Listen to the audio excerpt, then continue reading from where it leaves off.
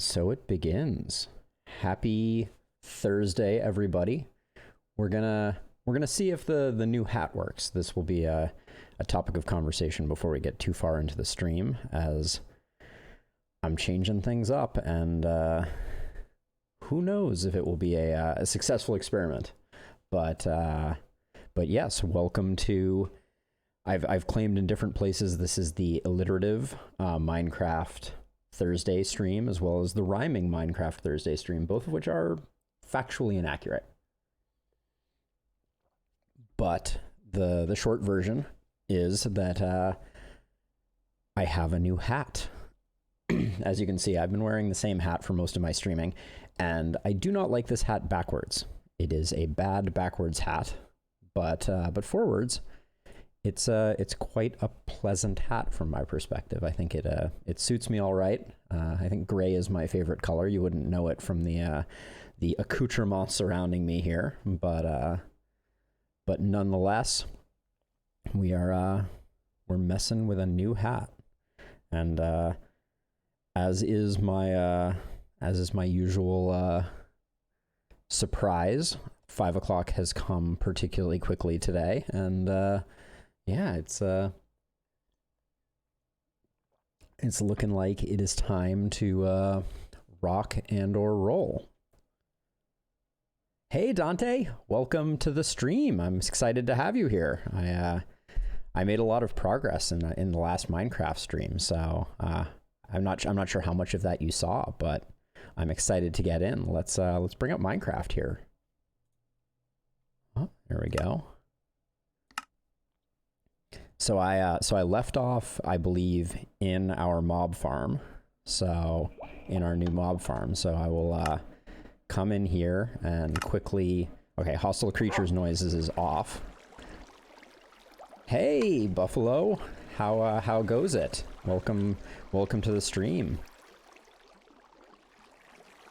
So this is where we left off, but I took a little bit of time between the last episode and now to do a bit of cleanup of things that I thought wouldn't be very much fun to watch. So one thing that I did is I put a hopper minecart down here to collect all the drops. So one thing that's very useful about hopper minecarts is they can actually pull items through a full block. So hoppers can't do that. Hoppers can pull through blocks that are slightly shorter than a full block, but hopper minecarts can do a full block. So when we can just get these guys, and all of their drops will just show up down here, and then once in a while we can empty this. We'll go ahead and improve that a bit in the future, but I wanted to kind of get that started.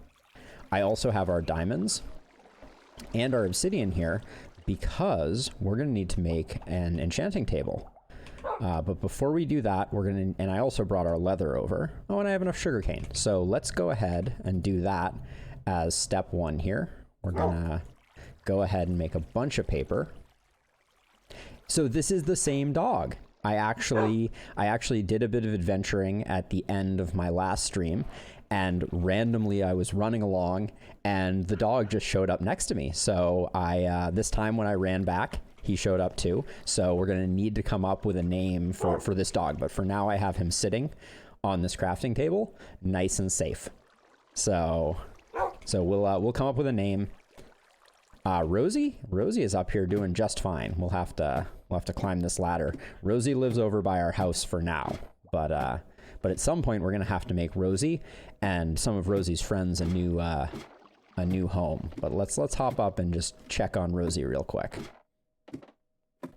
I also cleaned up the sugarcane farm, as it was, we had just started it, I think, in the last episode, and I was putting down some water source blocks, and we were talking about kind of the optimal setup and things like that. Oh, okay, Fire. That sounds like a good plan, Dante. Let's name the dog Fire. Now, I don't think we have, oh boy. we have some illagers that are, looking to make my life a little more difficult. So let's get safe from them.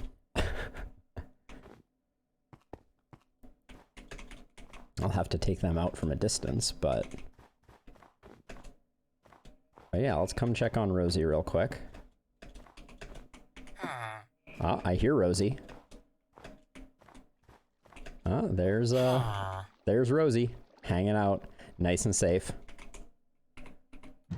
Let's see. So there was something that I said that I wanted from over here, but now I don't remember what it was. So maybe we'll just work on those illagers. Oh, I wanted to see if we had another name tag. That's right. Ah, we have one more name tag. So let's go ahead, and the dog is going to be named Fire. Thank you, Dante, for that suggestion. So when we get back down there, we can rename the dog. But let's see, how many arrows do I have here? 17 arrows? That may not be enough to get all these illagers sorted out, but we'll give it a go. Oh, that's another thing while we're over here. I also did a little bit of cleaning up of what's going to be the second level of our base down here. And one really, really funny thing happened. So I had a death that happened at the end of the last episode that was somewhere out in the ocean, I think that away. And I came back, and I wanted to swim up to my base. And actually, this should be lit up so that we don't get mobs spawning here in the future. But I swam all the way back from over there, came around, and this waterfall that I usually swim up to get to my base, this block of water had frozen. And so I couldn't actually swim up. And it's actually really difficult to get up here, especially at night when you don't have any equipment. So that was a pretty funny moment for me. And the reason that the water froze is because I removed this block right here.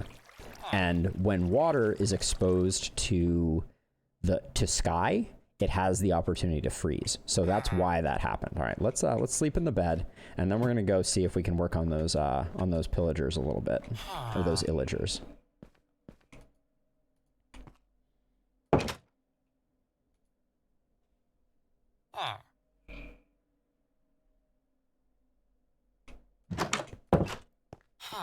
So yeah, I was in a bit of trouble. Oh, and I have to remember, I don't need to come out this way because now that I cut this out, I have this ladder that goes right into my base. All right, but let's see what we can do with these illagers really quickly here.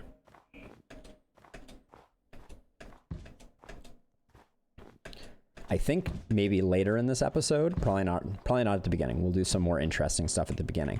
But I want to make a couple of bridges to make it a little easier for me to get around. Because right now I'm doing a lot of kind of like mountain goating up and down over things, and I want to make it a little easier.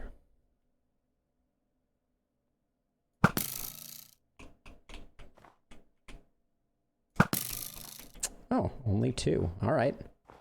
That wasn't too bad. Where were his friends, though? I feel like there were 3 of them last time I saw.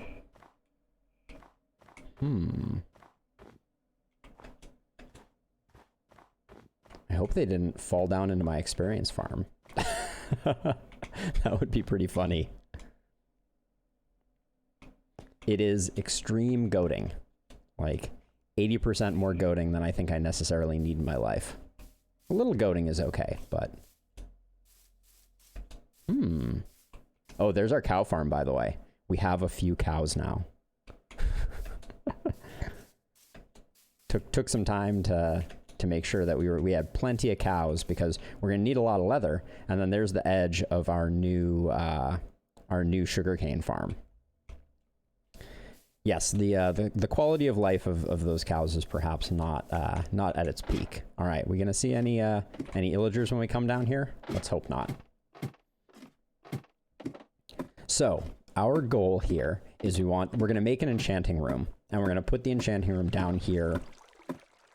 Yeah, I don't know where the other illagers went.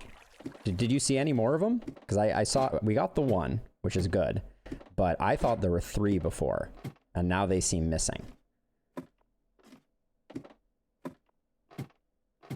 But yeah, we're going to make an enchanting table, and then I want to make enough bookcases so we can get up to a level 30 enchantment. Yeah, there definitely were 3, but they must have wandered off.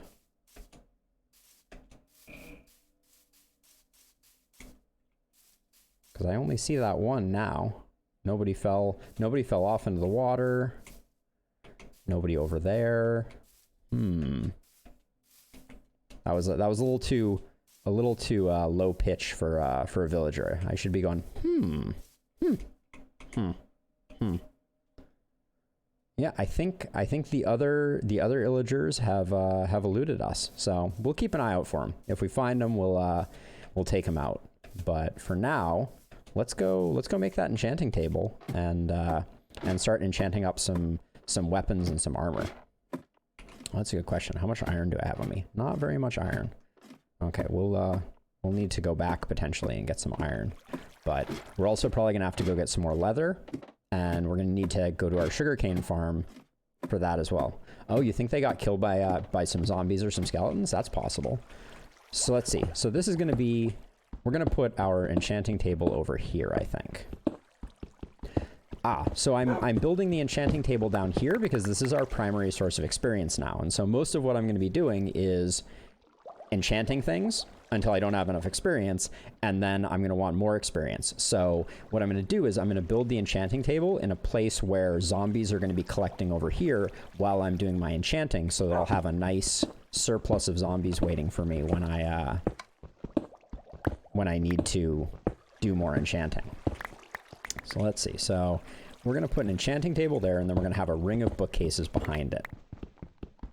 So the other thing that we probably won't do right away, but we'll do a little later, is there's a lot of fancy ways that you can make enchanting tables support multiple levels of enchanting. So normally, a high level enchant costs a lot of, all right, let's make our books. I'll come back to that in a second. So we'll do that, and we'll do that. We're gonna need basically all the books that we can get, so.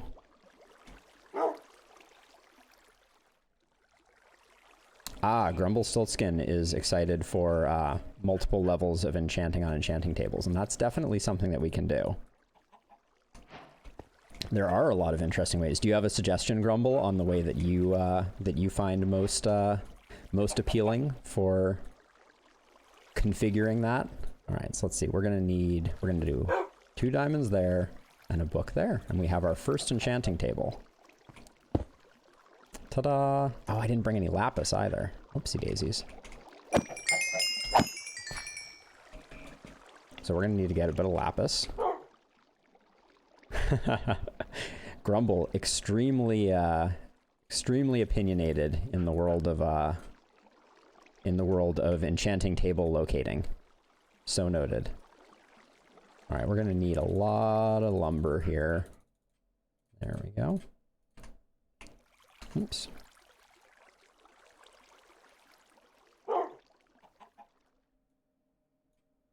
Oh, not bad. So we're already at 14 bookcases, which is pretty good.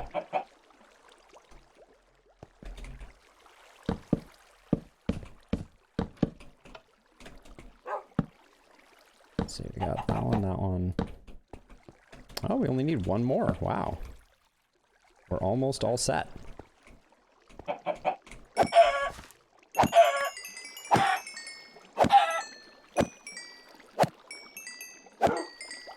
So while we're doing that, all the stuff that's, ooh.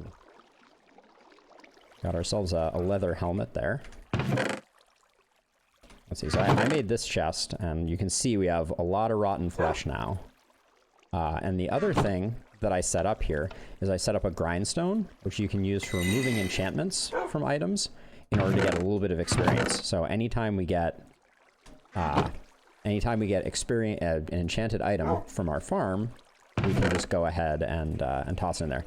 I like to keep one full set of each of the armors, just as a fun little thing. But, all right, so we almost have enough to get started. And so the easiest way to block an enchanting table, so it only has level 1 enchantments, is to use torches. So just by going like this enchanting table now isn't affected by any of these bookcases. So that's a really handy trick to change the level at which you're enchanting. But we need to get some lapis, because I guess I didn't bring that with me.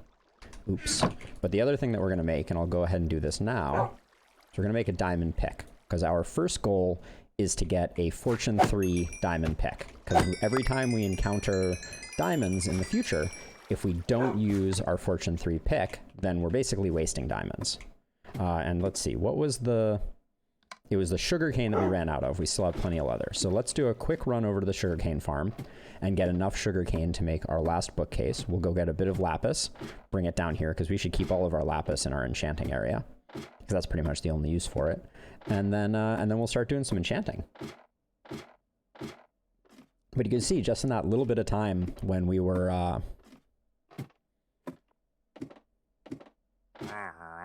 Uh-oh. I hear an illager. Oh, no. It is a wandering trader. Do you have anything that I want here, wandering trader? I don't think so. It's good to see you, though, bud.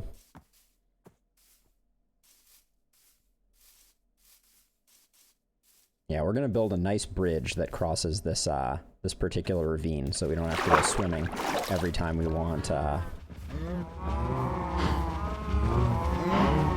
cows. So I learned a neat trick. So the way that this sugarcane farm works is I can just hold this down, and as long as I keep my cursor at eye level, it'll break all of the sugarcane above a certain level. And then what I did was, these cobblestone blocks are actually upside down stairs that are waterlogged. So that means that this sugarcane still thinks that it's next to a water block, but there's no way for me to fall in. So I can just run around and collect all the sugarcane really easily. And what we'll do down the road once we have a slime farm is we're going to build a flying machine that every time the sugarcane grows high enough, goes back and forth over the top and knocks all the tops of the sugarcane off. So this actually harvests itself, and this is a totally hands-free system. But for now, we have 21 sugarcane, which I think is enough for what we need because we only need one more bookcase. These are some loud cows. We may need a bit more steak at some point. I'm gonna run over here and grab this sugarcane just to make sure that we have enough, since our farm hasn't been growing for long enough to really be productive. There we go.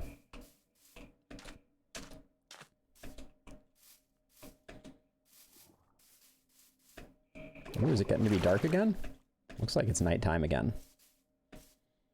The sky is turning a particular shade of not daytime.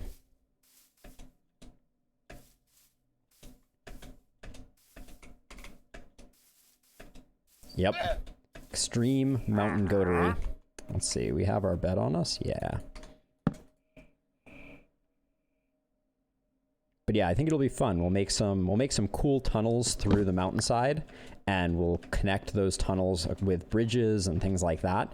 And we'll make all that safe so that we can kind of travel between the different parts of our base safely without being bothered by any of the monsters in the area. How's big boy Snorri doing? Oops. Let's double check on him. Looking good. No apparent damage. So yeah, looks like that is this is a successful containment unit for him, keeping him nice and safe.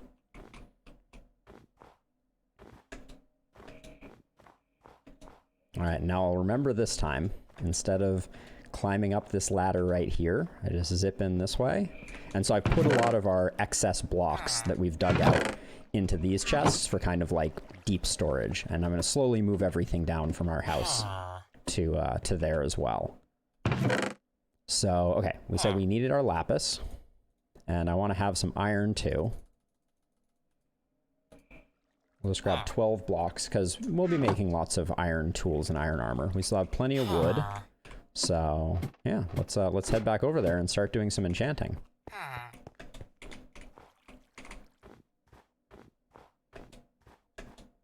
Our crops are looking pretty good too. I added potatoes to our crops as well. So we have a whole potato section over here. I changed these to waterlogged blocks. So our crops are nice and hydrated, but we don't have to worry about breaking the lily pads. So what we're gonna do is we're gonna be searching for a specific enchantment. So in an enchanting table, the first enchantment that the item that you're enchanting gets is always listed by the enchanting table. And actually, I remember in Minecraft that when that wasn't the case, oh, this right here, this this dirt block, there was an Enderman here. That's the only way that a dirt block gets on top of a tree, is if an Enderman picks it up, teleports over there, and then drops it down for some reason. So...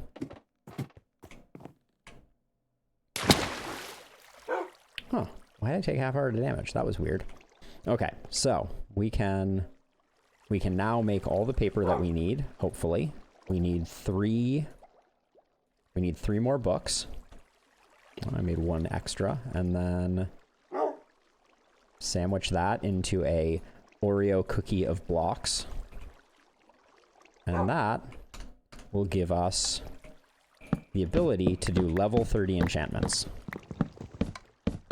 There we go. So if I take this and I put my pick in here, we can see that the first enchantment that's being offered up by the enchanting table is efficiency 5. And we don't want efficiency 5 on our pick. We want fortune 3. That's really all we're going for. So what we're going to do is we're going to take another item, like say my helmet. There is no fortune 4. There are only 3 levels of fortune and 3 levels of looting. And then efficiency goes up to 5 and unbreaking goes up to 3. So what we're going to do, efficiency actually goes up to 4, believe it or not. You can't get it naturally from an enchanting table, though. So I'm going to go like that, and now we're going to put our helm in here, and... Oh, why is that still 2? That should only be a 1 right there, unless they changed something. Hold on, we got to check this real quick.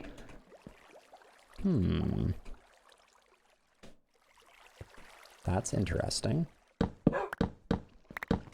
Maybe they made it more expensive?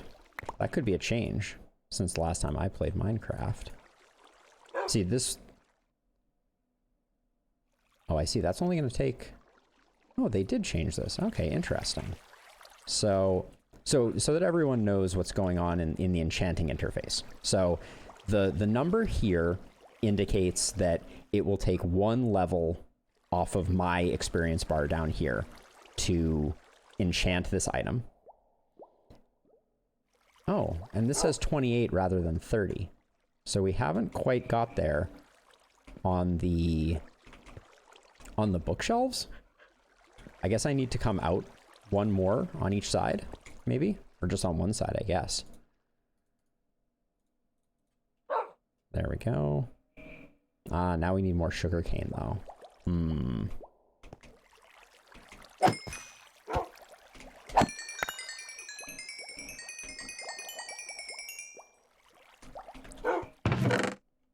So let's see, we're gonna put that in there. And then all these blocks can go in here for now. We'll keep the iron in there. More pants that we'll need to find a home for. All right, and then along with the iron, I'm also gonna put the lapis in here so that we always have it just in case we need it. Put the leather in here. Oh, this was cool. I got this shovel from our mob farm, actually. I was really surprised, but an efficiency 3 unbreaking 3 shovel is pretty good. Yes, thank you for reminding me. Let's see. In honor of Dante's suggestion, our doggy is now named Fire. There we go. Okay, so we need to get a bit more sugarcane.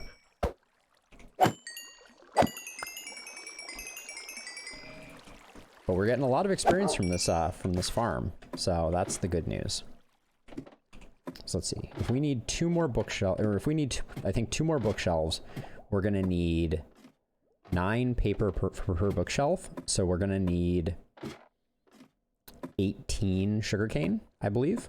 So let's go get that really quickly. We may do a little bit of adventuring to see if we can find some quickly, just because the farm is growing sugarcane, but not that fast. Oh, this wandering trader. Every time I hear him.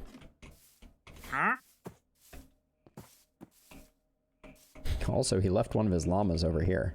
I don't know what he's up to.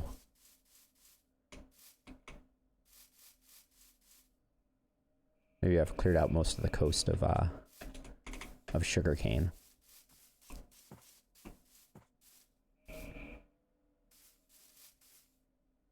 So this was a discussion from last time. We knew that you can breed llamas using wheat, but can you tame a llama? because you can't direct it, right? Like if you can't ride it, for instance, but can you tame it? Alright, our sugarcane farm is doing good work now. Oh, look at this. We already got... That was over a stack of sugarcane just from that. Okay, you can put a nice blanket on it, but first you have to tame it to do that, because we have plenty of wheat now. So I can take some of our wheat and feed it to the llama over here. Ah, so we don't have any slime balls, so I can't make a lead quite yet. Unless I well, there is one way I could get a lead, but it would involve the wandering trader meeting his demise. But let's come check on this. Hello. Oh, hi. All right, let's oh, there goes my shovel.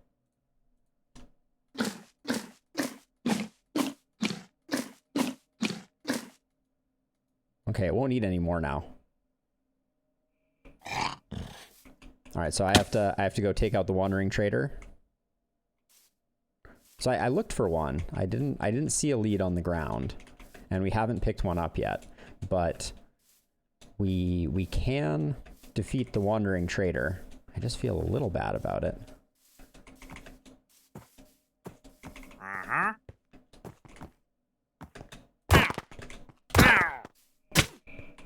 Oh, now the llama's mad at me, but I got a lead. Ha! Dodged.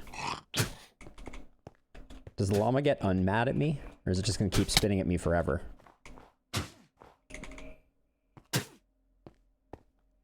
Alright, we'll leave that llama for a second.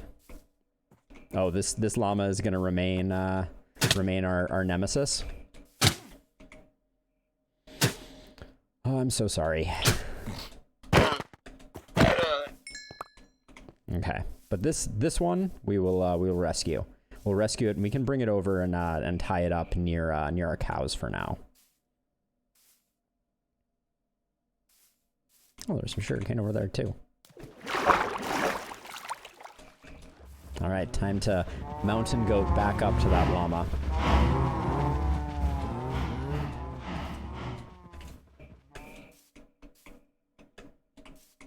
Oh, this is not the way that I went before. I got rid of my shovel too. Oh, there it is. All right, where'd our lead go? All right, here we go. This llama harbors no animosity towards me, so we can guide it down safely. And then we'll have to decide what color blanket we want to put on the llama.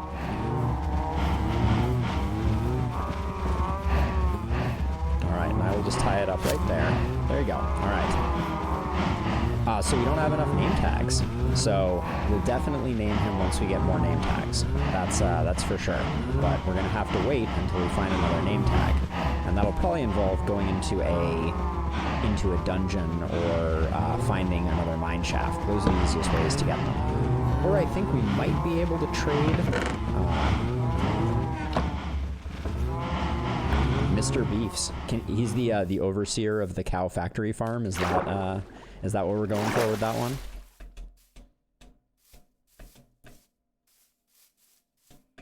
Got it. Every beef farm needs a foreman, and they can have no better foreman than that. All right, we have plenty of sugarcane now.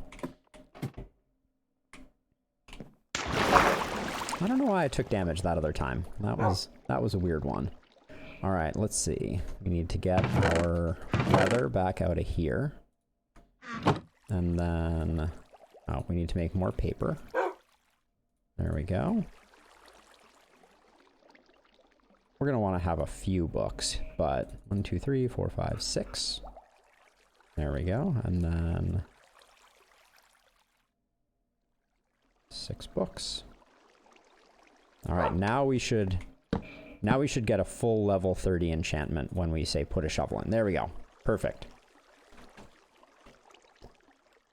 Beef over fats. All right. I will consider it. So now back to what we were doing with the armor. So what I'm going to do is I'm going to take off all of my items, and we're going to start shopping around for, oh, we need lapis, shopping around for the best enchantments that we can get on each piece of gear. Generally, protection is about the best thing that we can expect from this. So if we put our lapis in here, we end up with blast protection 1. We don't really want blast protection 1. Fire protection, we don't want that necessarily. Projectile protection is okay. Protection 2. So our first enchantment on our boots is going to be protection 2. There we go. Good. So as you can see, that took 1 level off of us. So now we get to keep going. But after each enchantment, we're going to double check the level 30 enchant on our pickaxe. And Silk Touch is very tempting, but we need our first diamond pickaxe to be fortune. So this, we could get unbreaking on our pants. We could get unbreaking on our chest piece, or we could get unbreaking on our helmet. We could get, wow. It looks like we can get unbreaking. That is, okay, let's just put power 1 on our bow. We'll get a better bow down the road. But now we do that, and now we check again. Fortune 2, it's close, but it's not exactly what we want. So, all right, protection on the helmet, good enough. We check the pickaxe again, unbreaking 3, nope. Protection 1, good enough. Oh, didn't check the pickaxe. Efficiency 4 would be nice, but nope. Projectile protection, we don't necessarily want that. Efficiency on the pickaxe is pretty good. I'll make a better axe before we do that.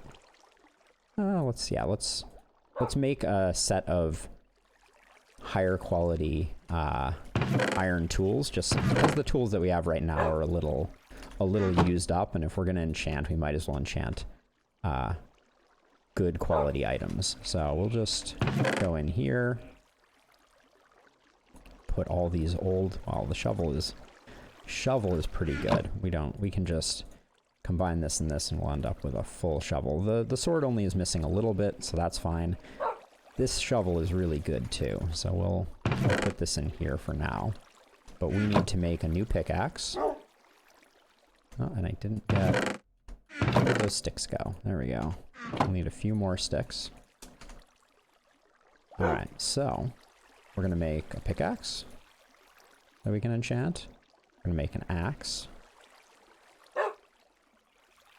Alright, there we go. So now we'll see. So I think it was the iron pickaxe was efficiency 1. So we'll put efficiency 1 on that. And now we check unbreaking 3. That's not what we're looking for. Oh yeah, and let's we need to occasionally clear out our zombies because they get numerous.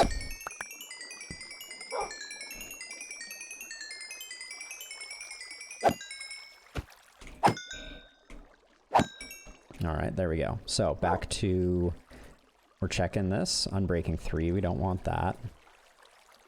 Protection 1 on the pants is good. All right, so now we have a full set of protection gear, which is a great step in the right direction. And we're just looking for that Fortune 3 on the pickaxe. Eventually, we'll start enchanting things that we don't even want enchanted. An efficiency shovel, maybe. Efficiency, sharpness 1. Yeah, that's pretty good. We got that. And now we can check Fortune 2 again. Game is being a little stingy with Fortune 3. We'll get an axe with unbreaking. That's fine. Ooh, unbreaking and efficiency. That was a nice axe. Fortune 2. Close, but not quite. All right. Well, we're oh, there's a drowned in there. Something went wrong there. So what we can do now is we can make a few more books, and we can start enchanting some books as a way to continue cycling the enchantment. Well, we can't enchant a piece of leather, but we can do that, and then we can look and see. Yeah, I'll get a And we already checked this one, right? Yeah, unbreaking. Chonky business. Welcome to the stream. Thank you for the follow. I appreciate it. All right, we don't want that.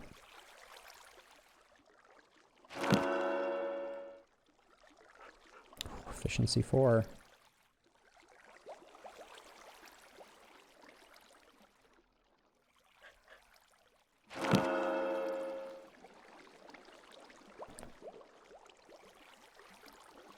Oh, we're not getting very lucky here, so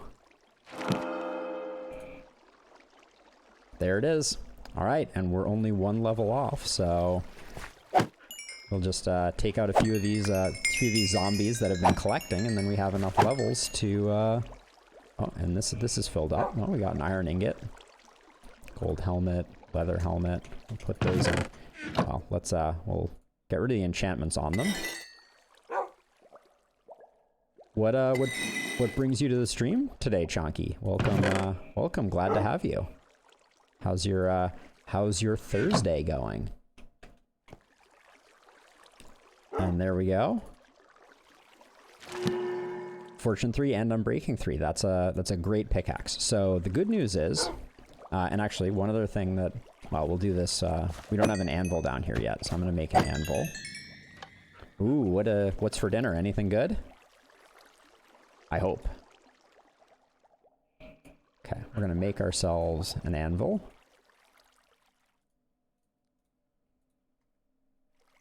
Ooh, Thai food.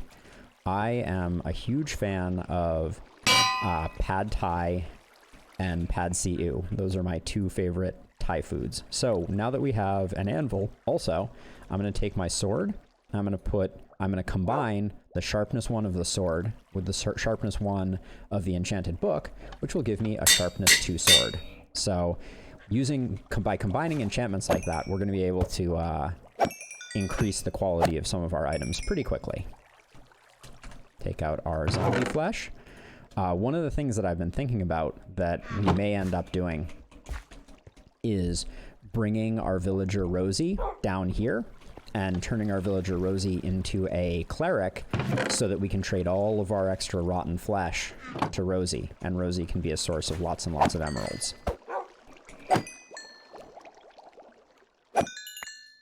Oh, excellent. That marks the 4th member of the Buffalo family that has been kind enough to follow me. So I very much appreciate it. Thank you for joining in, Chonky. All right, so we got some good tools now. Leave that stuff. I'm gonna leave my books here along with my lapis. I want a bit more iron.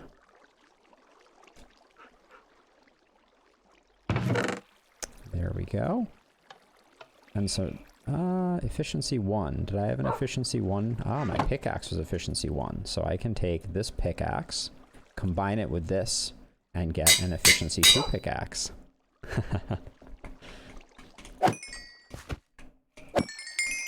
Does this moment mark, only one remaining?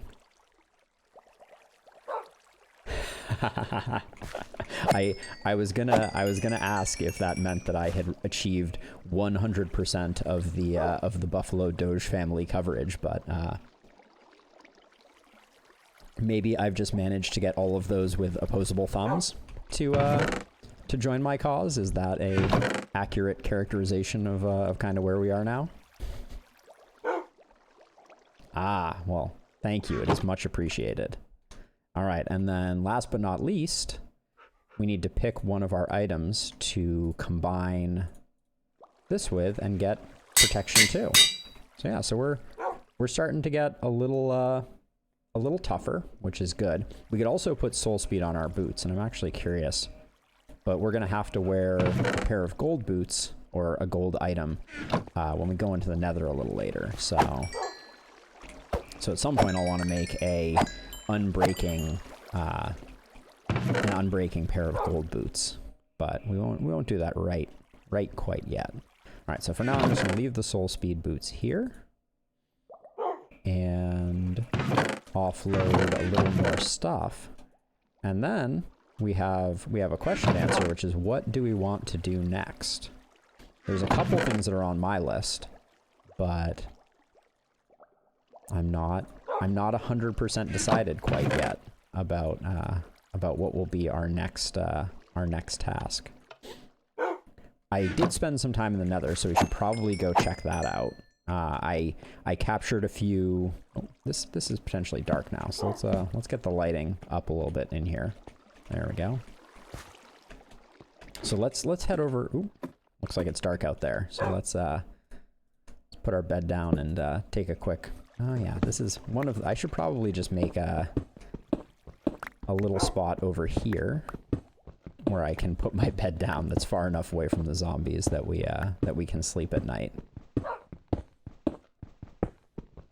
Wow, this is a bunch of iron. Holy moly. We are just rolling in it. Oh, I didn't need to go back to my base for lapis either. So now that we have our fortune pick, when we find stuff like this, we can break it and we will get just a ton more lapis out of the same number of ore blocks. So, all right, and this little corner I think may be far enough away for us to sleep. So this will be our makeshift bedroom. I'll eventually make a bed to a bed that we can leave in there.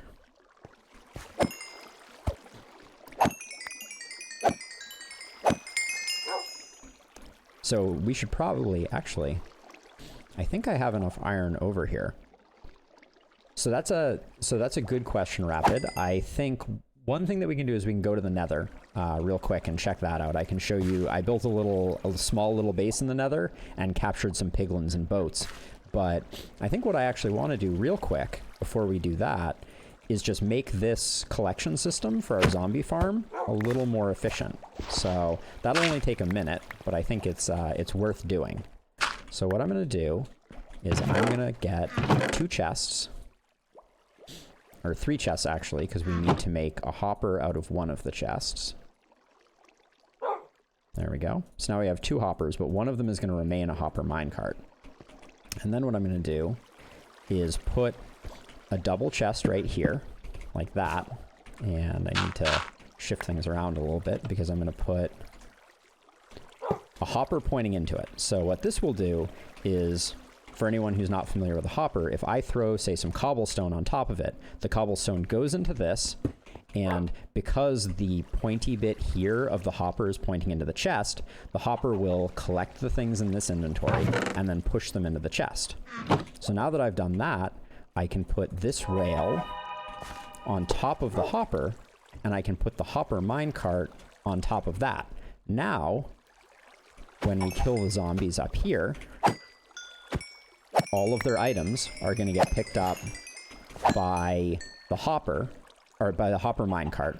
The hopper is going to pull the items out, and they're all going to end up here in the chest, which means that this is a much more kind of hands-off system. I don't have to really worry about anything, and I can just stand on this, and there's a baby zombie on top of that chicken, so it must go. Yeah, and so the items fall in, collected down here, and I don't have to sweat it nearly as often, right? We don't have to clear it out nearly as frequently. We're still getting too much equipment, but I'll dig through this a bit later. This book, we're not going to need impaling on a book for a while, so I'm just going to grindstone that and reclaim a small amount of experience from it. We want to hang on to this. I have a fire resistance potion because I have an idea as to something that we could do in the Nether to get ourselves some blaze rods pretty safely. So that may be on the list of things that we're going to do. All right, leave some more tools down here. We'll hang on to the iron. Put the leather in there. All right, and let's head over and check out the Nether after I never waste a zombie, right? That's the golden rule of zombies.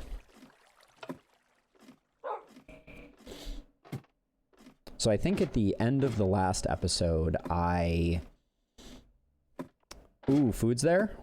Enjoy, Dante. I hope you're having something delicious like the Buffalo family is as well. Or were you telling me that I needed food? It's one of the two. But I'm gonna assume that it's your dinner time. Since it's right around when I normally eat dinner.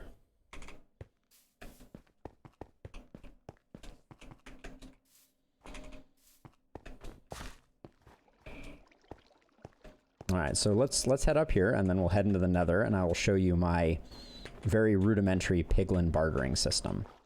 I think I used up almost all of the gold that I have, so I don't know if we're gonna get a lot of gold out of it. Oh, so I have some chops, but yes, thank you. Let me eat one of them. Nom nom nom nom nom.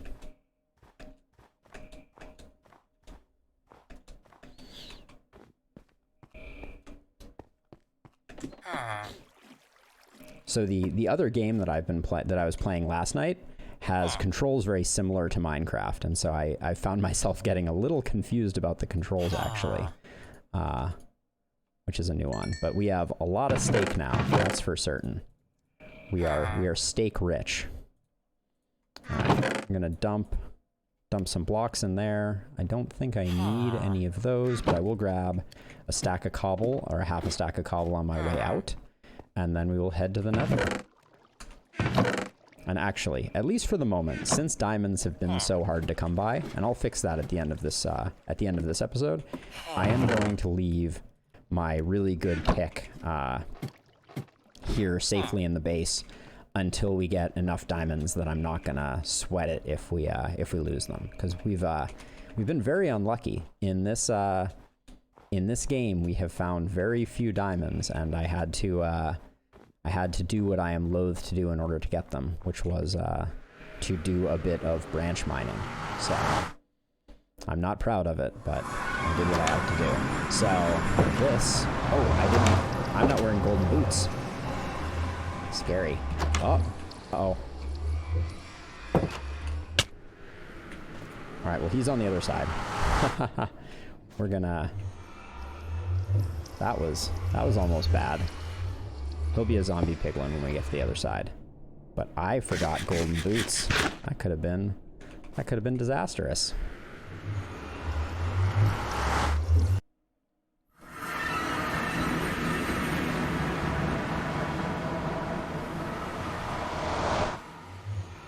All right, where'd our friend go? I don't even see him. Did he fall down? I don't know. All right, let's put some gold boots on. I don't want to make the whole piglin army angry at me. And also, I'll check to see if we have any more gold, because I'd like to do a little bit more bartering, and I'd like to get a few more ender pearls, since we haven't gotten very lucky with ender pearls. All right, let's see. What's our... Oh yeah, we got some... Let's do a bit of bartering, and then also we have the spiffy gold chest piece that we will put on to protect ourselves from the ire of the piglins.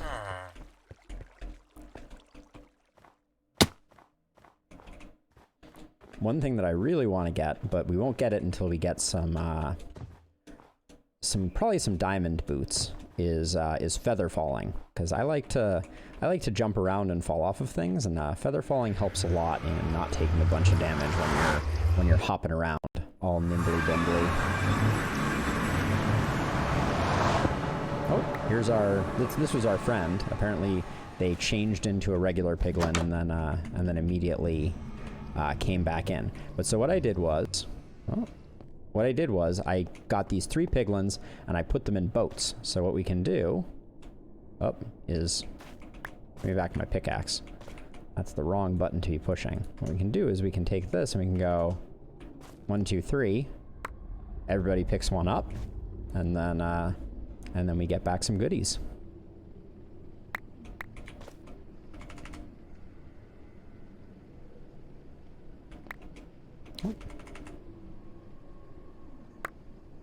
We'll improve this system at some point in the future, but It's a good starting system to get us some resources. Did everybody get one? Nope. Looks like, and I made this house, which, is ghast proof, among other things, because I didn't want our piglin bartering sessions to be, interrupted by ghast fireballs. Is everybody... Oh, okay. Ooh, soul speed book. Another splash fire resist potion. Bunch of spectral arrows. We're rich. Hoping for ender pearls, which I don't think we've seen any of yet. Nope, no ender pearls yet. Alright, well, we'll do that. And then we're going to take a look, because I want to show you something that I found in the Nether Fortress that is another potentially interesting project for us. Okay, well, no ender pearls. I came up with a bunch of blackstone, some crying obsidian, some regular obsidian, some spectral arrows, which those are useful. We're going to move our bucket. Always a good idea to keep a fire resistance potion on your hotbar so that if you fall into lava, you can really quickly drink it. That is always a good plan. But let's journey forth. And I've been slowly making the path over to the fortress a little bit safer. So, I mean, I wouldn't exactly call this part safe, but I'm trying. All right, and then come down here. So I think it was over this way I found a blaze spawner. And blaze spawner, we need more blaze powder. We don't quite have enough blaze powder, so that could come in very handy. If we can find that again. Oh, I see. Right, there we go.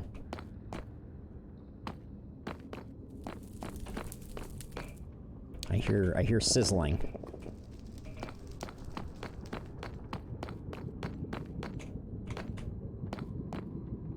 I think that... Oh, no, that isn't it. It's somewhere over here, though, I think.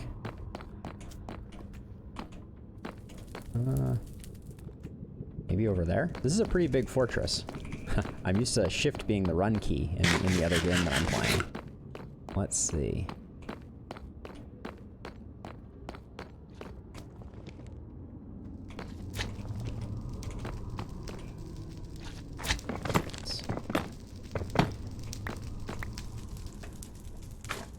Magma cube. I don't think it can get in here until I break it up into smaller pieces, but well, it can definitely hit me apparently.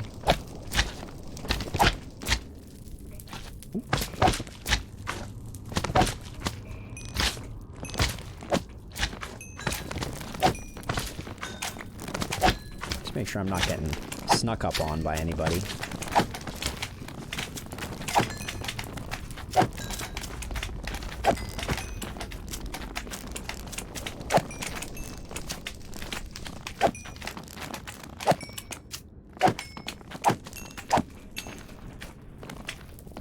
Oh boy. Let's retreat a little bit and make sure that we're okay. Alright. Just ambushed by a blaze. Let's eat to make sure we're at full health.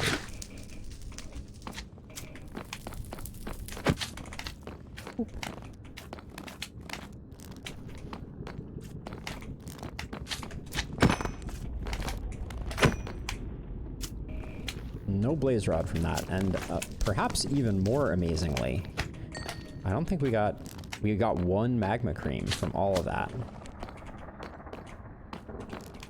Oh, you're in the way.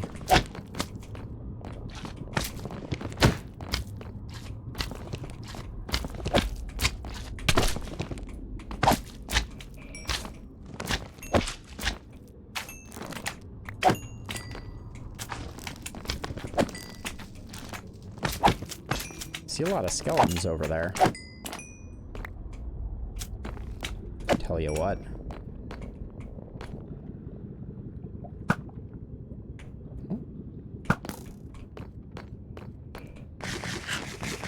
I'm a little surprised it's using my spectral arrows first, but that's okay. I don't really I don't really care too much about them anyways.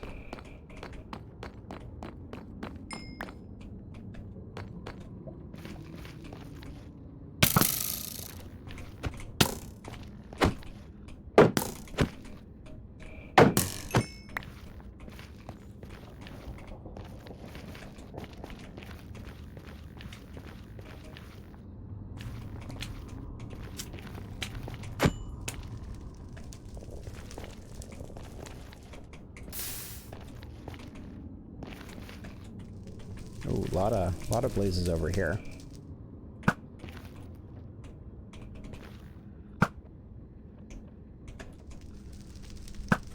So the blazes have gotten a lot easier to... Oh, almost got away scot-free. The blazes have gotten a lot easier to deal with now that our bow is power 2, I think is what we got. Is that what we got? No, power 1. So we have a lot more improvements that we can make on our bow still. What I'm looking for, and I don't see it yet, is a blaze spawner, because that's a great source of blaze rods, and we can make a blaze spawner really safe pretty easily, like much more easily than necessarily what we did with the zombie farm.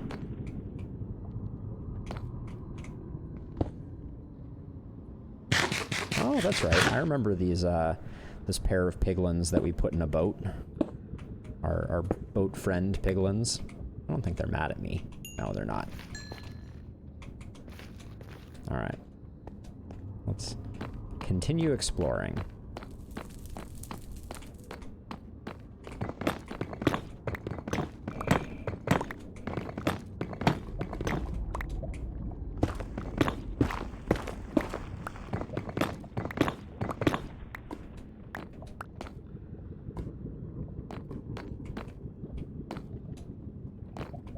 And every once in a while, just to be safe, since wither skeletons are probably the scariest thing that we're going to encounter, we like to... Oh, that looked like an enderman out the window. That's an enderman out the window. Okay, so we're gonna keep looking, because I found a blaze spawner before, but now I'm not seeing it right away. Probably somewhere around here though. I want to say it was out here over by this area here. Oh yeah, I see it now. I see the blaze spawner. That is. That right there is the blaze spawner. Let's see how we get over to that most easily. We can...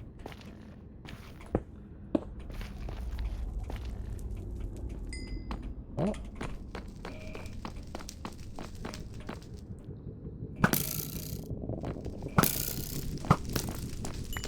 Not having any of his nonsense.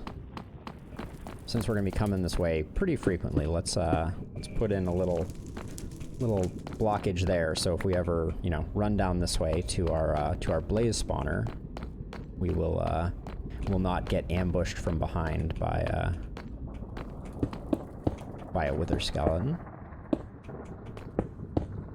I like making these intersections safe because they give me a good place to retreat to. Oh, that's another blaze spawner. Okay, so we have 2 blaze spawners.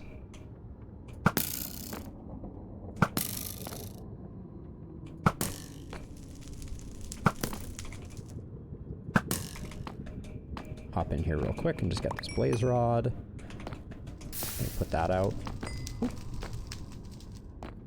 I just want to get a few blaze rods, because if we want to find a fortress and eventually make it to the end, which I want to do pretty soon,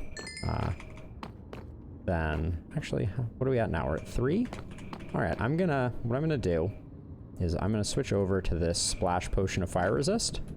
I'm gonna splash it, and now we're safe to beat up these blazes without too much damage.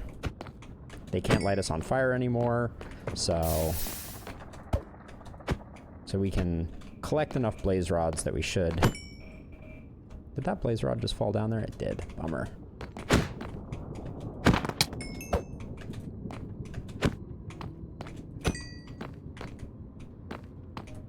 Take a second to eat.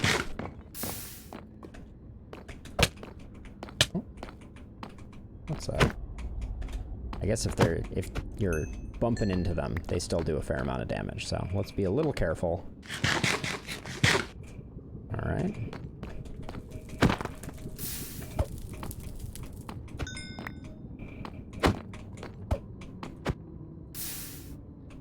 Later on, we can use blaze rods as fuel in our furnaces, which is a very convenient way to power a furnace, because you can get lots and lots of blaze rods. Oh, we're out of food. So this is going to be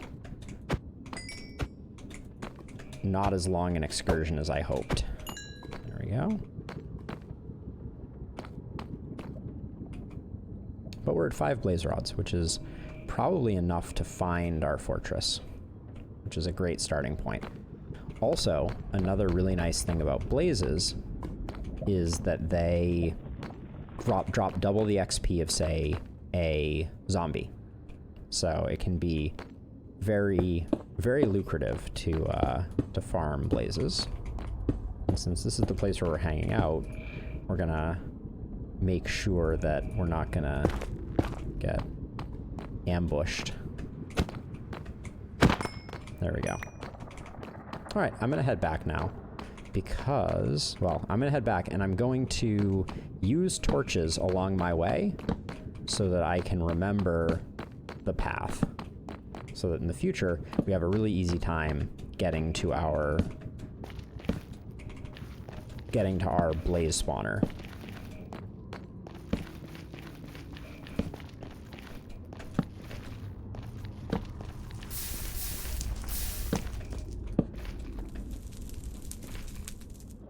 Is this not where we live over here?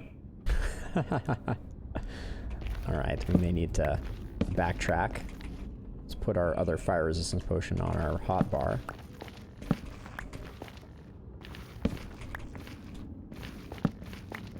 So instead, we're gonna go up this way, I guess? Yeah, okay. Yep, we're gonna go up this way. And around like this, and past our piglin boat friends.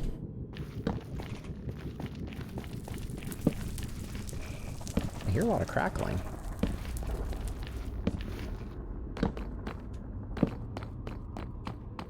There we go. And so now it'll be really easy for us to find our blaze spawner.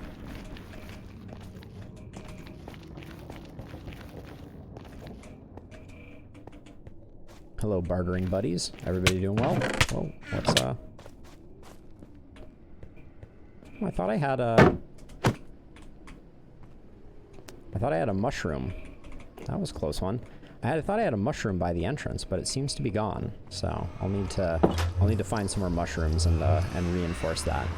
Because if that had been a full-size hoglin, well, he wouldn't have been able to fit through the door, but we would have been pretty unhappy with things. Yeah, a little bit. But I'm less worried about dying now because we have a nice source of experience. So let's go get some food.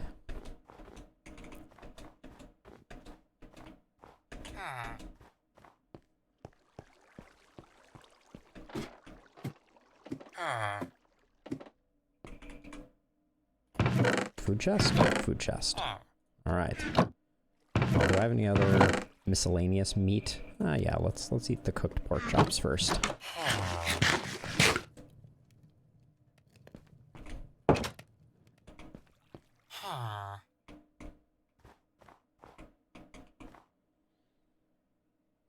I'm still thinking about turning Rosie into a cleric so that we can trade Rosie zombie flesh, but it's gonna take a bit to make a minecart track go down there. Since Rosie is a member of the Doge family, can I get some feelings from you all on the cleric idea? All right, let's spend a little time doing that. That'll be a good one, and we have tons of rails, so it should be pretty easy. I'm just gonna offload some of these bartering goods.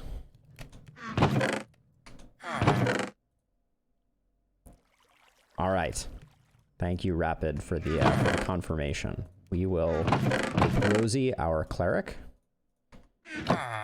and that'll be a good setup. Okay, so what I'm gonna do is I'm gonna come down here.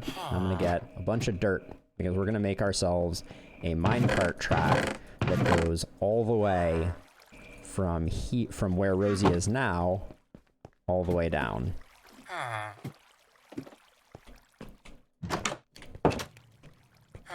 All right, so Rosie's gonna come out like this, and then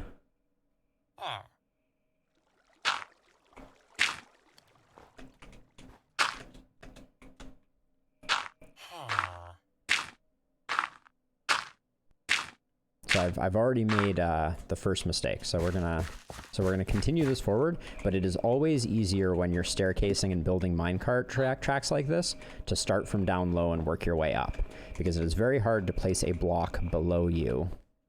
So it makes more sense for us to come over here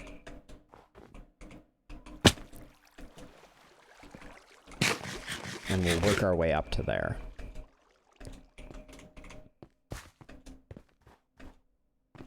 So we'll start like somewhere like here.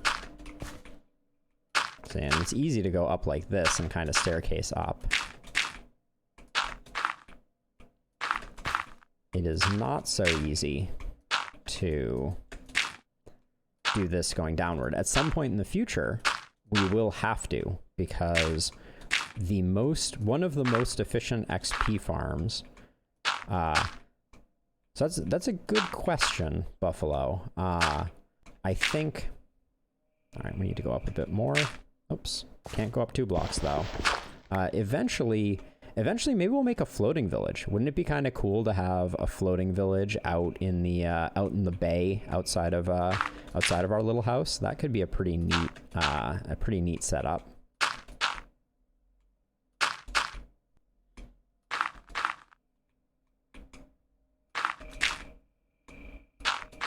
But Rosie will have to exchange postcards with said village, because Rosie's going to be living down by the enchanting table. Although we'll make her a really cool room at some point in the future that is befitting of a dignitary of her stature. Hey, Snorlaxer. Ooh, a Christmas tree? I like that idea. What should we do in order to make the tree a Christmas tree? We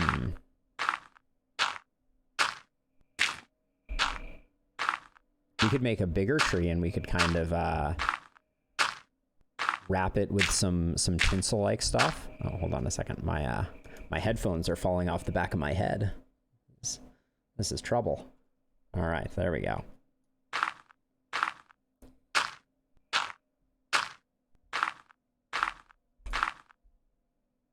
Oh, so close.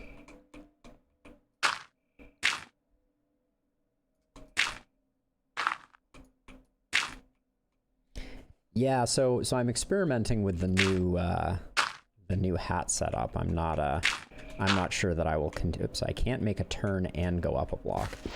So this, I mentioned this at the very beginning of the stream, but I've been wearing the same hat for all my streams, and this is another hat, but I really don't like it backwards. I think it doesn't look good backwards. So I've been testing this out, and I was happy that my face remains a bit lit, but it could definitely be better.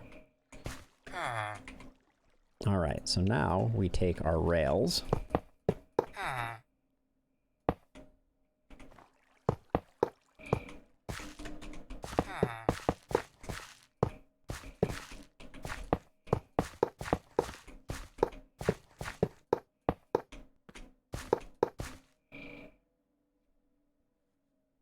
Yeah, I kind of noticed that too, so I'm glad that it's more reasonable now. I can even shift it back a little bit. I find myself tipping it back, and when I do that, I can feel the headphones slipping off the back of my head. It's a tricky problem.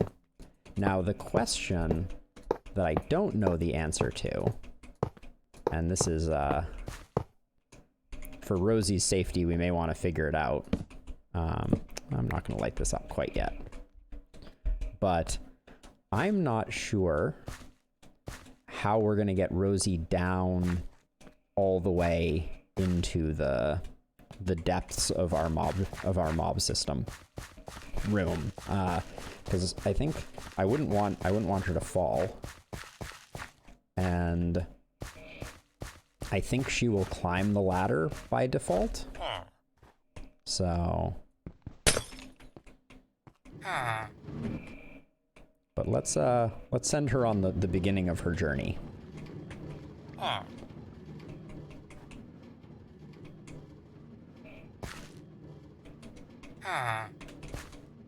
Here we go, Rosie.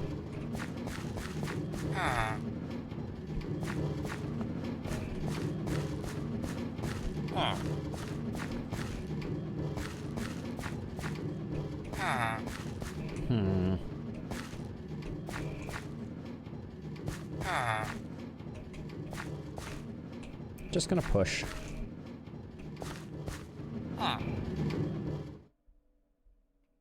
The relocation of Rosie is one of the best moments. All right, now we'll reclaim some of this rail so we can continue moving Rosie.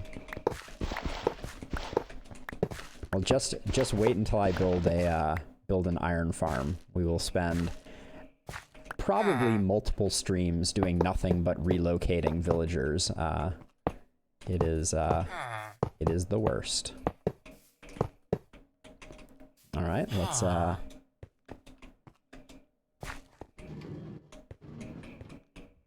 right, onto the track you go, and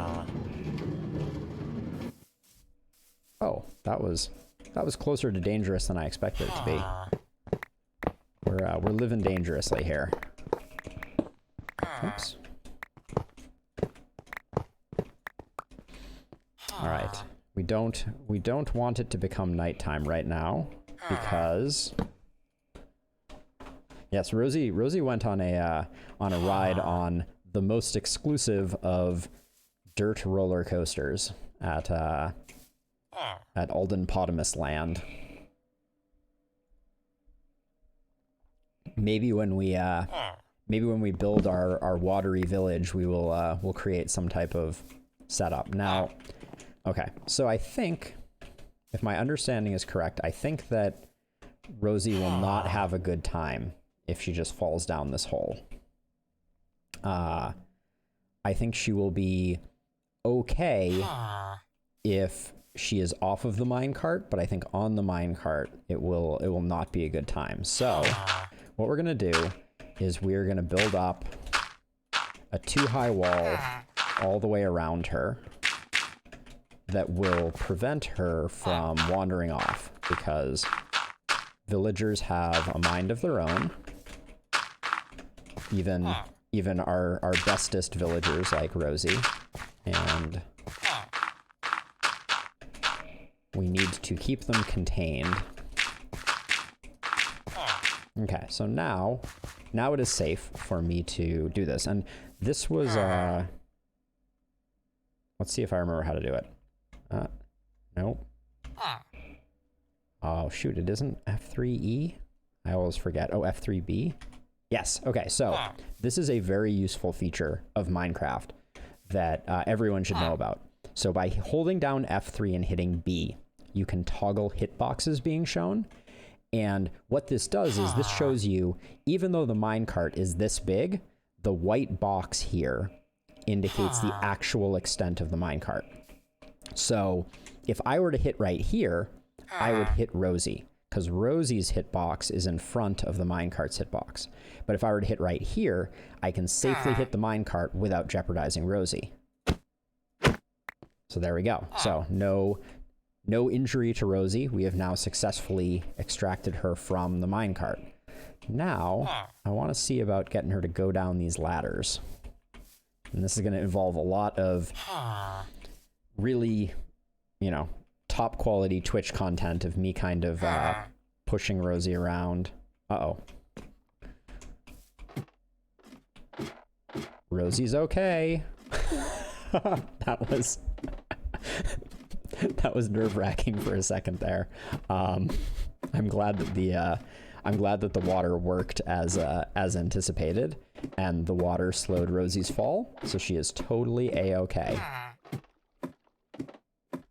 Now, we're just gonna go ahead and use some of these minecart tracks to make sure that Rosie doesn't wander around, at least for the time being. There we go. So now Rosie is nice and safe in this little corner here, which I'm going to make a little safer just because I want to make sure that nothing bad happens to Rosie.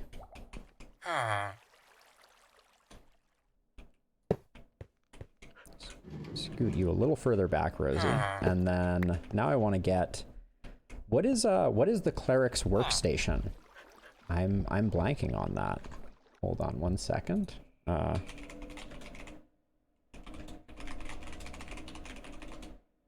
It's a brewing stand. Okay, so that's good news. We're gonna have to go back and get a brewing stand. But yes, thank you for reminding me. So it's really good that we went and got those blaze rods, because otherwise we wouldn't have a second brew stand. We'd only have the one that we got initially. So hopefully what we're going to be able to do is put Rosie in a nice, safe location with a brew stand, and then every time her trades refresh, we're going to be able to give her lots and lots of zombie flesh. And then maybe at some point down the road, oh yeah, we can get rid of all of this.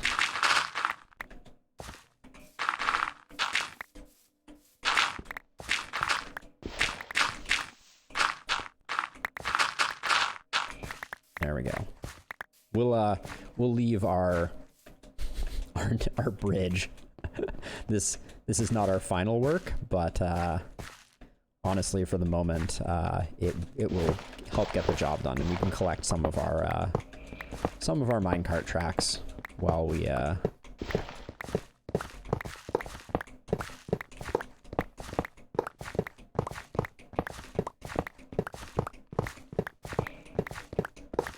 So the only problem with this is at night, lots and lots of things like creepers are going to decide that they want to spawn on our unlit bridge. So we'll probably light up our bridge so that we don't have to worry about it for the time being, because this is a much more convenient way to get from point A to point B than what we had before.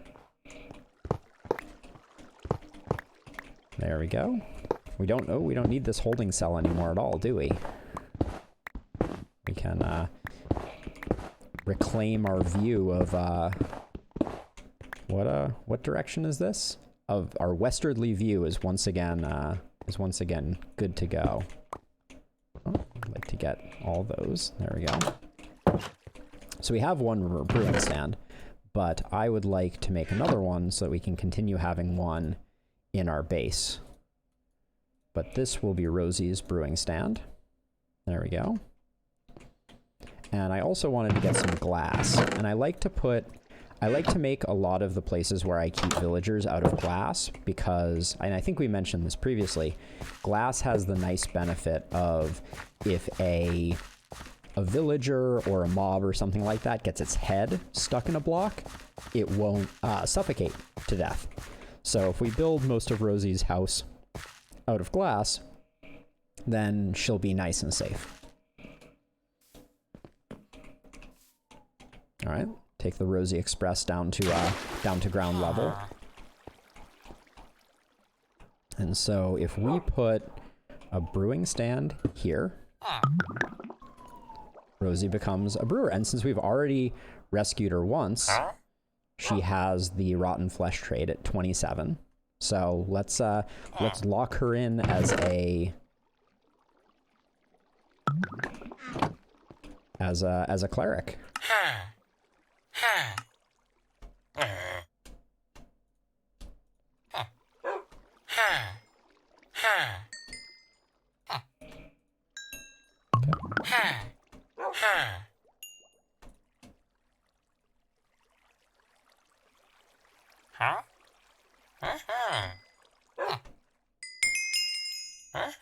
This is a good way to get some experience too. So now we have yet another source of experience here in our house. We can trade gold ingots Oh, but we can get lapis if we ever need it. So we won't have to keep on going back to our base in order to get it. So let's see. So let's make Rosie a little safer, just because I'm always looking out. And the way that we're going to do that is by making a trapdoor. Do we have... Oh, here's our wood. I was looking all over for it. All right. There we go. Make some trapdoors. We have our glass. So I'm going to relocate Rosie's brewing stand over to here. And then I'm going to create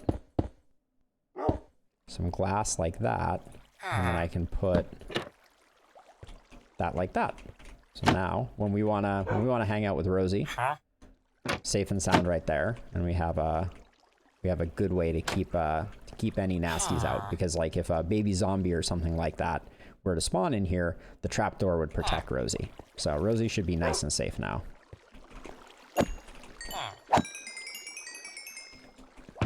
And anytime we want, we can trade lots and lots and lots of zombie flesh with Rosie. All right, we'll leave our emerald supply in here. We already have another stack. I think for now... Oh. Wow. Rosie's trade has already reset. So let's keep putting in the zombie flesh. Eventually we may talk about converting Rosie back and forth between a zombie villager and a regular villager so that we can get even more emeralds from her. But for the time being, we're in pretty good shape. There we go. I'll leave a little bit of glass down here in case we need it. Soul speed enchantment. I'm not going to worry too much about that right now.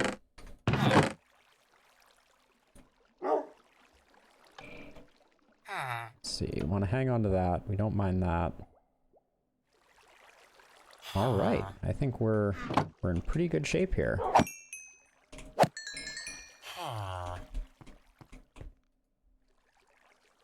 Yeah, not too shabby. All right, leave Rosie all locked up safe and sound. And I don't think we have any enchanting that we want to do right now.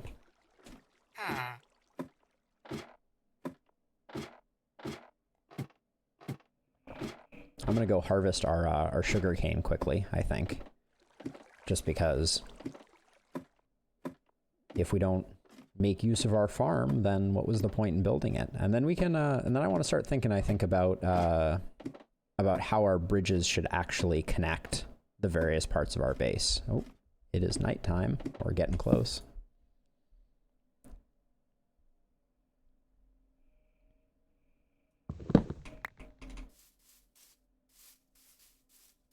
Like I want to have a bridge across here, maybe like into the side of that mountain, and then we can kind of come out the far side and we'll have farms over here.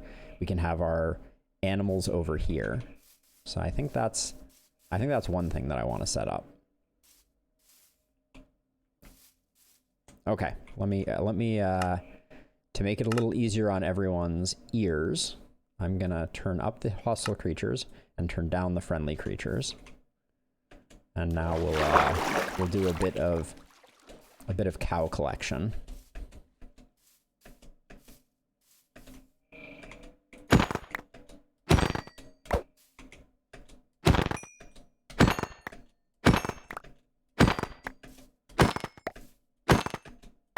It's like a cow mosh pit in here.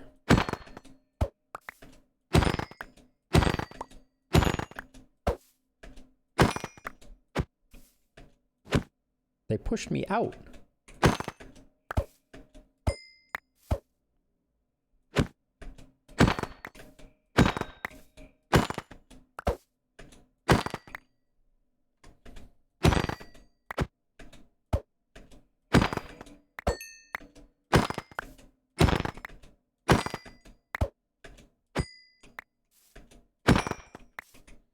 All right, we're starting to make our way to a reasonable number of cows. I'm gonna do a few more.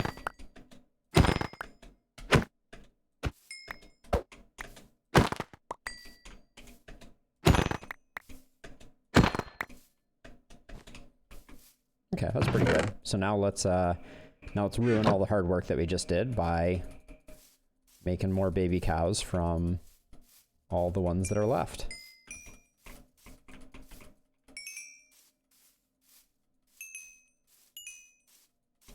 All right, I think that's everybody.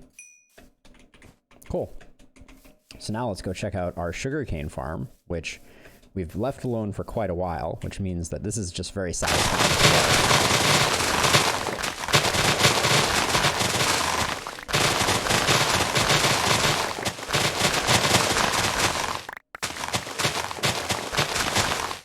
There we go.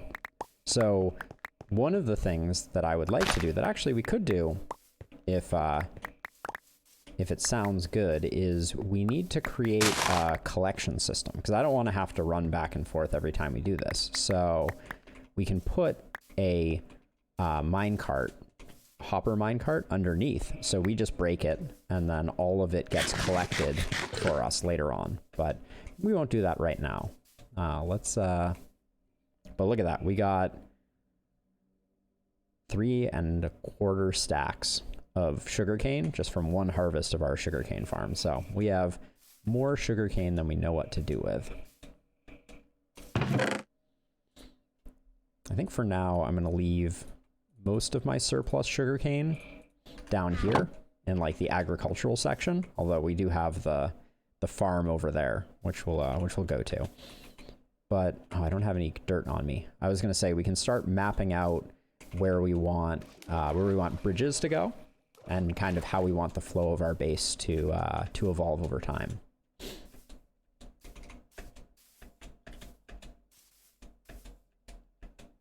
Because I don't think this bridge is the way that I want our base to be set up in the long term. I'm open to people disagreeing with that. But as convenient as this is right now, I think we probably want something a little more aesthetically pleasing. Oh, we were gonna do some Christmas tree decorations on our tree, weren't we? Let's work on that for a second. That's something that we can do.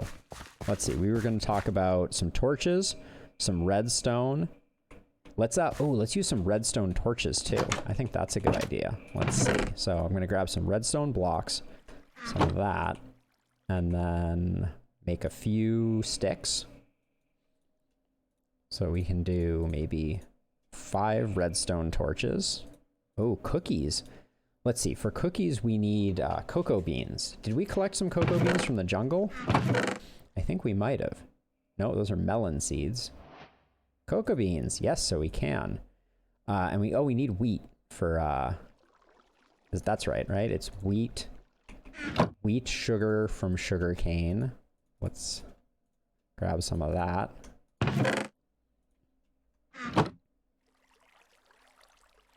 Is that the recipe for cookies? Uh-oh. I don't remember the recipe for cookies. Oh, wait, there they are. Oh, it doesn't. Wait a second. I'm gonna question this for a second. Are you telling me that these are sugar-free cookies? That's a little suspicious to me. There we go. But I made some cookies. I will admit I like my cookies with sugar. Ooh, you want to use minecarts for transportation rapid? That could be really cool. We could have a system where where if I want to go to the mob farm, I just get in to a minecart and zip down like that too. I think that's a really good idea. So, okay, so I want to make... Okay, so we have some leather now. So the other thing that I want to make is some item frames for our cookies. And is this an item frame? That is an item frame. Okay, so we need more sticks. There we go. So... now we have some item frames, because with item frames, we can put cookies under our tree. So I'm going to clear out one below our tree, just so that we can kind of walk around and we can see the thing that we're creating here.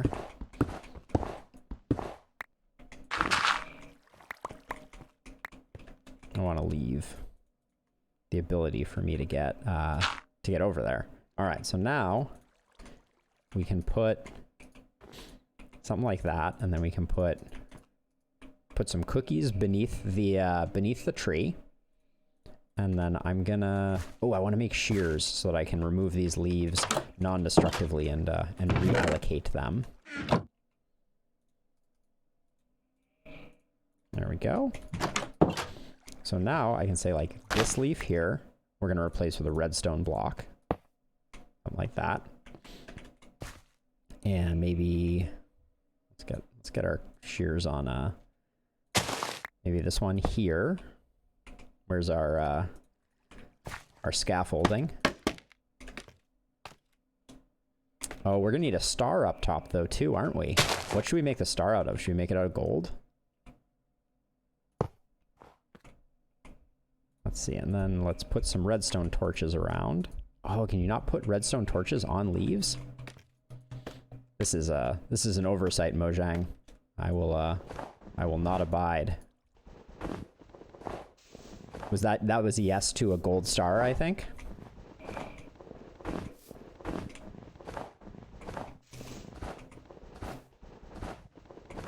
Okay, so let's see. So I'm gonna use the shears to get this one, and then we can put a redstone torch on that. Okay, cool. That sounds like a good idea to me. So regular torches, which we have here, we can put these on leaves, but we can't put redstone torches on leaves. So, oh, you can't put regular torches on leaves either? Jeez. I don't think that was always the case.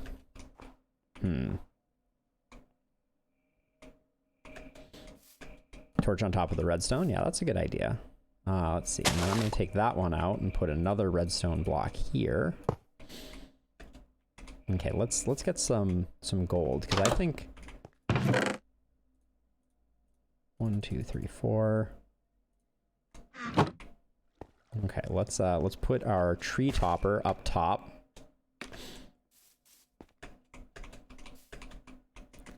Oh, I know what I want to do. Hold on, I have an idea. I think I'm gonna put these in here, and then do we have a fence gate? Or not a fence gate, but just a regular fence. Oh, let's use a nether brick fence. That'll be pretty cool. So fences, when they aren't connected to anything, just look like a pole. So we can have one sticking out of the top of our tree, like this, and then we can put our star thing on top of it. Maybe like...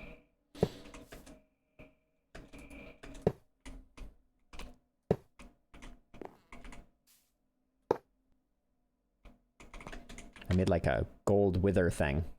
I wanted to put one more on top, but I miscounted. So let's go get one more. This is a seriously priced tree topper.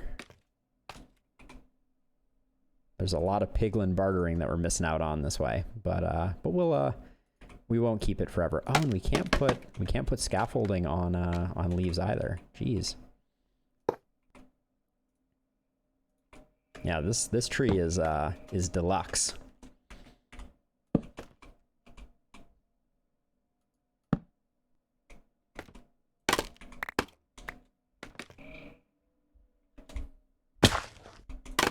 So we got cookies under the tree.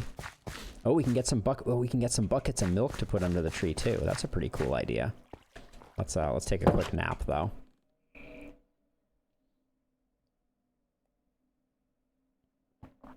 But yeah, I think we should go back to our cow farm with a couple of buckets, and that way we leave milk and cookies under the tree.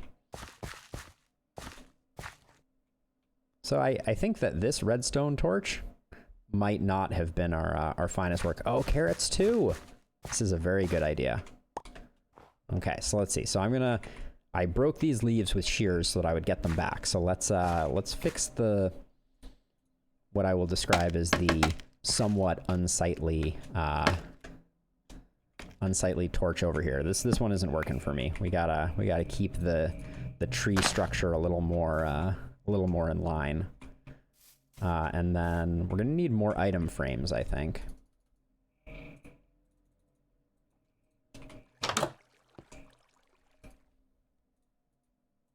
Luckily, we have lots of leather from our cow farm. Okay, and then I want to have a couple more buckets. So we're gonna do 2 buckets of milk. And we have cookies and we need carrots. So let's go down to our small agricultural nook we have over here, because we have lots of carrots over there. And as I understand it, reindeer are hungry dudes. So let's we'll leave a lot of carrots in a chest under the tree, just in case.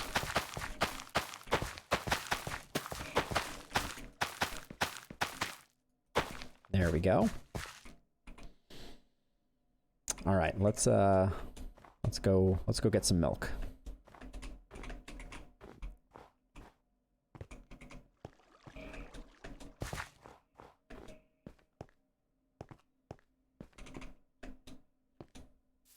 Again, wishing I had a bridge. Need to get ourselves a bridge at some point.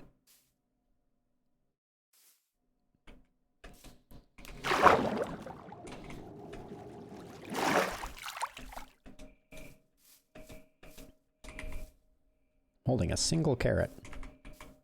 All right, there we go.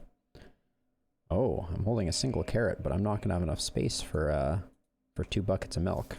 1, 2. All right, we got our 2 buckets of milk. We have our carrots. And what was the...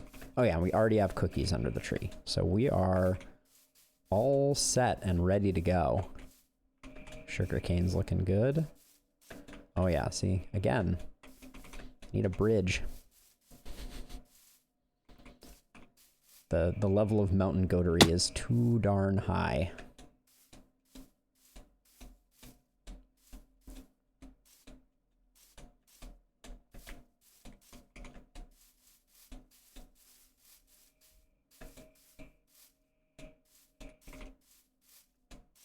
This is Enderman work again. There we go.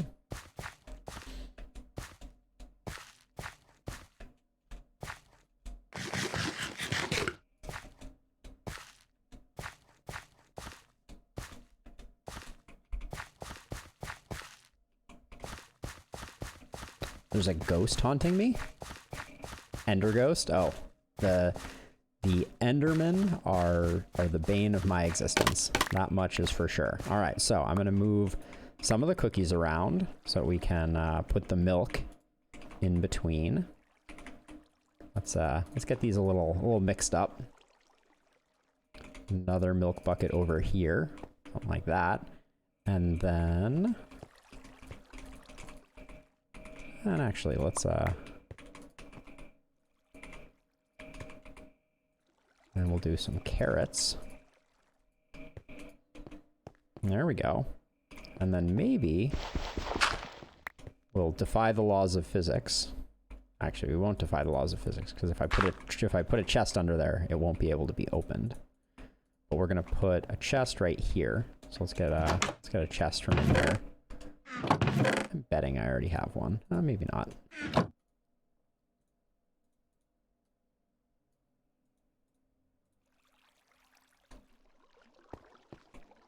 And right there, surplus carrots and cookies, just in case. All right, we are. Let's take a step back and take a look at this and decide if we think we've hit the mark with our Christmas tree. I feel like we need another redstone block on this side over here. That's my immediate reaction. 1 more cookie. 3 cookies, less carrots. All right, let's see. We'll replace this cookie, okay, with 1 of those. All right, so now we're at 3 cookies, 2 milk. The cookie to milk ratio is a little problematic. I do agree. But let's see. I mean, hopefully, of all of the potential honored guests, the carrots are in higher demand. Okay, so I need a redstone block or 2. Let's see, are there any other cool... Oh, we could put a glowstone block, but I don't have enough glowstone yet. We could go on a little mining adventure and try and get some glowstone. That could be fun. But but I want to put another ornament off to the left. But yeah, now that I think about it, ooh, a golden apple. We do have quite a few golden apples, so we can definitely do that. Yeah, but I think I want to put. I don't want to throw my scaffolding away. That stuff is valuable. I want to put that there, and then I think I want to make the middle of this golden star actually be glowstone. I think that would be pretty cool. So let's. I'm gonna remove this for the moment, and let's.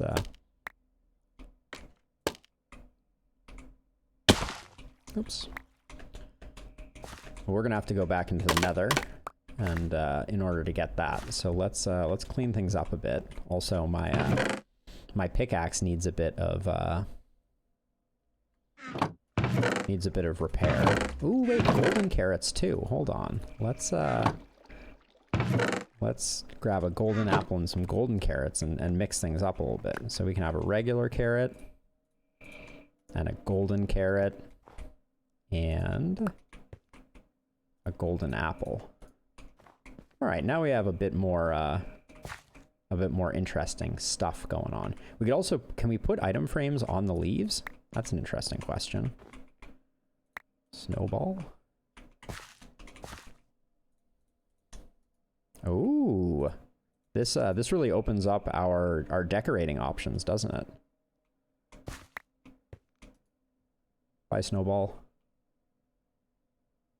It's gone. All right.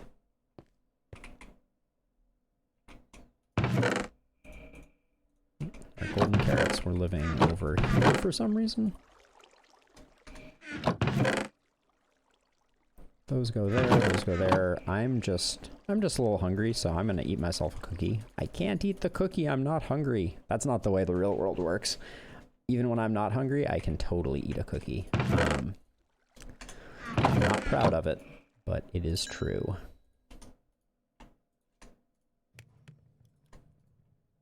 There we go, get that all cooking up. Put some leather in there. Oh, we have more pork chops again. Get our torches over here. Redstone torch in here. We'll keep the arrows. So, golden carrots are actually a really good source of food once you have unlimited gold, which you can get by making like a zombie piglin farm, for instance. In the game, you don't see it here, but they're actually, hold on, if I bring up my cursor, you can kind of see it. So down here, this is your hunger bar, right? And there's actually two things that govern how full your hunger bar is. One is how much food you've eaten, which is what this bar shows, which is, these are called haunches, right? But the second thing is there's also a hidden value that's called saturation. And saturation is how slowly these hunger haunches, or whatever you want to call them, decrease. And so certain foods like cooked pork chops, cooked beef have a very high saturation level. So after you eat, you don't become hungry quickly again. Things like kelp, dried kelp and stuff like that, your hunger returns very quickly after you eat them. And the highest saturation, one of the highest saturation foods in the game is actually golden carrots. So they're just as good as a lot of the other foods and actually a little better. So that's why they're particularly useful. They don't give you a lot of haunches. They only fill up 3, I believe, but they are very highly saturated. So your hunger won't return for a long time. That is why golden carrots are useful. Can I eat my cookie yet? No, I still can't eat my cookie. So let's see, we're gonna get rid of this. We wanna keep that. We don't need to keep the wood. I want iron boots because I think my iron chest plate, yeah, it's my protection 2 chest plate. So we wanna go with golden boots for our adventures because they provide the least armor. So we may end up making a pair of golden boots since I think these are both pretty close to broken. We'll combine them and they'll get better. They're good enough for now. All Alright, we don't need these soul speed boots, although eventually we may want them. I still want to eat this cookie really badly, but I can't. Get rid of that. Get rid of the dirt. Okay. And now I think we're ready to go find some glowstone. I'm going to get a couple more torches just so that we're in a good place with them. All right, now we're wearing golden boots, so we're protected. I'm going to bring just a little bit of gold with us because every time we go into the Nether, I like to get a bit of gold. And now we will we'll set out to get some glowstone to be the center of our little star ornament that we have on the top of our tree.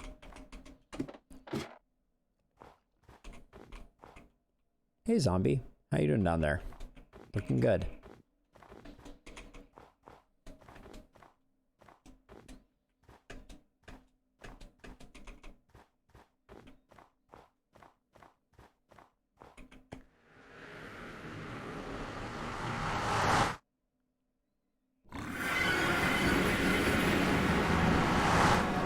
I just had a really cool idea too, actually. Why do they look mad at me? I think they're mad at me. Hey guys. Oh. I think when they hold up their swords, they're angry at me. I'm not sure why. Let's see. But I wanna do a bit of trading here.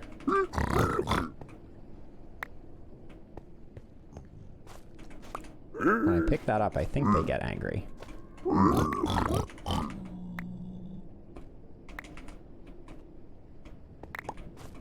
Alright, everybody got one. I think we should use crying obsidian underneath our tree to be kind of like a nice little decoration. These are snorty little dudes, aren't they? Ooh, ender pearls. We're always looking for more ender pearls, that's for certain.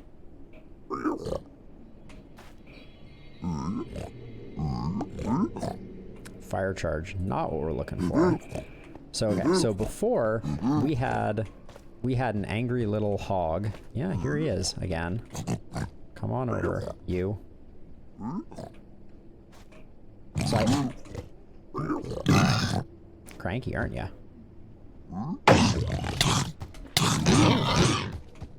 They hit really fast. Wow. So I wanna get a mushroom, like this one, to put at the entrance up there. So any actually maybe this staircase just goes away.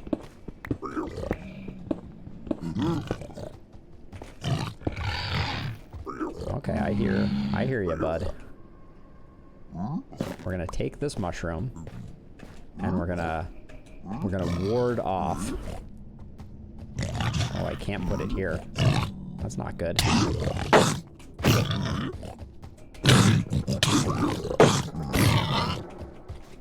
Wanted to put it right here, but I guess I can't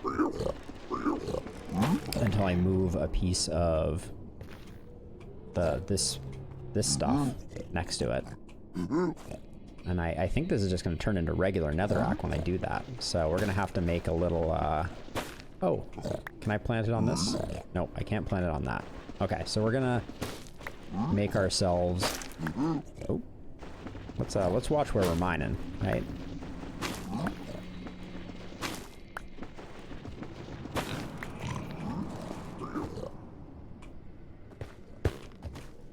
Put that down, just for safety's sake. So this red stuff that you can plant these mushrooms on, it spreads just like grass. So what we're gonna do is we're gonna make a line of netherrack blocks, and this should spread to those, and then slowly we'll be able to move our mushroom closer to our door so that we don't have to worry about anybody coming to hang out. For now, we'll just leave that there. And now we're looking for some glowstone.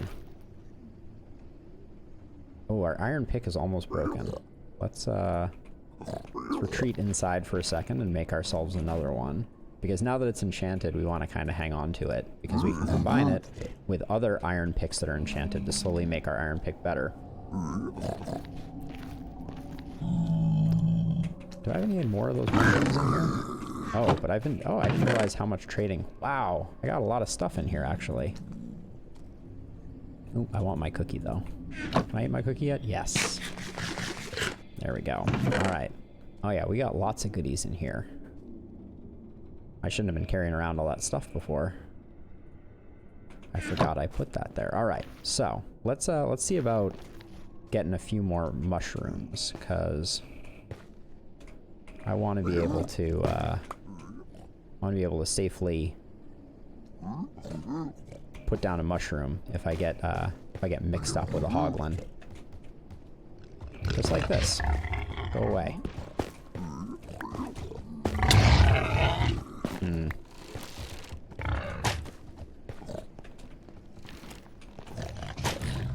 Oh, the piglins are helping me out. That's nice. It's a lot of hoglins, though. I don't know if the piglins are going to win this one.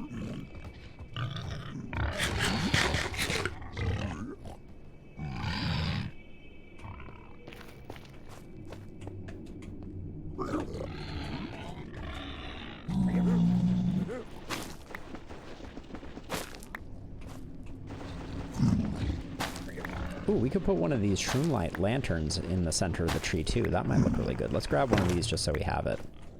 Just in case.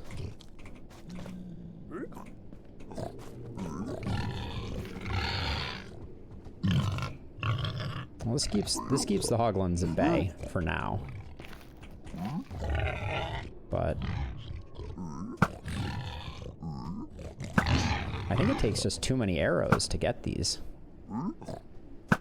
Like we don't have an unlimited supply of arrows. Yeah, they're just way too beefy. Way too beefy.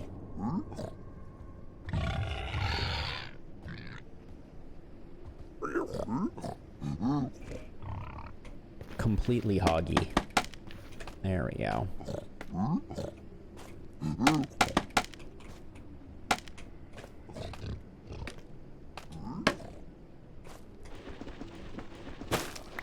Oh, there's some glowstone over there.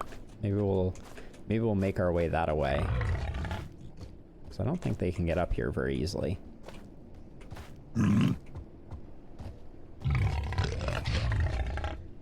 we fall down, we're gonna have a bad time, though. That's for sure.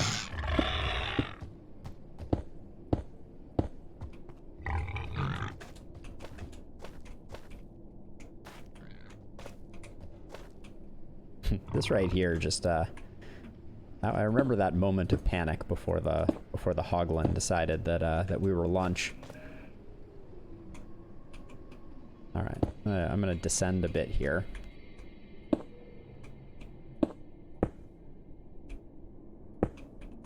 I should have brought more blocks, for sure.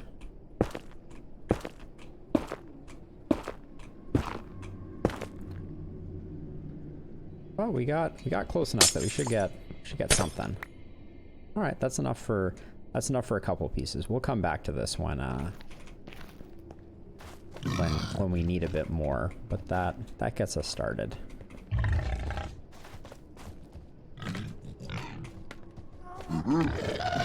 Oh, gassed. What blew up? Where is the ghast?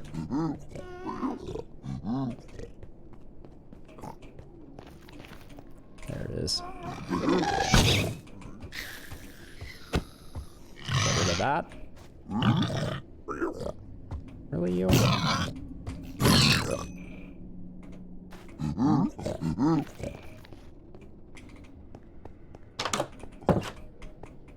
Alright, anything else that we need? We got enough glowstone for 2 glowstone blocks.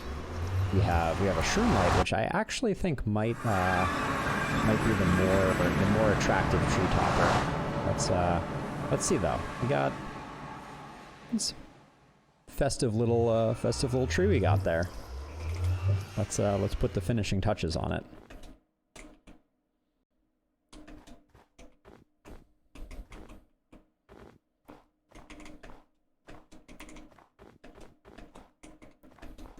I think that the pit of pigs and the pit of pig both work, because I really got quite pigged in that pit.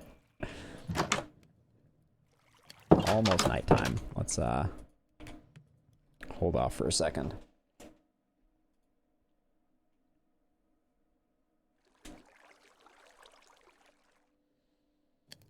Okay, so as we were discussing, I want the center of this to be something, and the two things that I think could look good. I think probably, let's take a look at that. What does that look like? I don't think I like the shroom light very much. Let's try glowstone.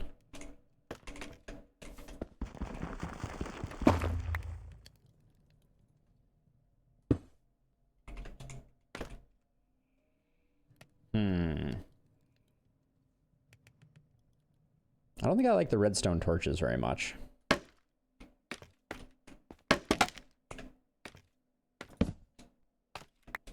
I think I'll put one regular torch up at the top.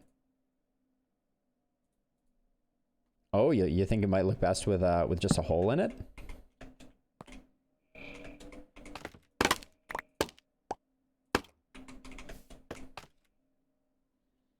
Let's we can try that. We can only try this once though. Because we're now down to our last glowstone, and we don't have silk touch yet. So do we want to leave it as let's get a little bit of distance so that we can really kind of take it in.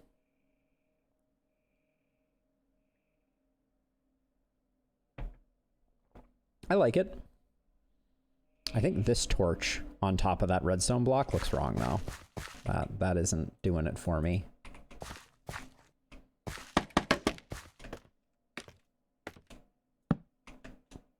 That one must go. Okay. I think you could use a torch on this side. Maybe on the side of this redstone block.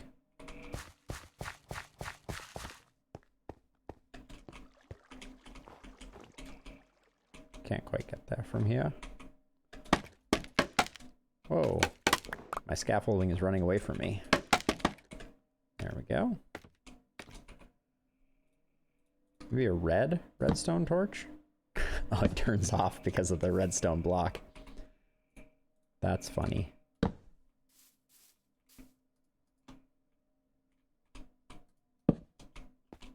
we go, something like that. Okay, so while we're out here, I'm gonna also spawn-proof this little chunk of land just in case it becomes night. I don't want this to become a creeper farm that is just funneling creepers into our base.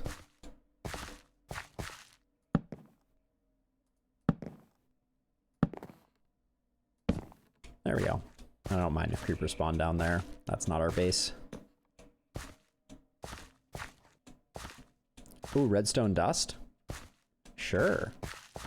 Where do you think we should put the redstone dust? Can we put redstone dust on leaves?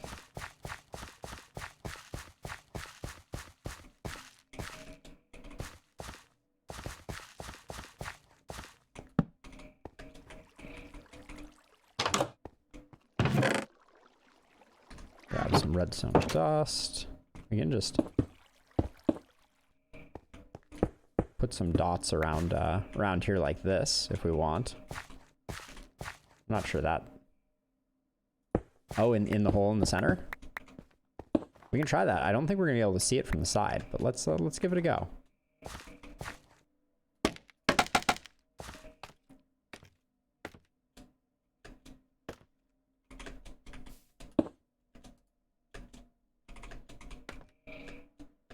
It's a little hard to see. I think it was a neat idea. What else could we put in the middle there?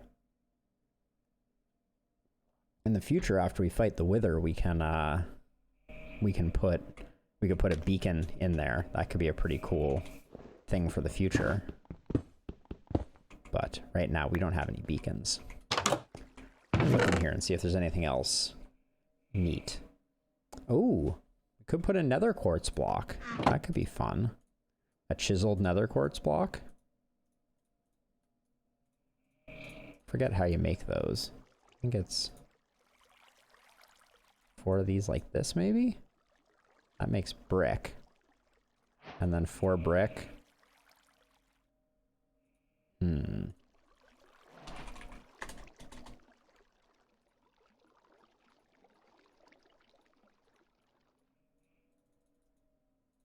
Oh, is it 2 slabs, maybe? Yeah. Chiseled quartz brick. Let's try putting this in the middle of the star, too. Because this looks kind of cool and ornamental. It's got like a swirly thing going on. Oops. Looks kind of like an eye. The other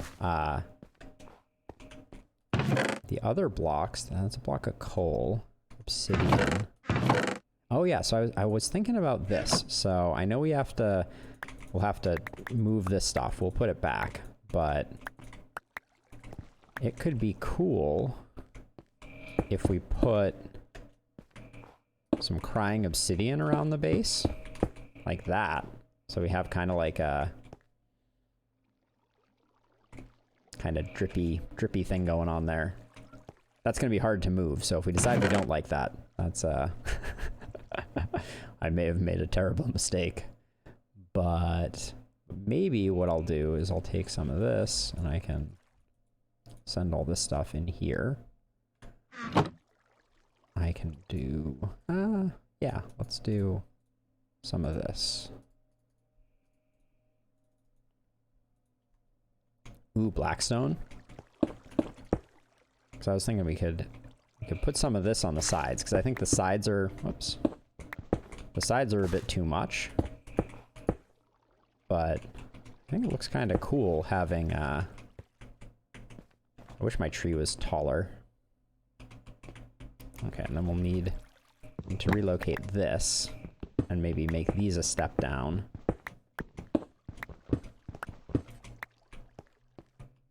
Oh, I'm out of steps. Let's make some more. Now, I should be using a stone cutter for this, I believe. Because a stone cutter, you get more efficiency from your conversions. So, normally, so this, I can create 1 stone stair from 1 stone. Over here, I use 1, 2, 3, 4, 5, 6 to create 4. So I get more stone stairs if I use a stone cutter. So I should do it this way.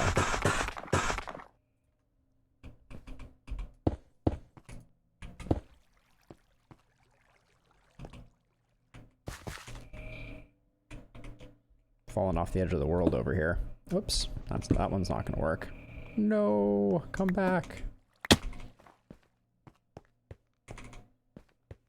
I like the idea. Oh, could we do a Dante? What do you think of doing so the blackstone brick, the chiseled version has a piglin snout on the end of it, so that could be a pretty cool thing to do. So if we do that, and I'll throw this out. This chiseled blackstone brick looks pretty cool. And it might look really awesome in the center of the star. Better than the quartz. Might look a little ominous, but we can try out both. Uh-oh. I'm carrying too many cookies, too many things. Sorry, crafting table.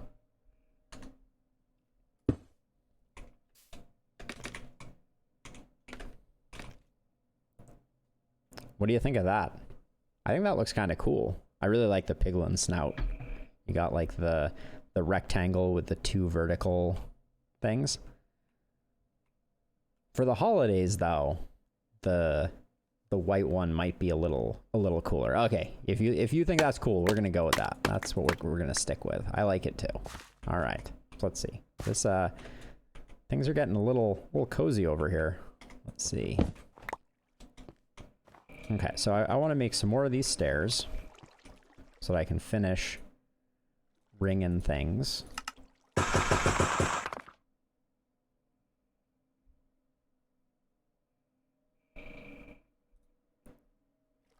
Ooh, quartz slabs. That could be cool. Where are we doing the quartz slabs? Are we doing it around the base, or... Oops.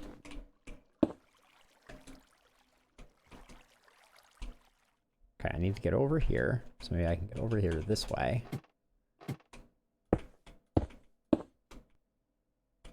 Ooh.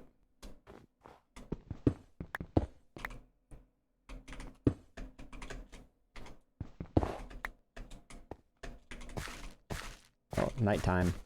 Gotta sleep.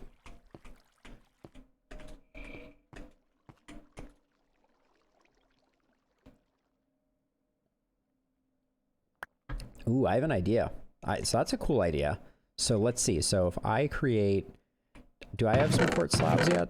Okay, I gotta clear out my inventory a little bit. We're getting a lot of blocks. Okay, I have 4 quartz slabs. What if... So one thing that might look neat is... Oh, did I get rid of the scaffolding again? I keep jumping the gun on getting rid of the scaffolding. Got to get the earphones on again. Eat some pork. Oh, I actually have an idea. What if we did stairs, upside down stairs here and right side upstairs there? That could be really cool. Let's see what that looks like. Can I convert these slabs into stairs? No. Can I convert the quartz into anything? No. Okay, so I don't know if we have... Do we have enough quartz left over? I think we do. 3, 4. There we go. And then we can convert it into stairs using the... using this. And then get our...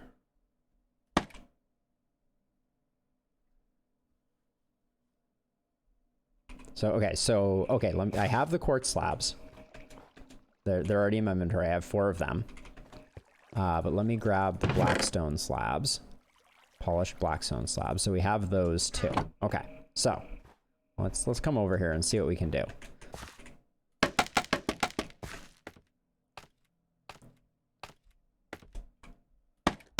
I'm decorating the tree, Snorlaxer. So let's see. So I can do like that and like that.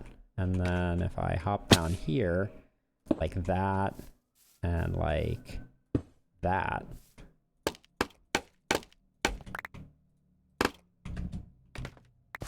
Let's see what that looks like.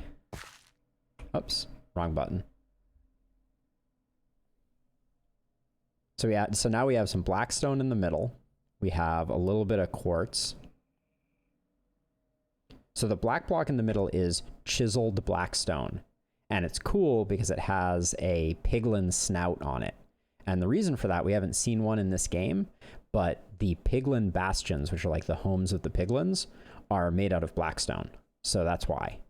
The other cool, like all the chiseled blocks have different monster faces on them. So for instance, use the slabs and a half in the center. Okay, so let's see. So you're saying in the center. So this doesn't do anything. This is just for fun. So in the center, we could put a quartz slab if we wanted to, like that. I don't know if that really works though. And unfortunately, you can't put two different slabs in the same block space. So we can't put a blackstone and a quartz slab. We have to pick one or the other. So I think for now, I actually really like the chiseled blackstone in the middle like that. So I think this is a good setup. Now what we could do is if I grab some more scaffolding here and go up a little higher, it might look good instead of having a torch up here to put a slab on top. All right, Dante, thanks for hanging out. Enjoy dinner. Hopefully you're eating something super yummy.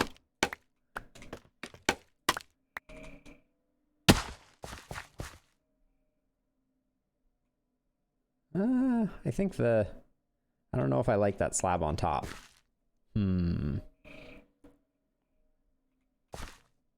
Peppa Pig tree? I don't think I know what a Peppa Pig tree is. All right, I'm gonna leave it like this for the time being. I think we've made some good progress. I like the crying obsidian underneath. So now I'm gonna take some item frames and replace, put some cookies and milk and golden carrots underneath the tree. Put one there. Oh yeah, if we wanted to, we could use a jungle tree and we could make it way, way bigger. All right. 3 cookies, 2 milk, and then I want to put a carrot and a golden carrot over here. Doot. A carrot and a golden carrot. There we go. And then we'll rotate these around so they look like they're just kind of like set up. Yeah. And I think that's pretty good. Our Christmas tree is now all set. So I'm going to drop off some stuff.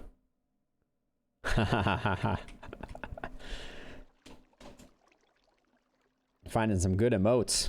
The PogChamp emote has been utilized.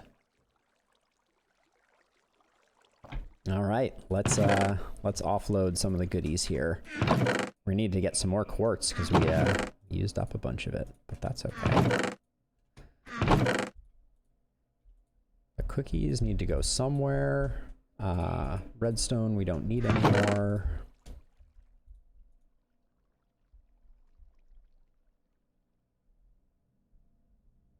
Oh, these are cool emotes you're finding, Rapid. Very nice. All right, Snorlaxer. Here is the tree. Let me hop over here to get a good look at it. Yeah.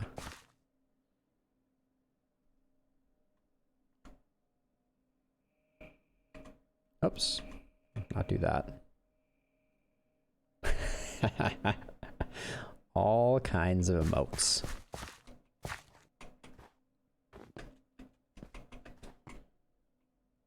So one thing that's really neat, let me see if I can do this. I don't know if I can do it there. One of my friends, she has her own emotes on Twitch. So let me show you one of those. So she has this emote, which is one of my favorites.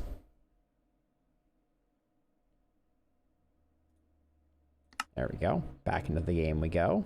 Oops. Move that over like that. All right, so what's our inventory looking like here? We need to offload some cookies. Okay, we don't need 1 snowball.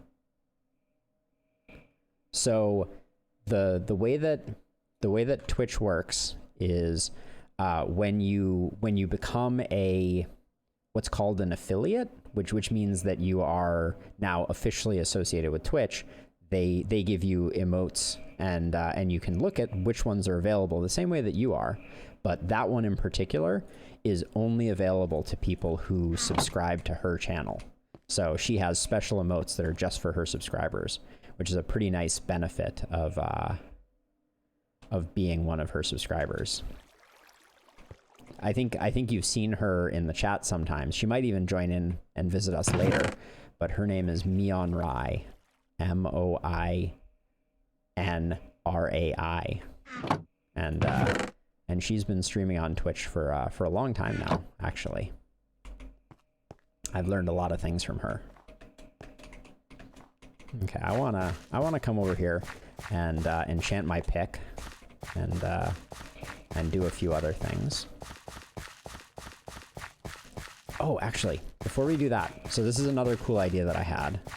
I created that mine below my base that I don't like mining in. But what I was thinking would be cool is if each branch of the mine got named after someone who watches my stream. So I'm gonna grab these dark oak planks and we're gonna go do that quickly.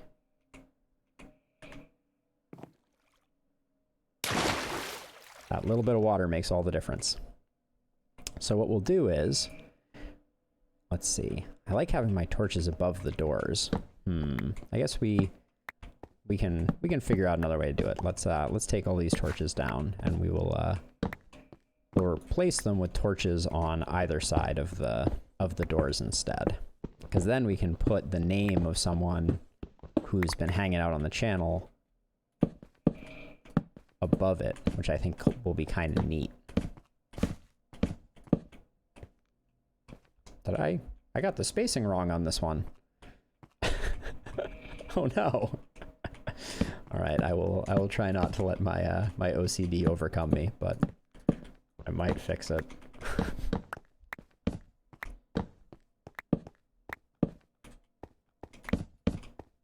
Yeah, I'm gonna fix it.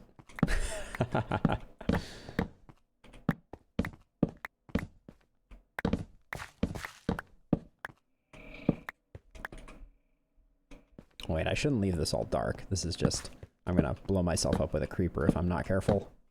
There we go. But now we can fix this really quickly. Okay, so this was 3, 2, I went 2, 2, 3. I was not paying attention. All right, let's, I'll come back and replace this with better materials in the future. But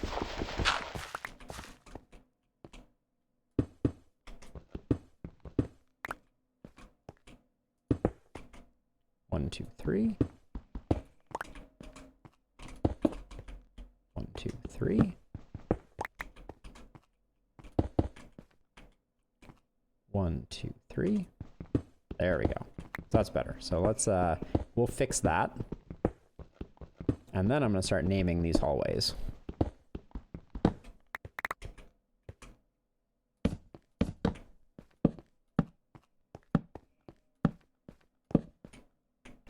Why is there still a 2?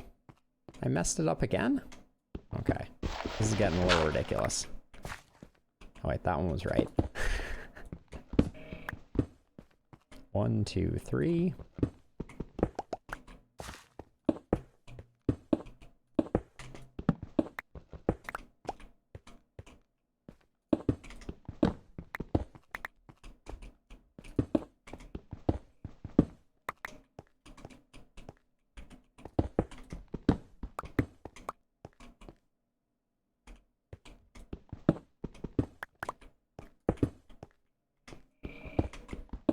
Oh my.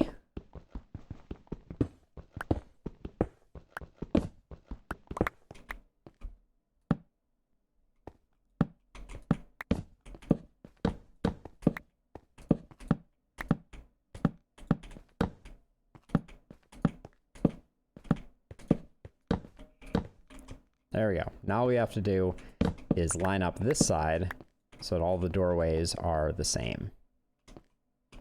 You don't say. Okay,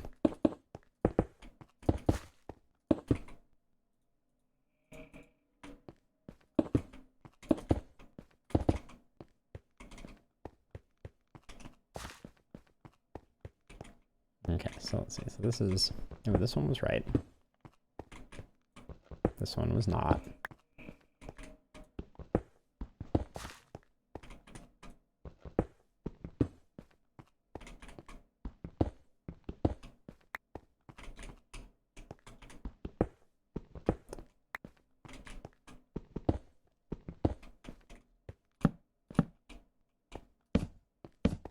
So Snore, have you been playing more of that that cooking game? Have you made any more disgusting Yeti food lately?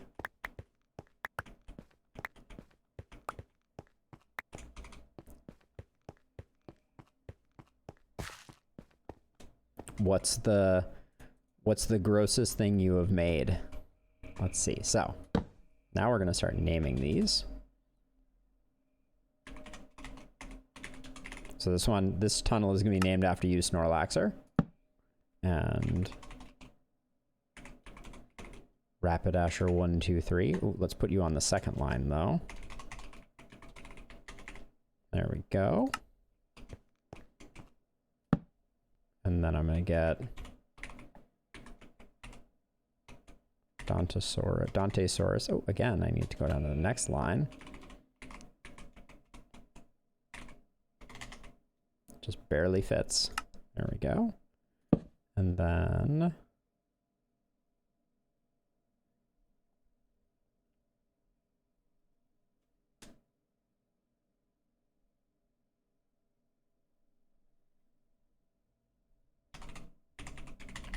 Ooh, next line. Oh, I can't put it up.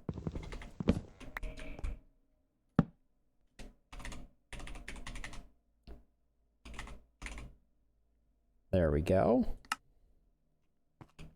And I'll do neon rye and grumble stiltskin. There we go.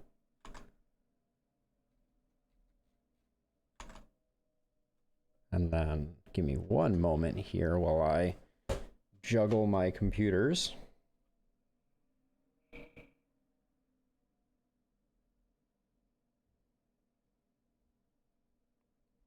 I need to get the spelling. Oh.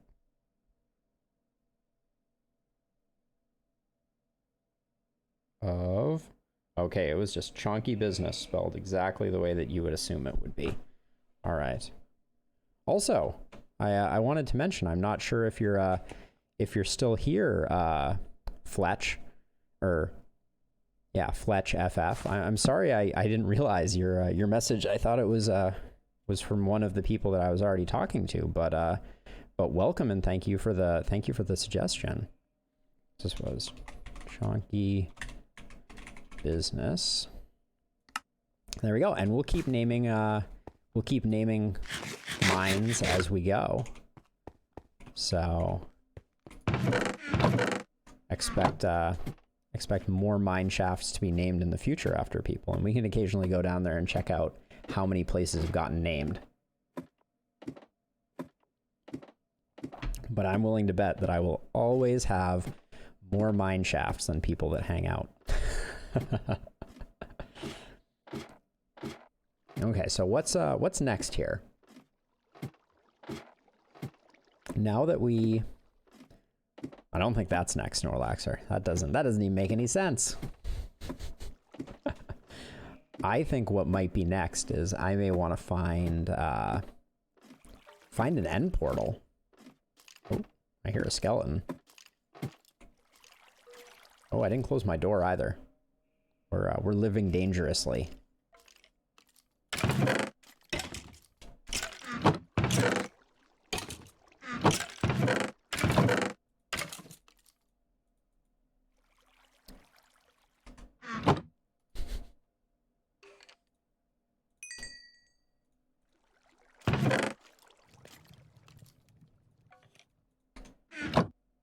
Let's see. Oh, we ran out of coal in this one.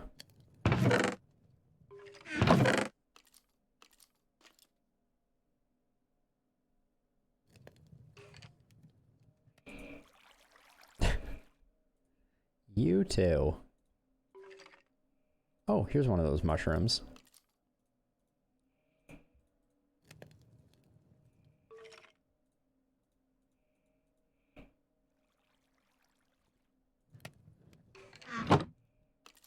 Where is the skeleton? I think he's below me. Yep. Oh no, I don't want to go down yet. Hey, practice makes perfect. That's the best way to become a better typer is to do lots of typing, so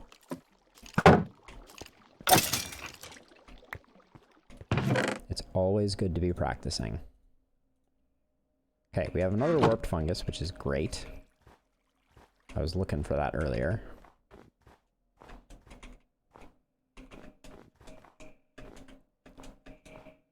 Oh my gosh, I'm not the best either. I think it's really hard. Typing, you know, you can always be better at typing.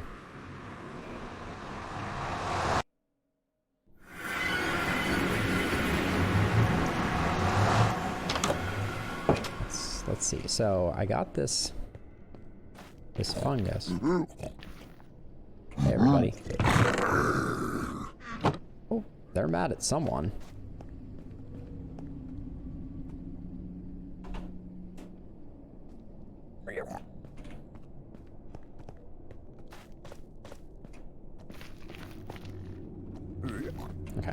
leave my mushroom here.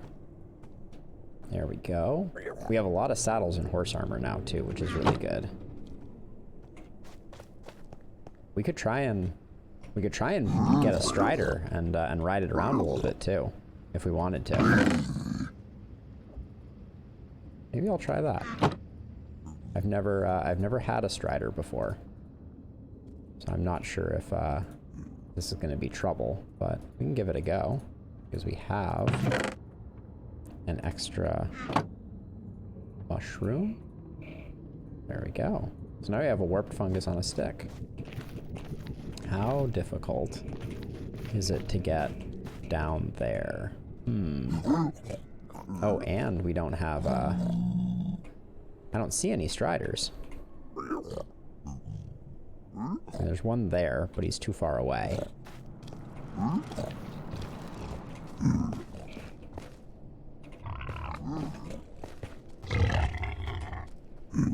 I don't want to mess with you guys. Are they stuck down there, I wonder? Maybe they are.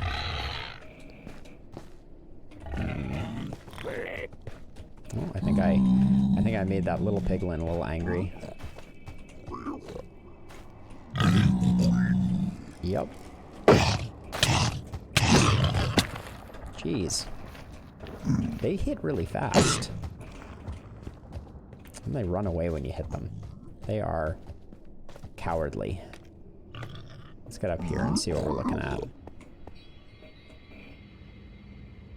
Oh, there's one over there.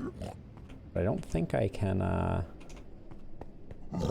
don't think I can lure it in with the warped fungus on a stick. I think I need one more warped fungus to make this work.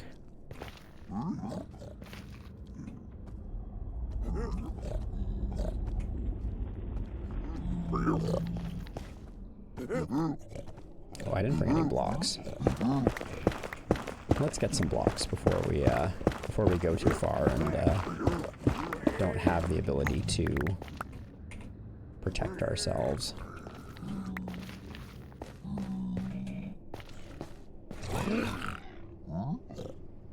So many snorting noises. It's just like...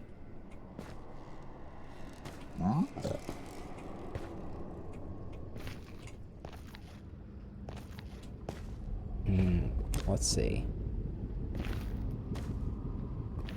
Oh, there's another warp fungus. That's perfect. Oh, did I bring a saddle? I didn't bring a saddle, did I? Can you see me?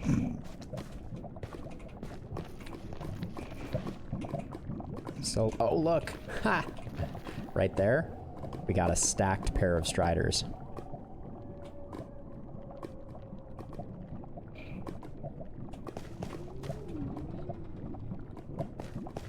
So Snorlaxer, let's keep the let's tone down the potty language, okay?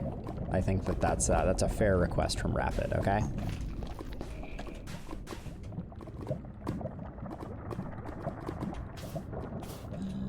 Not everybody likes to listen to that stuff all the time, and I want everyone to be happy and enjoy the stream. Is that okay?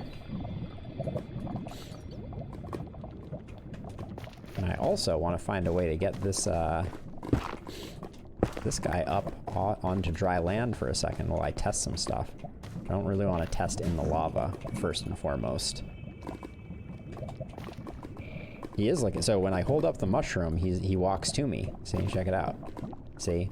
So what I need to do is find a spot where I can get him up out of the lava, which will make him cold, but it'll mean that it's a little safer. Oh, and we can do it over here. Okay, this is good.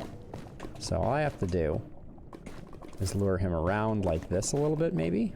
Is he gonna come over this way? We may have to chop down this tree. Oops.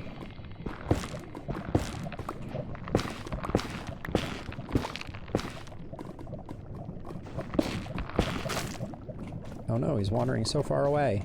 Come back.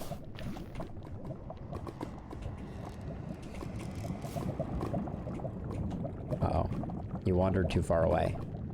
Darn. Looked away for 1 second. I was just getting rid of some blocks.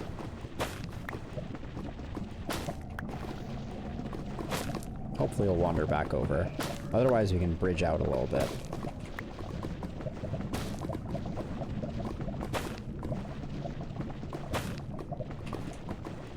Oh, he's close again. Oh, don't wander away. Come back. I want to be your friend. There we go, we got him. So now we can lure him over this way. And then I don't want him to get stuck in this little corner, so I'm gonna fill that in. And then he should slide along this edge here. And then over here we actually have some... Wait, where were the... Oh, here we go. This is the block here. Can you come just a little bit further, bud? Let's see. If I break that, oh, come over, come on over.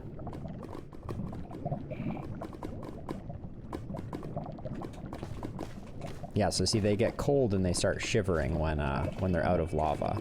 So now I can kind of lure him over this way, and we're gonna make a little house for him. No. This way, bud. Just so that I can do a little bit of experimentation. I want to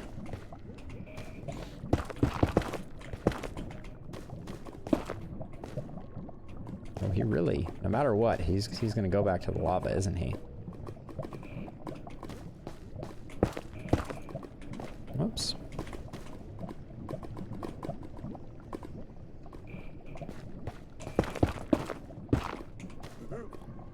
Okay, now he's securely in place.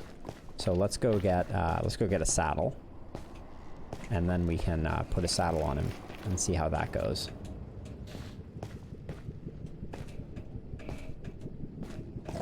All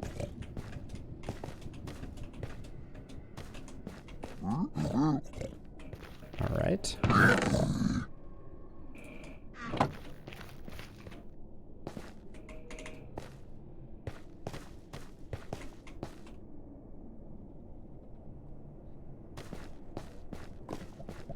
Now, if everything goes according to plan, I'm not going to...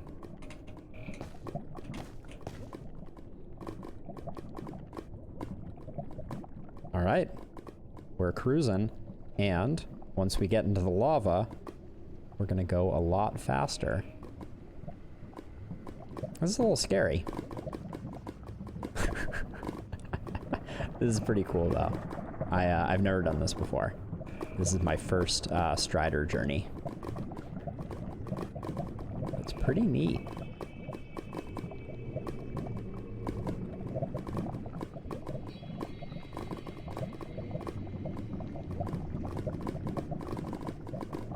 You can do a lot of exploring this way.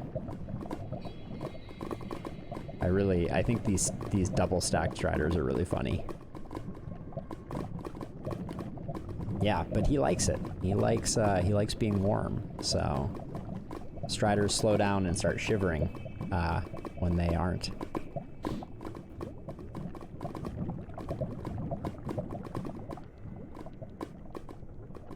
So we're in a very large crimson forest biome here. Oh, look. So this is one of those bastions that I was talking about. This is a piglin bastion that is completely in the lava lake. Wow. It's pretty cool. Oh. Yep. Those were the days is the achievement for finding a piglin bastion. So... Oh, some stacked Striders over here. How's it going?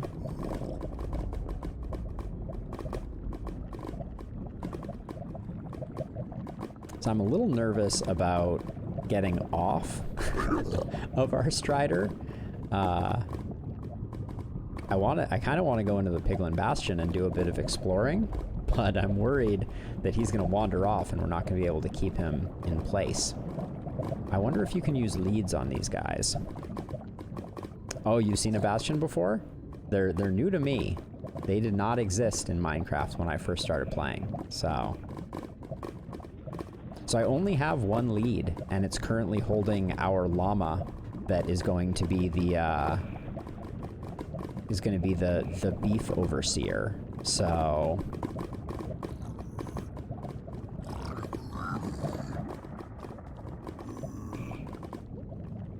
oh, but this is the best way to travel in the Nether.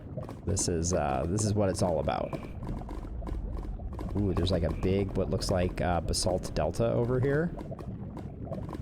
Or maybe that's just soul sand. Oh, that's just soul sand.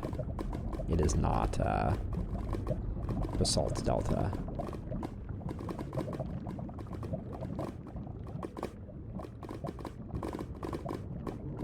Yeah, I'm gonna go back soon. But this has been cool to kind of explore, and like this is such a fun way to kind of explore the Nether. Ooh, so we can, before we go back, we can check this out too, because this is the other new biome. This is the if that one's the warped forest, this is the one that has Enderman in it, I think. I don't remember what it's called, but it's a little spooky. I'd like to stop and get a little bit of let's. Is this one the warped forest? Okay, so I'm gonna get a couple of these warped forest blocks since we don't have any. Oh yeah, crimson forest. There we go. Okay, so we got a few of those just in case we want to make anything out of them. Now we have them.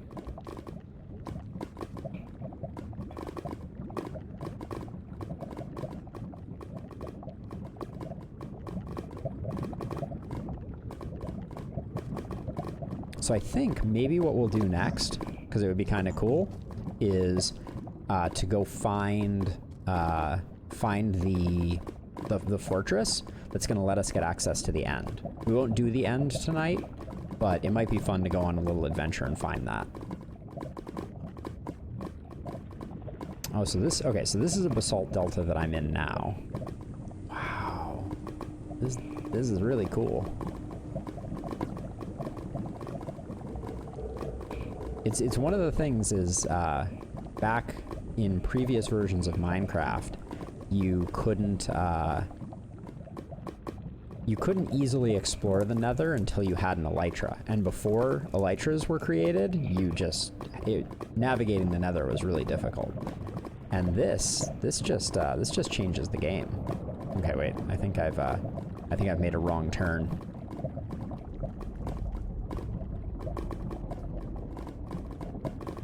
I know that I can right click to make the strider go even faster with the warped fungus and the stick.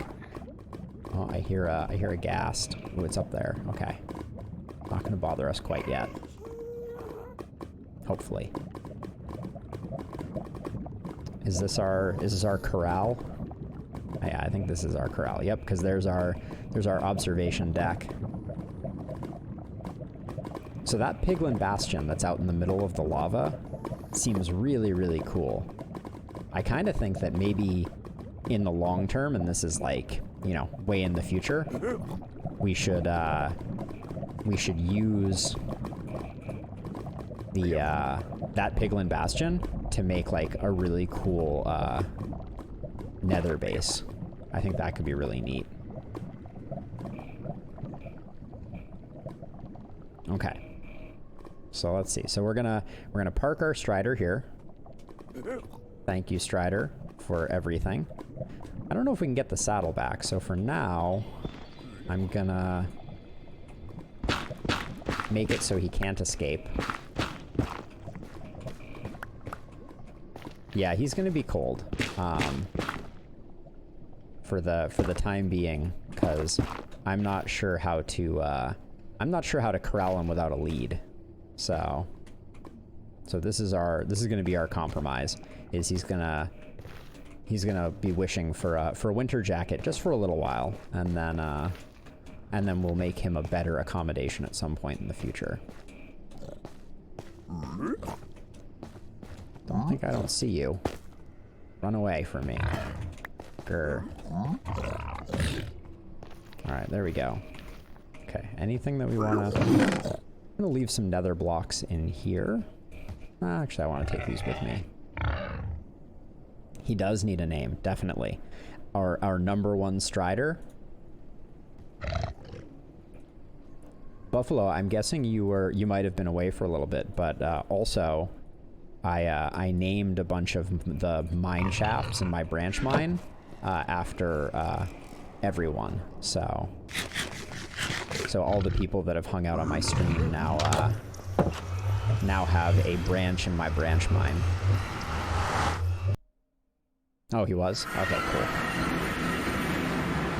I wasn't sure if the Chief Doge had to go make some dinner or something like that.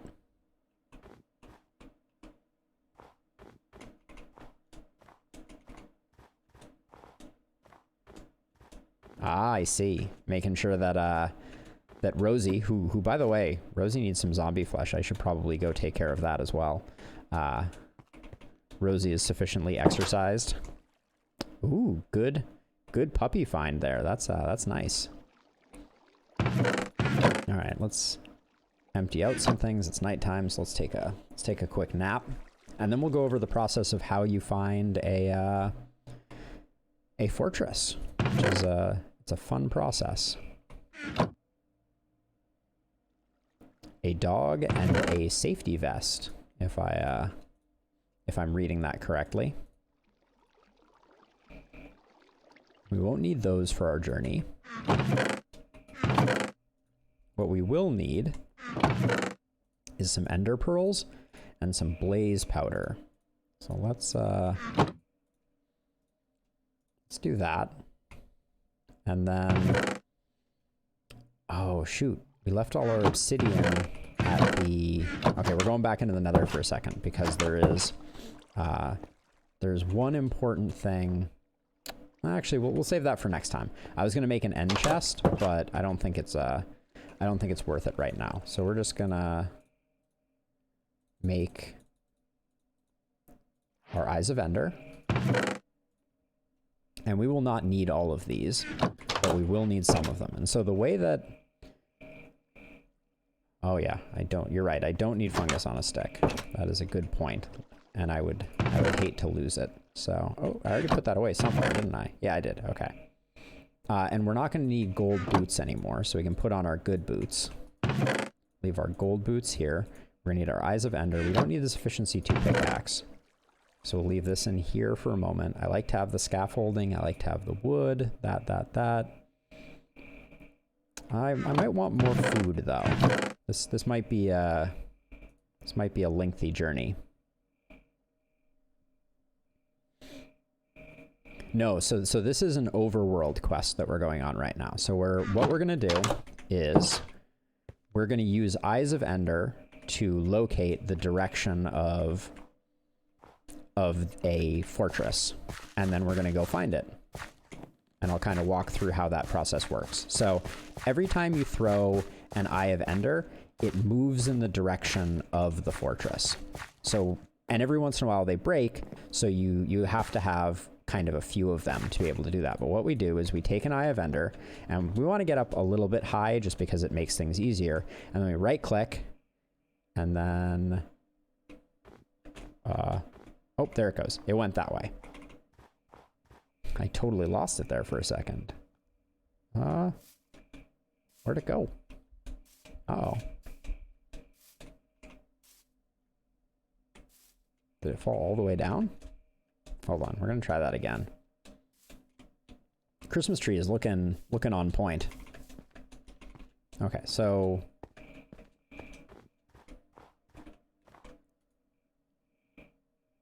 okay, there it goes. Ooh.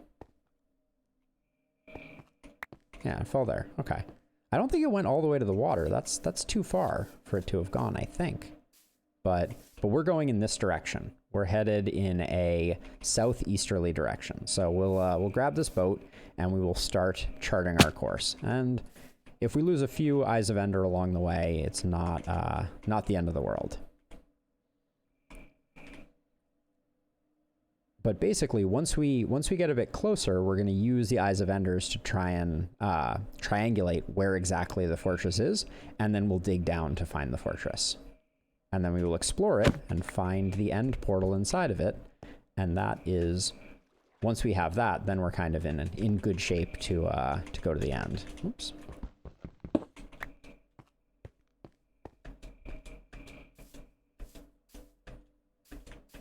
Okay, this is a nice open area, so I'm gonna do this again. Okay, so it is in that direction. Basically, perfectly on the diagonal, give or take. So that's gonna be our goal, is to go basically perfectly southeast, minus whatever impasses we come across.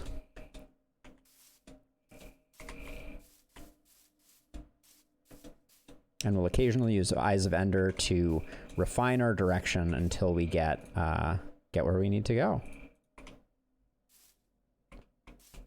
Oh, so getting to the end and defeating the Ender Dragon is only the beginning. Then we have to raid end cities, we have to get elytras, we're going to have to build a creeper farm so that we have enough gunpowder so that we can make all the fireworks that we need to fly around with the elytra. We have a lot to do. So you can get by with not that many Eyes of Ender, but once you find the portal requires a certain number of Eyes of Ender to activate, and that's why I was okay making a bunch. I hope that we make it there with like most of these, because we'll probably need most of them to get home.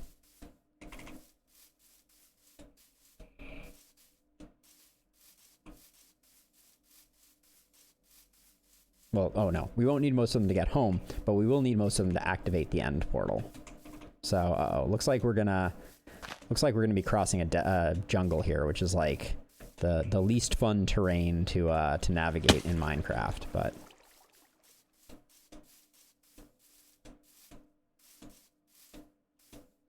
jungles are dense and difficult to traverse, in my experience. I guess jungles are up there with extreme hills, which are just, you know, very tall. Oh, that was a loud zombie.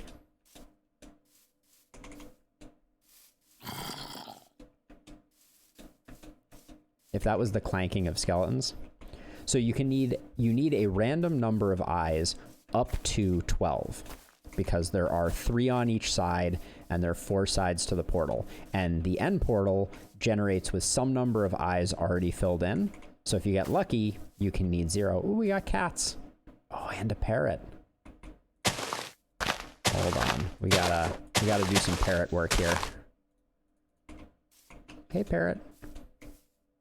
Nope. We need more seeds. There's another seed. We need more seeds. I'm gonna get a couple seeds before we attempt again. Oh, maybe not. This parrot is hard to make friends with.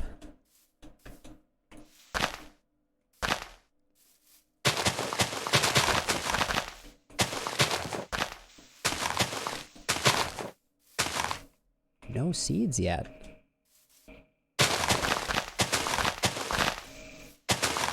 There's 1 seed. All right. We got 2 seeds. Let's try again. So if we wander too far off, I'm just going to lose this this parrot. But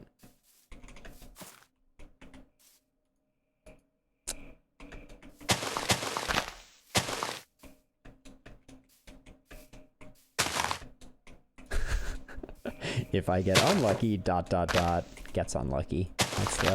That's the way that goes. I feel like, how many seeds have I used on our parrot friend so far? Seems like a lot.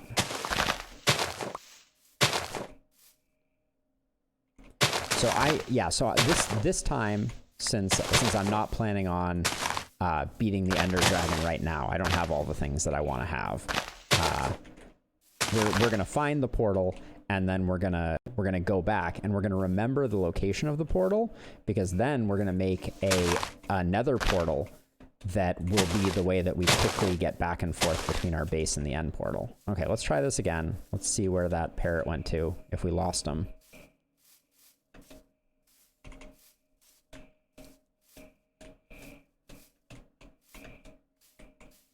Here, parrot, parrot. Oh wait, I turned down friendly creature noises, so I can't hear the parrot making noise. But we may have lost the parrot. I have so many seeds for you, parrot.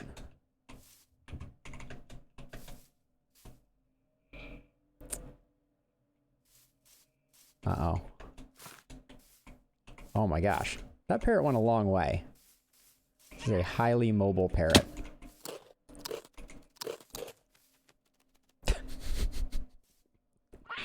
Parrot has a sense of humor, too.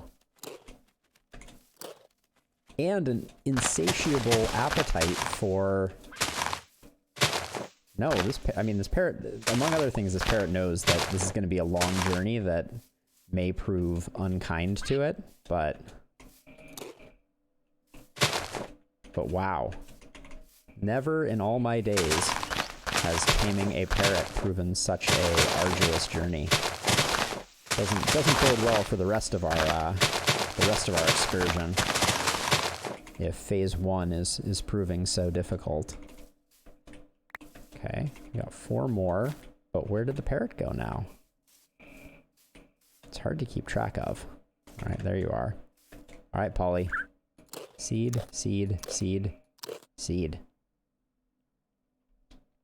This is an unprecedented level of parrot feeding.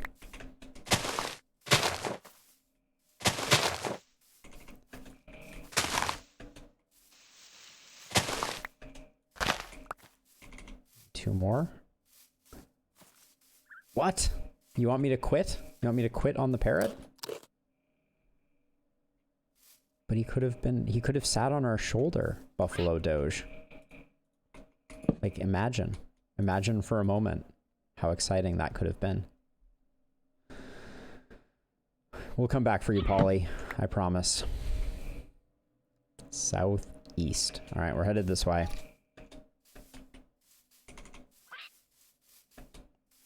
If we ever come back for this parrot, we're naming it not Buffalo Doge. Because of your naysaying. We could have had a parrot companion for our travels, but now we'll have nothing of the sort.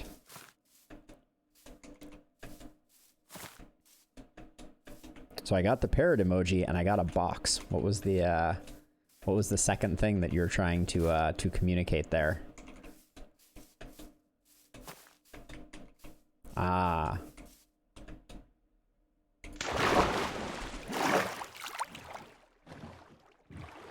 Alright, this water is a good place to send out another ender pearl. These ender pearls are just... okay. Yep, we're still headed southeast.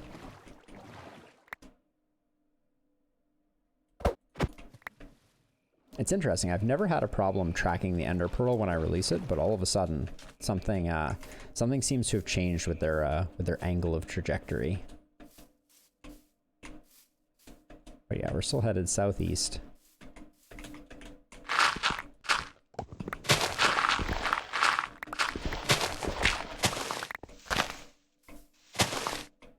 Oh, there we go. We found ourselves a water buffalo and a lovely rainbow heart.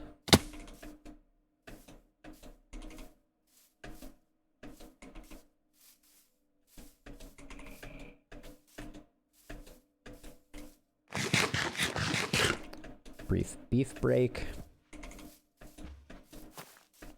Well, this jungle is certainly substantial.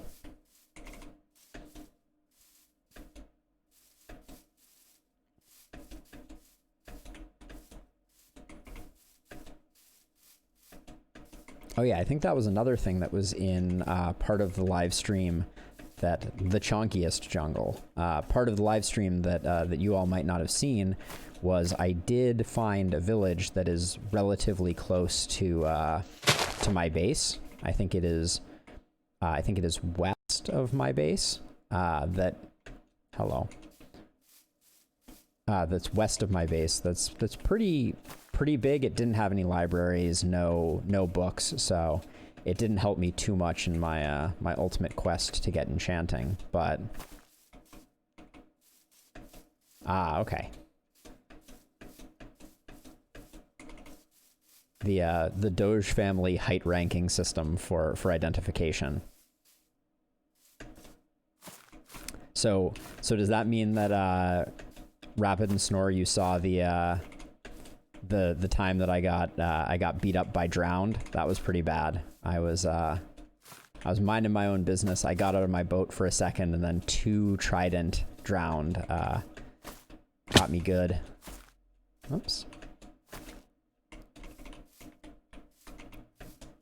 I was stood no match, and then spent a lot of time recovering from that. No, that was not today. That was in the at the end of the last stream. I ended by having to do a rather long retrieval of my stuff, but I did get it all back. Oh yeah, they killed me. Yeah, it was. I can make this jump, right? Risky. All right.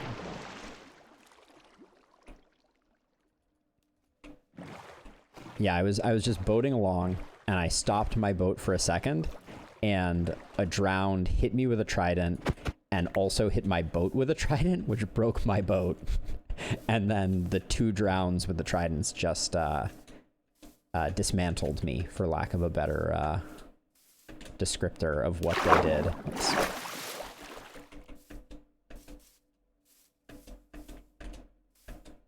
Okay, so once we find a reasonably flat area up ahead, we will throw another pearl, and we'll see if we need to adjust our trajectory, or if we're headed pretty much in the right direction. Trees get in the way of being able to see it, so I like to do it when we have a bit of open space. All right, here looks pretty good. Okay, yeah, so now we want to be heading more south.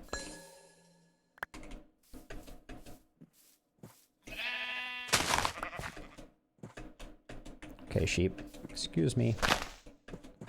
So we're going to head south and a little bit left, which is the east direction still. So, but normally what you find is when the angle that your pearl goes when you release it changes, that means you're getting a lot closer to the fortress. So we'll want to pearl a little more frequently. And what will happen is, when we get really close, the pearl will actually go down into the ground, and that indicates that we're basically on top of it.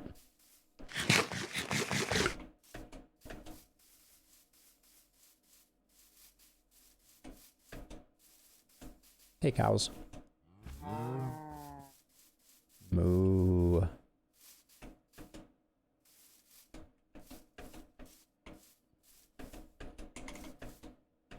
Since the trajectory changed as much as it did, I am gonna use another pearl here. Oh, we got a swamp biome. I don't think we've seen a swamp yet, have we? Okay, almost south again. There it goes. They can be hard to see when they fall behind blocks that are kind of on a downward slope.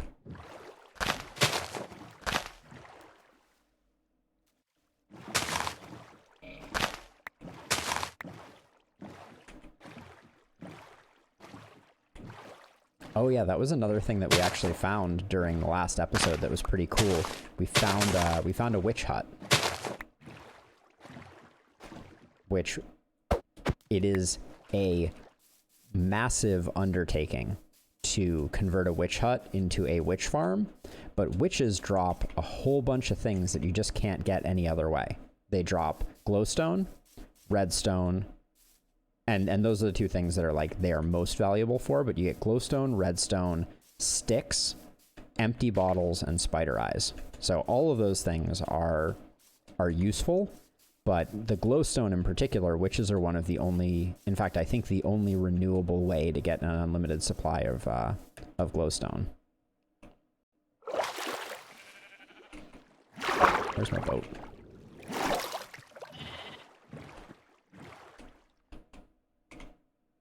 Lily pads are the bane of seafaring, for sure, in this game.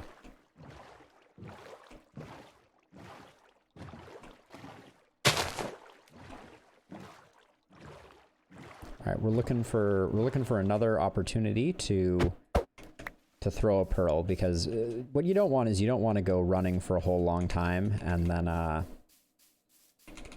then find that you overshot. So these trees would make it a little difficult. We got another pupper, but we already have fire back home. So at some point maybe we'll get fire a friend, but for now, let's this looks like a good spot to throw another pearl. We're expecting it to go this-ish direction.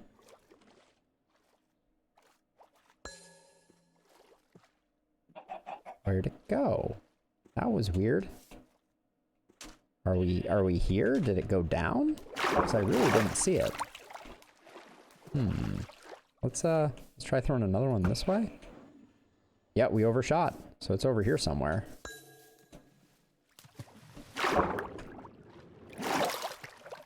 So we're close. We are in the neck of the woods where we will find this. So I'm gonna let that other pearl go. Not gonna look for it too hard. Like I said, since we're not going to the end, completing the end portal right now is not our highest priority. So I'm not concerned that we don't have 12 pearls, which you could need all 12 to activate the portal.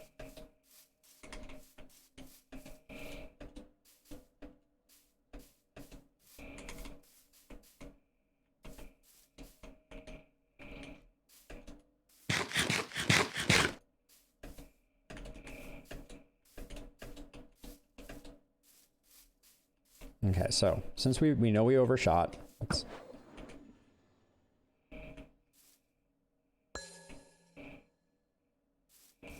Huh.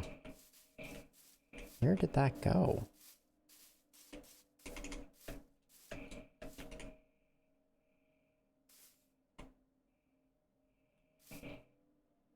Any of the trees could have blocked it. So it's a little hard to know, but I actually think we're like pretty much right on top of it now. So it may be worth just digging down. So it's possible that the reason that I didn't see that pearl, I've been having a hard time seeing the pearls. Let's sleep. I don't want any unexpected guests. But it may be that that last pearl went down. So if that's the case, this may be a good spot for us to do an exploratory digging session to see what we can find. I mean, we are losing some pearls, but it's kind of the to be expected outcome.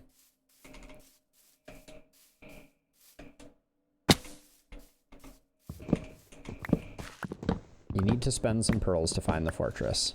That's kind of the way that it goes. Just gonna remove some trees here so I can get a nice clear view to see if there's well, these are gonna take a while to despawn, so probably get up on top of this one and see what Alright, so it's that direction. And that's on top of the tree now. There we go. So, down here we go.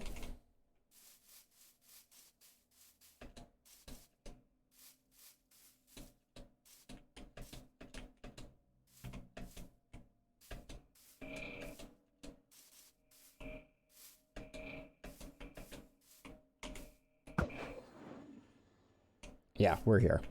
We have arrived. Oh, and there's one of the other pearls that we lost. I think this is the one that went down. So we're gonna go down right here.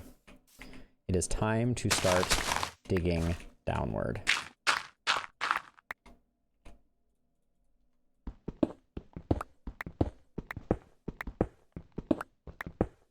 Always dig in the too wide hole, because if we run into a lava pit or something like that, we want to see it in time to stop digging so that we don't fall through.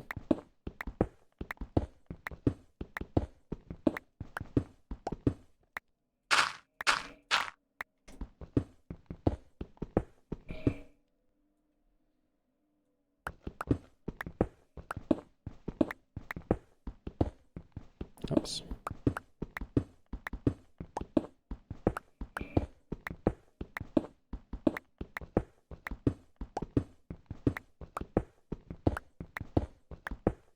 So what we're hoping to see is brick.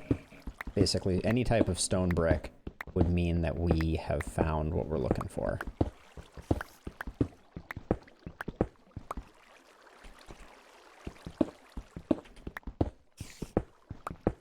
Okay, that's spider sounds. Oh, do we not have any torches? Hmm.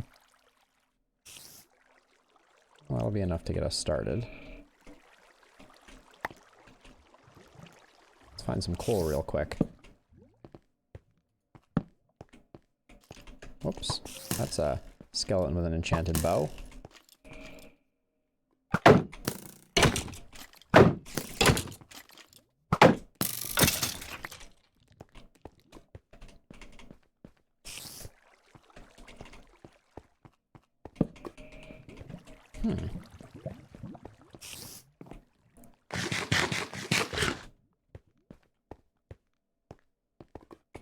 I'm impressed by how little coal I see. Ah, there's some. Okay. That'll get us back in business. That's a spider. A spider no more. Now we have some coal. Which will... Oops. Allow us to get some torches. All right, but we're going to continue.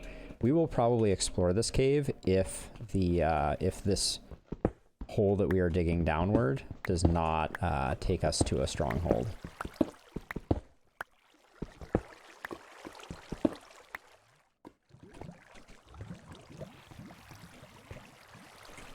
Okay, that's lava level, so...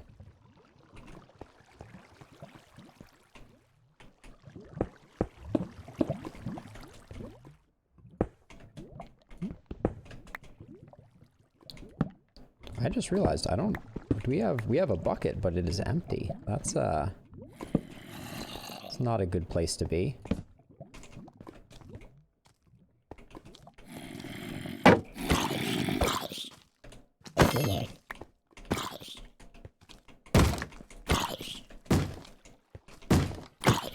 That is the sound. That is the sound of a door being attacked by zombies. They just broke the door. Huh. That means that we're at the stronghold, because the stronghold has doors inside of it. Okay, we can get our water bucket filled up here, which is good. Okay, so it's coming from the left over here. So it is very close. In this direction, I believe. All right, we need a crafting table.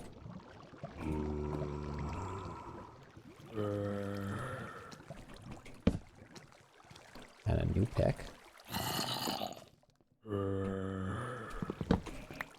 Okay, let's see. So we heard it in that direction. But let's explore a little bit further. A bit up. There's our stronghold. We found it. So now all we have to do is within this stronghold, we need to find the portal to the end.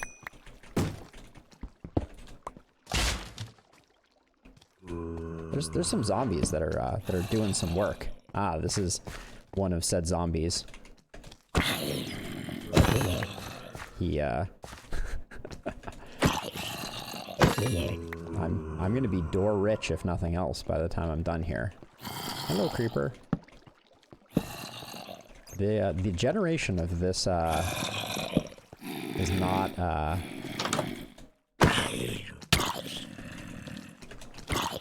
often these strongholds are a little less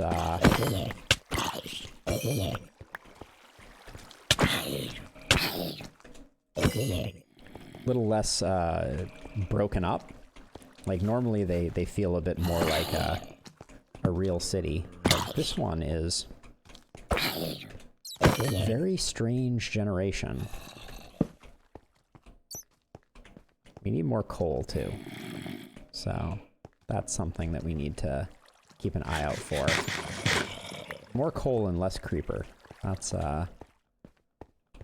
the desired configuration, if you ask me. There's some coal.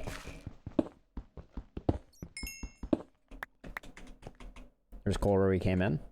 Oh, down here. Yeah, good eye. I have some serious coal blindness. I just, I put my blinders on and just completely forget that I need coal.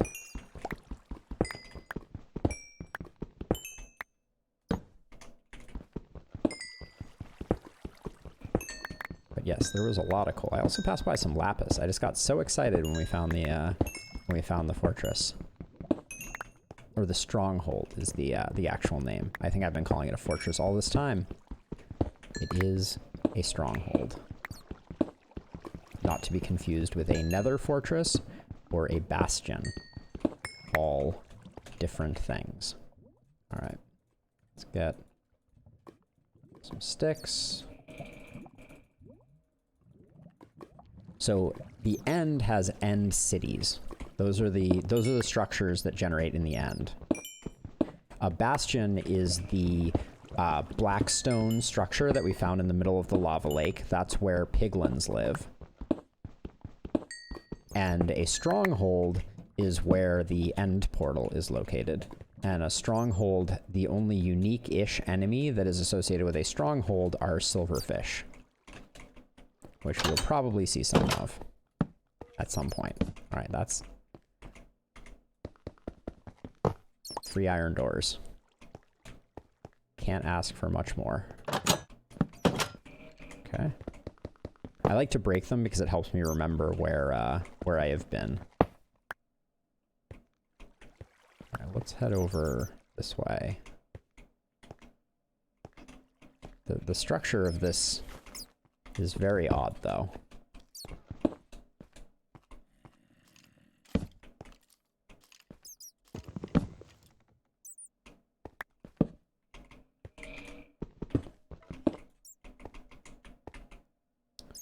Don't need a sapling.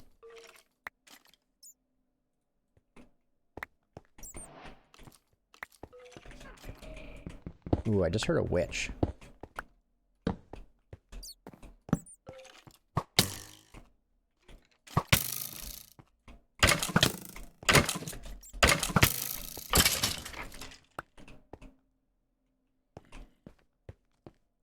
Yeah, normally there's a lot more corridors that are easy to kind of understand where they're going. This is all very confusing. And dead-end-ish. Okay.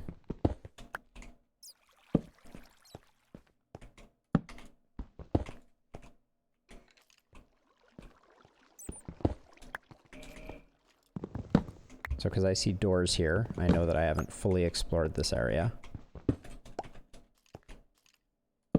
Put down torches, too. Hmm.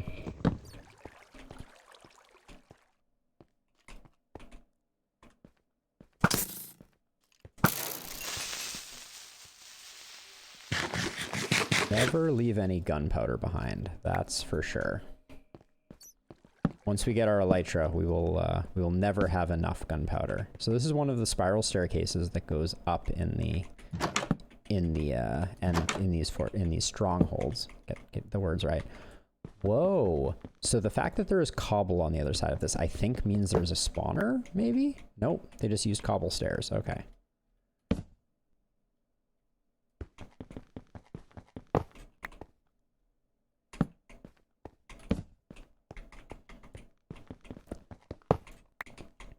I don't ever use iron doors, but I will never be wanting for them. Let's see. Okay, so come to here. All right, now we're getting somewhere. Often the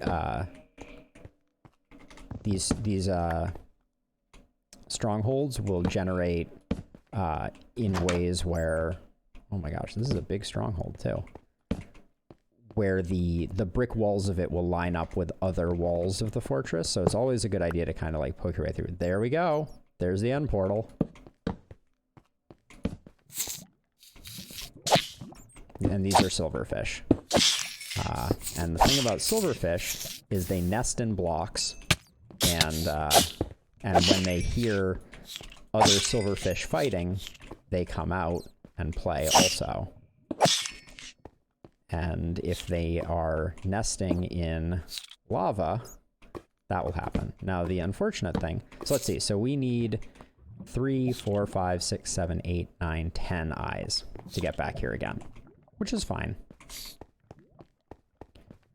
We have 7, but we'll get more and come back. But this is the danger, right? Is when structurally important blocks are infested by silverfish, you can end up lighting yourself on fire or things like that. So let's do a bit more exploring, see if we find any goodies. Just while we're here. And then what we're going to do is we're going to note down the coordinates of the portal, which we should do that sooner rather than later, which is 1671 by silverfish.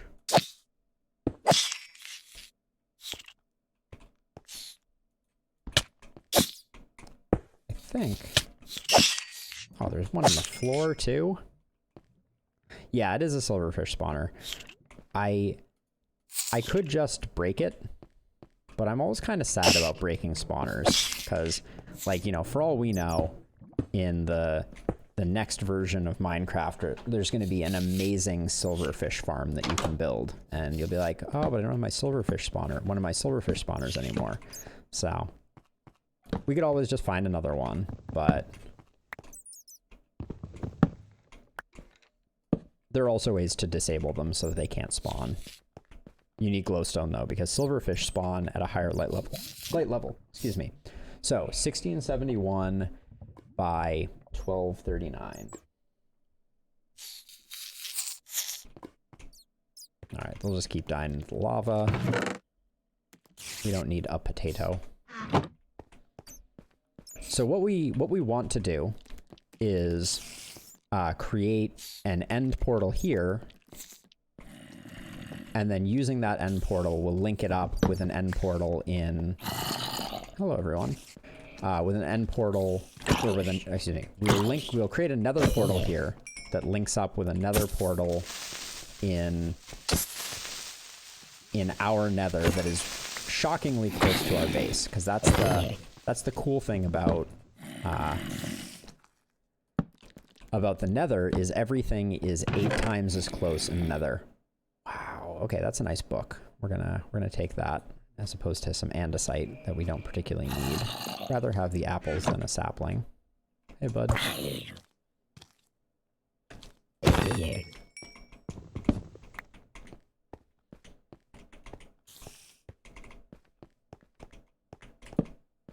Yeah, nether portal.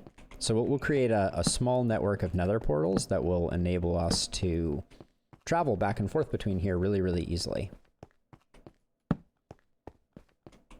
We could actually do that much more easily if we had a few diamonds, or if we had brought our diamond pick, but I realize we haven't done that. So I'm going to explore a little bit more, because sometimes you'll just find diamonds in chests in locations within the stronghold. And if we find some diamonds, then we could mine up some obsidian, make an end portal, or another portal. I keep on getting my portals all mixed up.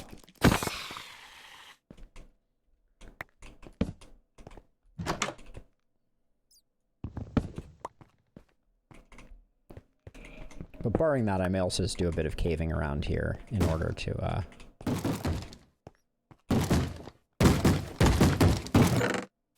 Chest armor. Somebody really doesn't like a door.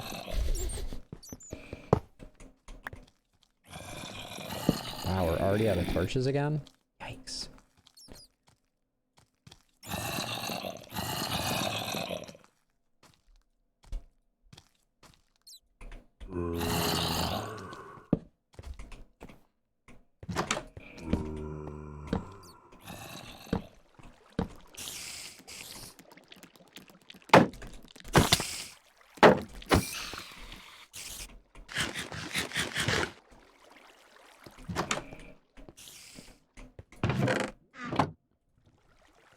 So there are a couple ways. So one, if we had obsidian, it would be, you know, it would be really easy. And there's lava in the end portal room, and there's enough of it that I could make an end portal. There's also a way to make an end portal without... That spooked me. There's also a way to make an end portal without a diamond pick that speedrunners use that we could try. But I've never done it before, so... And it's a little tricky. You use a bucket of water and you move around lava with your bucket in a specific pattern in order to make it. It's pretty cool, and I'd like to learn how to do it, but it's not something that I know. Oh yeah? Rapid, you've done that before? You've used a water bucket and a pool of lava to make an end portal? Okay. Maybe we'll try that out. Oops. I'm just gonna drown myself. Let me head back over there. I say, not knowing where over there is anymore. So we have plenty of iron, so we can make a second bucket. That's no problem.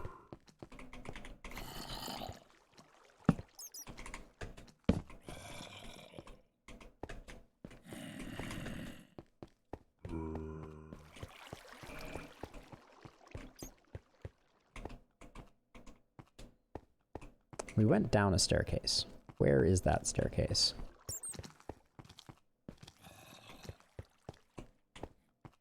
Ah, here it is. Yeah, so we have a water source. So we're good on that front.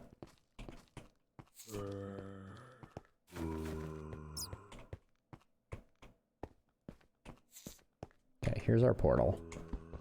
I'm reconsidering. I'm just gonna break this silverfish spawner. There are more,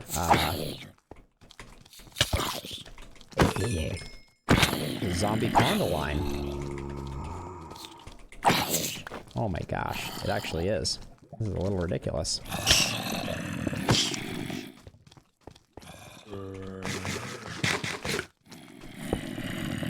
Sorry guys. There are a few of you.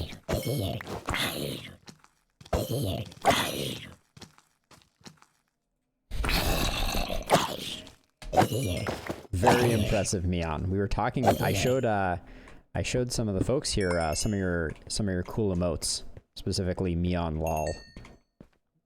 Mion lull, that is. All right, we're calling this the spawner no longer of value to us. Goodbye. All right. Bon voyage. So we have 9 lava source blocks here, and then we have 3 here and 3 here. So I think, yeah, Mion has lots of cool emotes. So if we want to do this,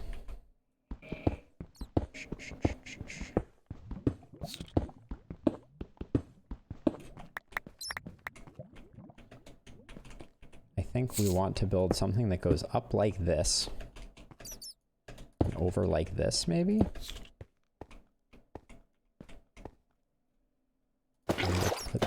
We put the water there, I think, and then we start grabbing lava. And I think we can just right-click there and make an obsidian. Yep.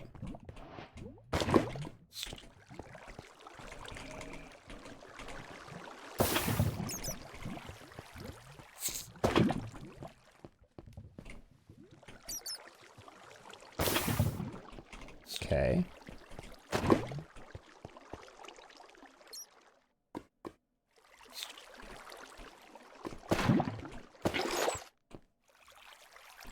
Just gonna move the water over now.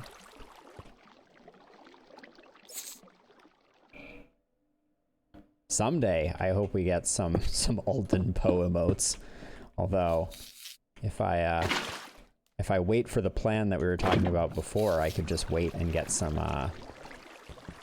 Potamus emotes, and that would be pretty cool. All right, so we want one there. The one thing is, if I mess up any of the placement of these, I don't have a pick that I can I can get rid of them with. So I gotta be extra careful with how I place these lava blocks. There we go. Okay. This is proving less scary than I thought it was going to be. I want one there. I should have tried this a long time ago. All right, now we need to move. We need to move our water up like that, so we can get the last 2 blocks, and then we're all done. We will have to get a piece of gravel so that we can make some flint. But there's 1. And there's 2. Ta-da! That's cool. So there's a version of what I just did there that is way, way, way faster. And so, like, people who are really good at playing Minecraft super fast can do that in, like, 3 seconds, which is pretty cool. They've practiced it super carefully and are really, really good at it. What I just did was very slow. That would not qualify for any world records. Let's see. Okay, well, we've got our portal. So now, do I have any gravel on me? I am without gravel. But I think what I'm going to do really quickly is convert this and set down my crafting table and make a chest, because this is going to be like kind of like home base for a while we get things set up. So having some chests that I can dump various bits and pieces into seems like a good idea to me.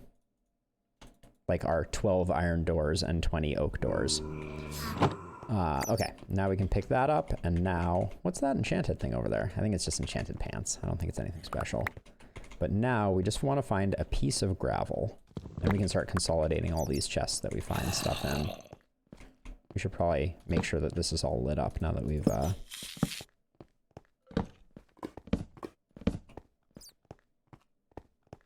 there we go. Okay, we can dump that in, dump that in, dump that in. All kinds of goodies. All right, piece of gravel. We're looking for a singular, elusive piece of gravel.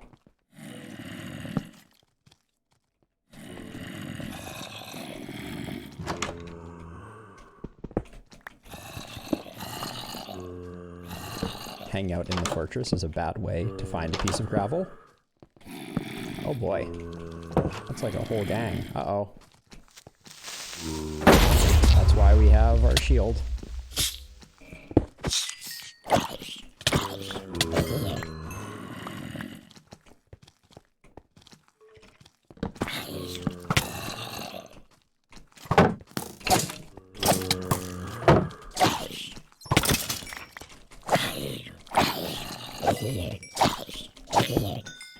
Really desire to get our portal lit before the denizens of the Stronghold defeat us.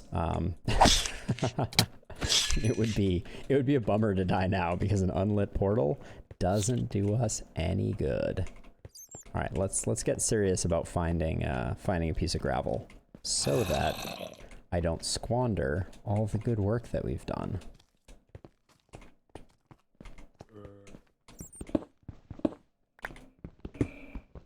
I'm not just gonna mine in a straight line though. That's a little ridiculous. Ooh, what about up? That looks like it could be promising.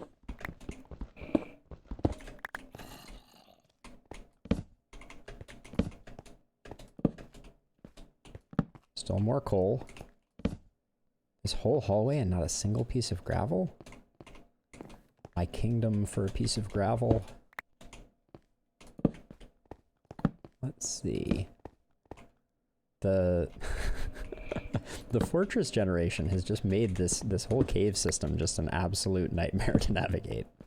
Okay, we got dirt. Dirt's like gravel, but not the thing that we need. Tempted to just... Since our shovel is now efficiency, we can break this dirt super quickly. But... Alright, we found no gravel. We revealed no gravel in that endeavor. Alright. And so the search continues. Okay, I'm not going to get iron right now. There'll be plenty of time to clear this stronghold out once we find a single piece of gravel. Literally one piece of gravel.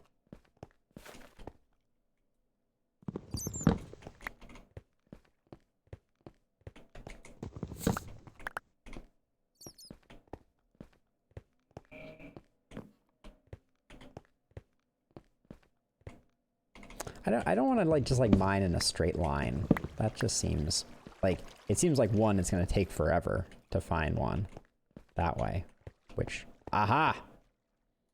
I am vindicated. There's our piece of gravel. There's our flint. And now we can return from whence we came, light the portal, and see where we end up. We'll do a little bit of math before we do that, though. All right. Here's our home base. Drop off a bunch more stuff. And quickly, let's do the math on where we think we're going to end up. Oh,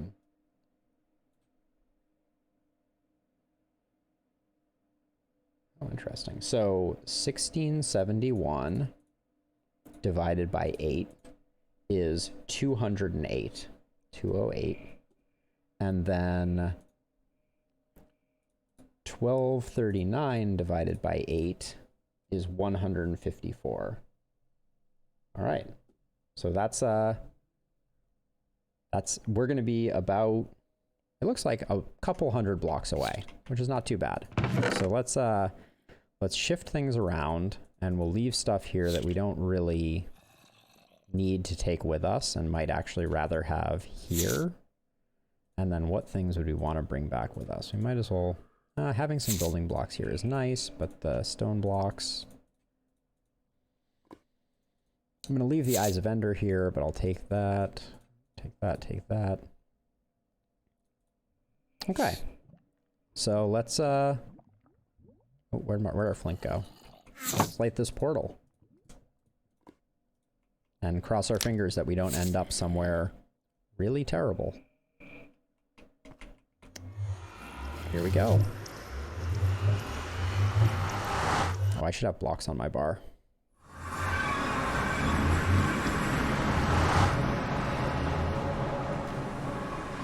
Okay, we are in the Nether Forest. We're in the Crimson Forest again. Oops. Kind of want to just get on top. Feels safer. There we go. This will buy us a second to get our bearings. So, we predicted we would be at 208, 154. We are at 210, 155. So, that is pretty darn close to where we expected. What I would like to do is, I see one of these mushrooms over here. So I'm going to get this, just so that I have it in case we encounter hoglins.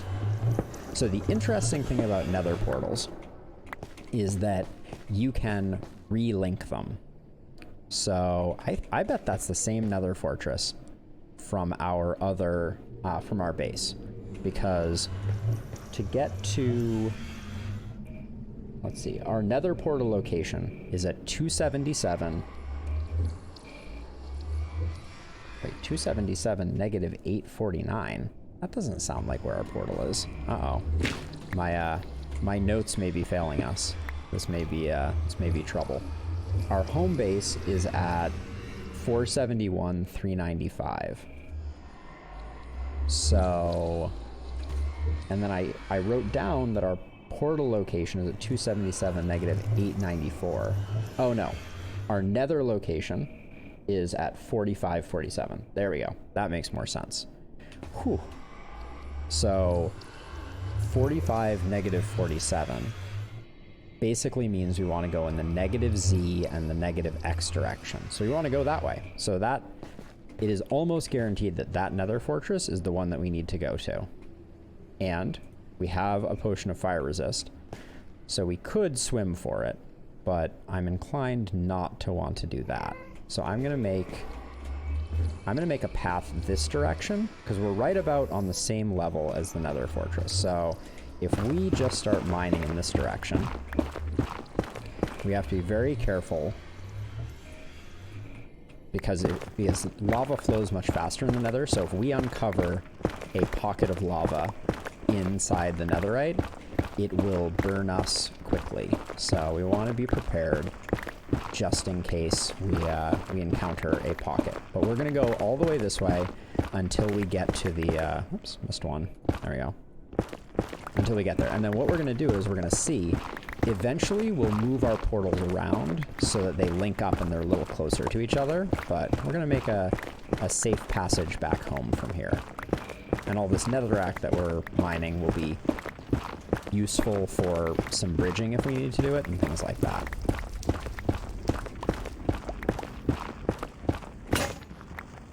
Ah, my pick is no more.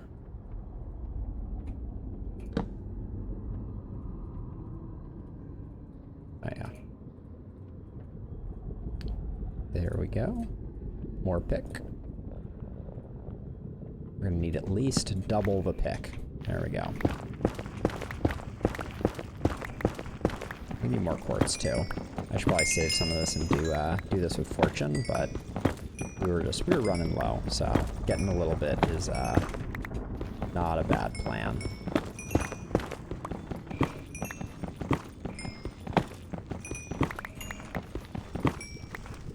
There we go.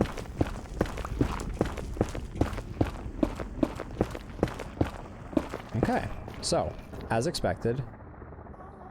All right, thank you, Buffalo Doge family for swinging by. I promise to make it home safely or die trying, and I'll see you in the next one. But thanks for hanging out. This is super fun.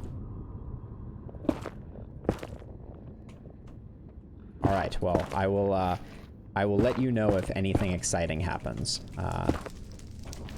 I may take some time to do some boring stuff later on the stream, so we will see. All right, but okay, I need one thing that is important, and I'm just talking to myself now, but have a good night, is to put torches to mark these things, because a hole in the wall like this in the nether can be... Oh, we're not wearing gold armor right now.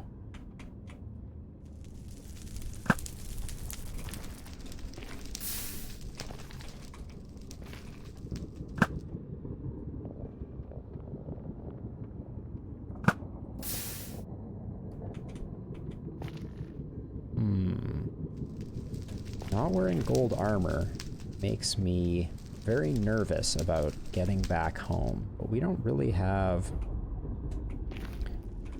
All right, we may retreat, let's see.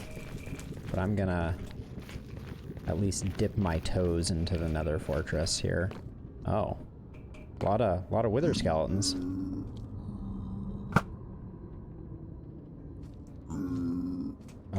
He didn't even get angry at me. These are all zombie pigmen.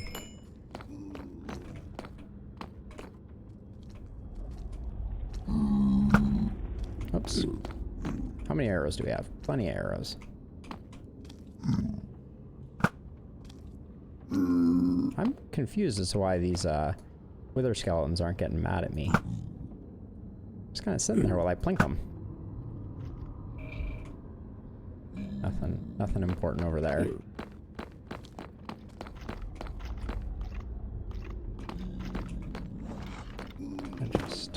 Oh. Scared me.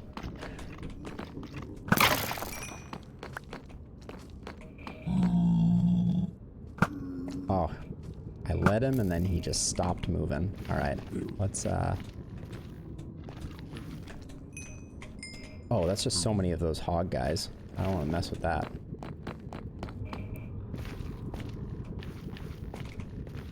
Oh, we can get gold in the nether. I forget that this has been added. So we can break out our trusty pick and hopefully make ourselves some boots.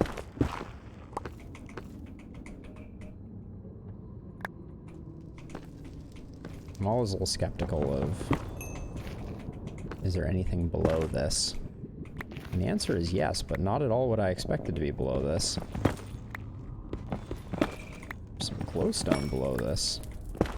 Alright, let's 33. We need 9 times 4.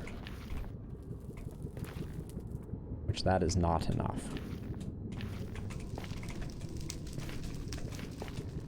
We need 36. So we need to find a little more gold.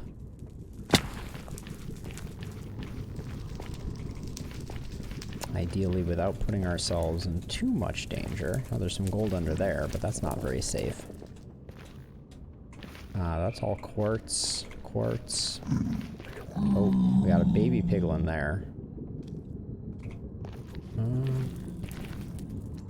Oh, there's a little bit of gold up there. It seems like it's probably not too dangerous to go get. Yeah, we can just... We can take this a little slow and see if we can get what we're looking for here.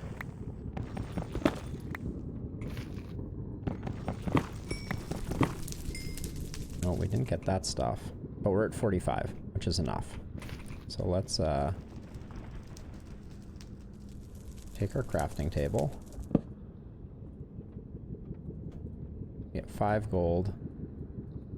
Make some boots. Swap our boots. Alright, now we're at least piglin immune, which is not the end-all be-all, but it does mean that we have one less adversary to tackle while we try and navigate this fortress. And we're gonna try and leave some torches as we navigate it, just to see. Okay, we have just a gaggle of blazes.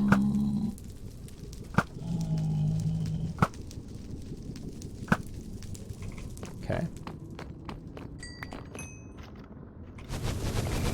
Ooh, spicy. Oh my gosh, they're just everywhere, aren't they?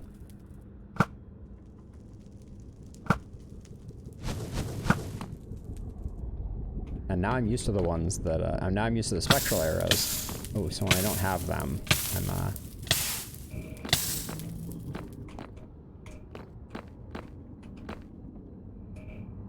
we're also gonna run out of arrows here pretty soon. I gotta be careful. Okay, so now that we've done that,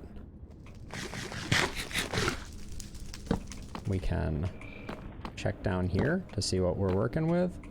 I'm gonna close that off just in case. Okay, so there's a blaze spawner there.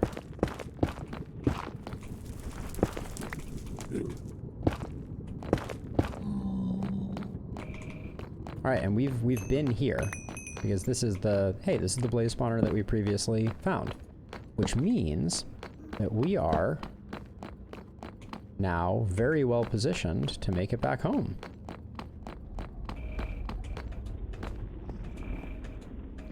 And we're wearing gold, so we're not going to get dismantled by any piglins. We may get dismantled by other things, but I don't know. It's looking like we may make it home safe and sound, which is feels pretty good. Yes, indeed. I would describe this as, I mean, I don't want to jinx it. The random gas shot that takes us down and drops us into the lava would be unfortunate, but give me something good. Okay, oh, got it. Ender pearls. Ah. That is exactly what we needed, and we got blaze. Oh, this is great because now I can do this.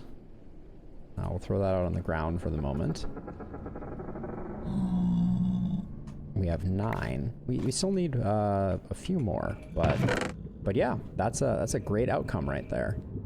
So let's I'm gonna grab these spectral arrows because I do like them, and I'm gonna head back to base, and then I'm gonna take a break because actually I've been streaming for a little while here, and need a stretch break and a bathroom break and all that good stuff. So let's do that. But we now have access to an end portal and a reasonably safe route to get from point A to point B, which we will make significantly safer down the line. But we're in a good starting position.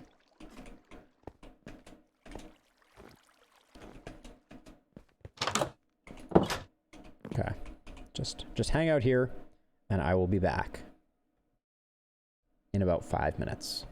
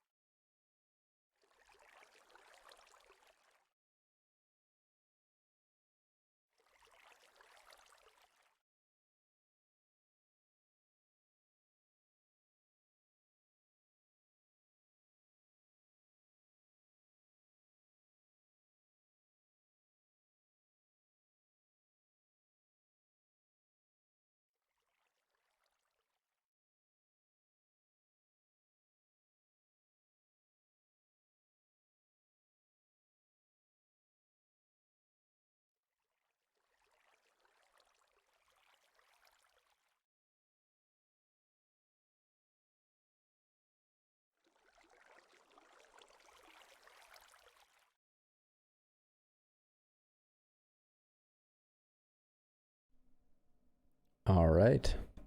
I have returned. I did a bit of a costume change here, and I'm rocking a bit of a hoodie because honestly, it's a little chilly up in this particular location. So, I mean, we're talking San Francisco, so this is not I'm not perishing or freezing to death or anything like that, but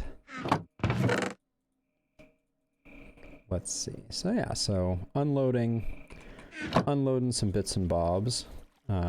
This book is really nice. I don't know what enchantment I want from it, so for now we'll just hang on to it. If it had looting or something like that, this would be a whole different ball game, as it were. But for the time being, I believe I need 10, so I'm gonna keep that. I'm gonna trade for some more ender pearls. Probably like 2 more gold bricks worth. Should hopefully be enough to get us there. We've depleted our resources just a smidge here, so that's where I kept lapis. I'll keep lapis over here. So, all right, yeah, we want the gold boots on since we're heading back into the Nether. And yeah, let's get that last ender pearl, because I want to leave the Eyes of Ender over at the portal for next time. So we'll do a quick once through, make sure that the way is clear, or at least nominally clear, since, you know, running through another fortress is never going to be just completely without danger.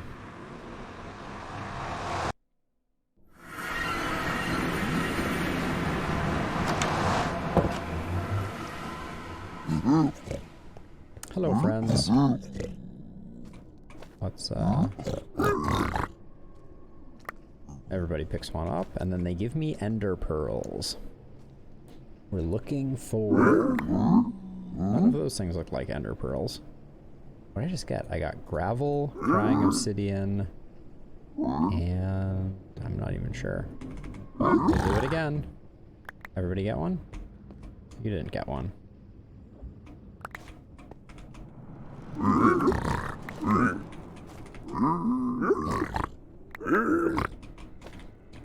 My aim is getting better. More boots. Some gravel.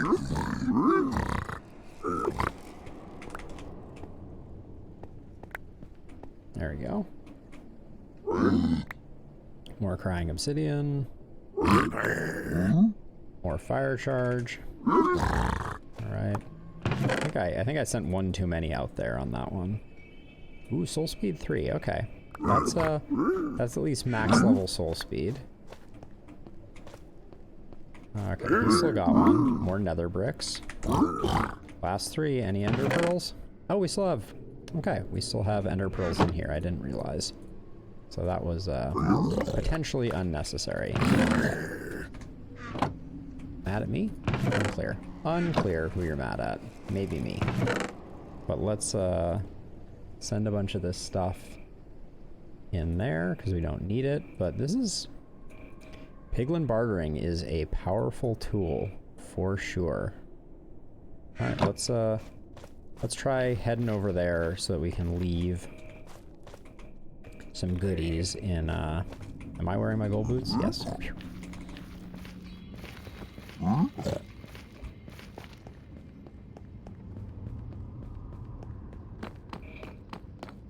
Hello, Enderman.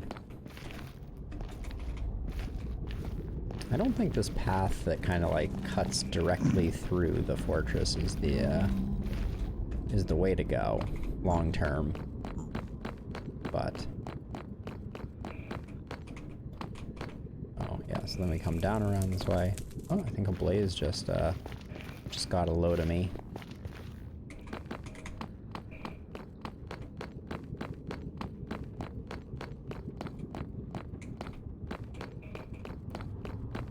So we may work on this blaze spawner because I like its location. It's relatively easy to take out kind of the surrounding elements of it, and we could make ourselves a pretty passable to competent blaze farm. One of the interesting recent updates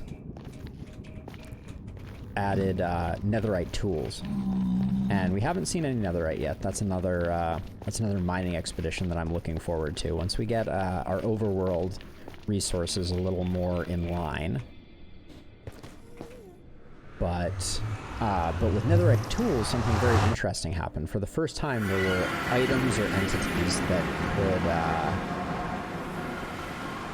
could flow in lava. And so it was advantageous. 1, 2, 3, 4, 5, 6, 7, 8, 9, 10. Cool. Okay. I always get nervous that when there's lava under the portal. I know it's kind of like cool and dramatic and whatever, but I don't want the lava to go away. I just want it to not be under the portal that I'm sometimes going to be jumping into. Call me old-fashioned. I dare you. There we go. Alright. That's a bit safer. We put a torch in the middle there. So that... And then, down here, we leave the 10 Eyes of Ender. So, in the future, when we come back here, we can jump right into it. And in the meantime, I'm just going to take all the things that I think are vaguely valuable from here out with me, just because I don't want a collection of stuff. Am I really... Okay, yeah, the wooden doors. There we go. All right. And then with that, get our bucket back. And we could do more exploring here, but I'd rather kind of empty out my inventory and then spend the last hour of the stream doing some mining down in our base's mine shaft. Because I think that one thing that would benefit us is at some point we're going to find some netherite, and the best thing that we can have at that point is have some diamond tools that we can trade in for them. So to that end, I would like to start getting our diamond game a little more ready to go, as it were.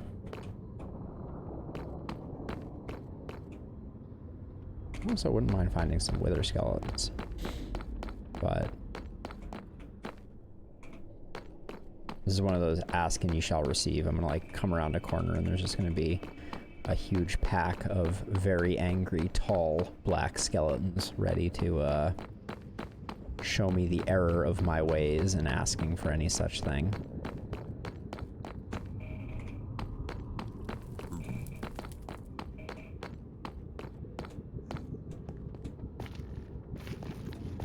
But yeah, this seems like a reasonably safe, knock on wood, path to be having to go back and forth on to get to our end portal. So it's not bad at all. Wearing the gold boots. Had a moment there where I was just like, I've made a terrible mistake.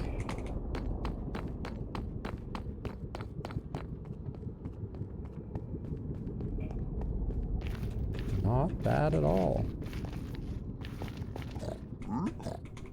Alright, our Eyes of Ender are lined up with, are there, ready for us to go. We'll bring what we need for fighting the End Dragon, which I have had mixed experiences fighting the End Dragon, but for the most part, it's a bit of a pushover.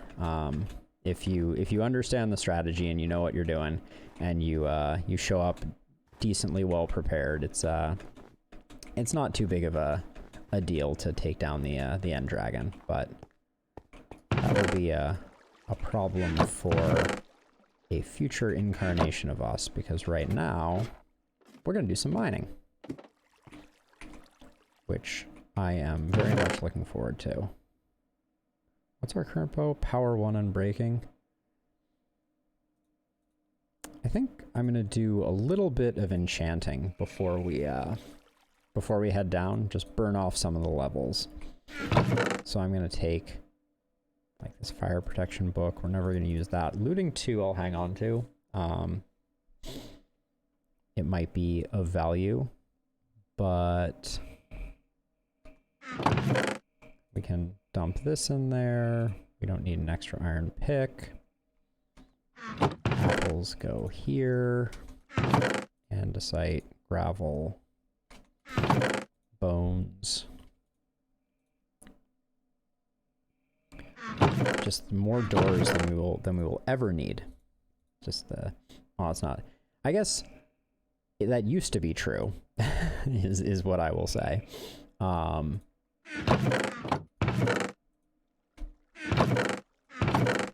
But nowadays, so it used to be that you could, that there was no number of doors that you would ever have that were enough. And the reason was that the creation of, the creation of iron golem farms required the creation of villages. And villages used to be defined by doors as kind of like the primary differentiator. Every door would define like a villager domicile. I should sleep. Villager domicile, and the more doors that you had, the more houses that you had, and the number of houses was created a proportion of how many iron golems you got. They have since radically simplified things, which is awesome. Making iron farms now is significantly less awful than it used to be. Oh yeah, we're taking this with us. We don't need a flint and steel. This book is nothing. Don't need that. I'm just using this as a junk chest. I will cop to it. Okay, that's pretty good. Let's oh yeah, and I guess the best way is via the dirt path to get to our enchanting setup. Follow the yellow brick dirt, as it were.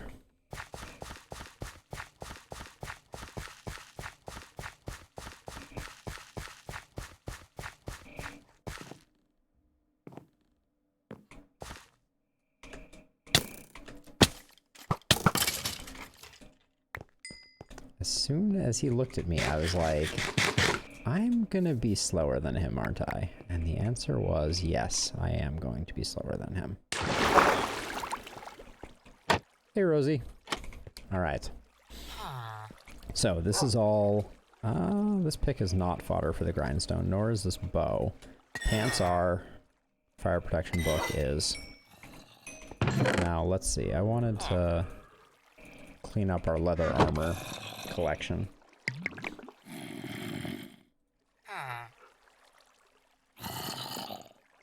Looks like we're in good shape on having all of the leather pants we could ever want. That was wasteful, but we are talking about leather. I could just make a full set and be done with it. Let's grab a bunch of this and do some trades with Rosie.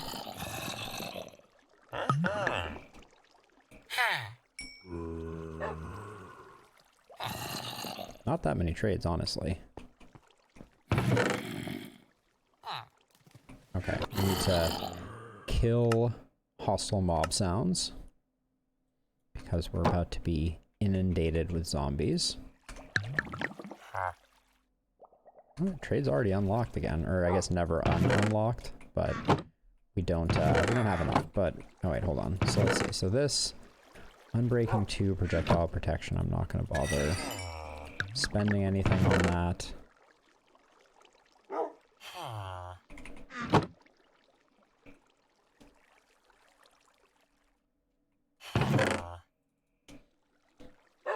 These leather boots really, I mean, feather falling 3 would be nice, but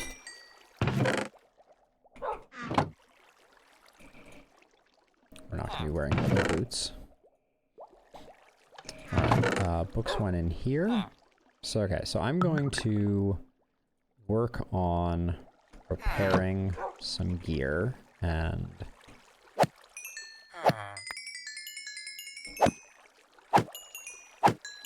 there we go. Alright. So we have this efficiency pickaxe. We want That's efficiency 1, which doesn't really match up particularly well. But let's grab some lapis, and if we add like a torch there, do we have any chance? Ah, we got efficiency 2. So let's do that, because now we can combine these. I was hoping for unbreaking as well. Enchantment cost of 6 though. That's not. Oops. Oh, I did it by accident, so that's gonna slow us down a bit. We have a power 1 unbreaking bow and a power 2 bow. So I really... do we have any string down here? We may not have any string. Because we need another power 1 bow if we're gonna upgrade this. So that could be a problem that we're running into. Let's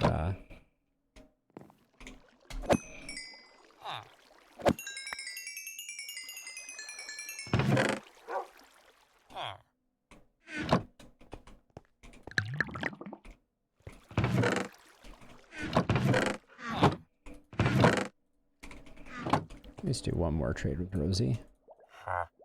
There we go.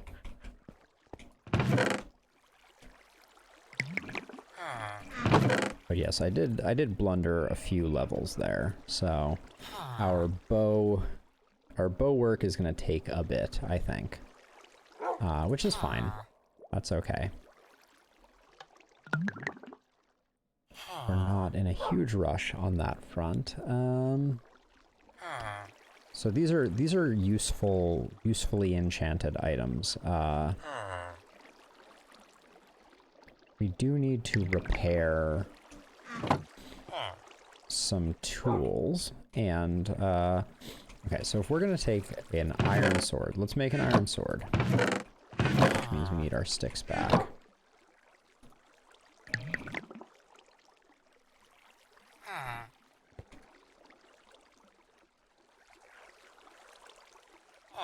Sweeping edge 3 would be nice, but let's get rid of that.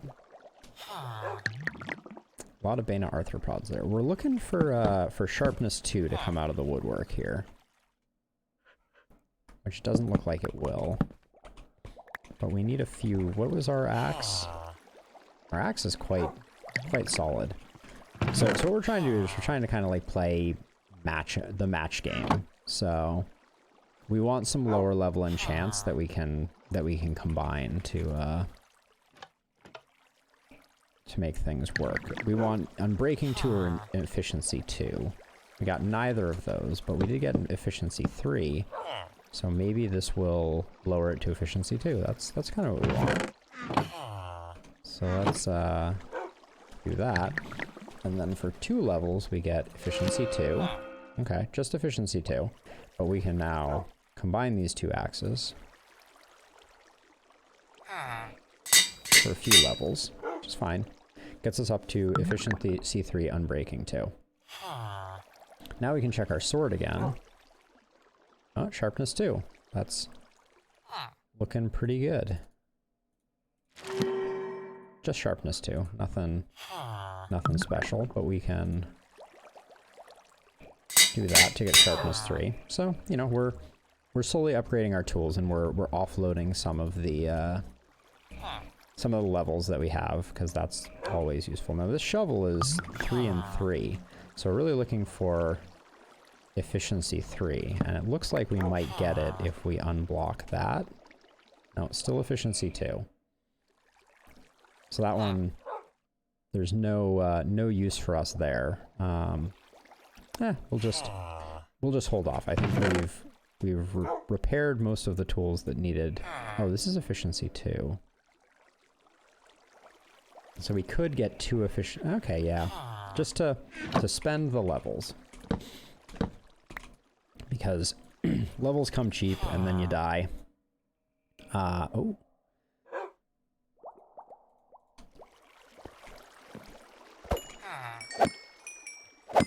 I need a sort of sweeping edge for dispatching with this mountain of zombies, but there we go. We got that. Let's do this. We'll get Efficiency 2. Ooh, and Fortune. Okay. I mean, that just really gets us more flint from gravel. It's not great. But then we can combine these two to get efficiency 3. We can then combine these two. Yeah. Alright, cool.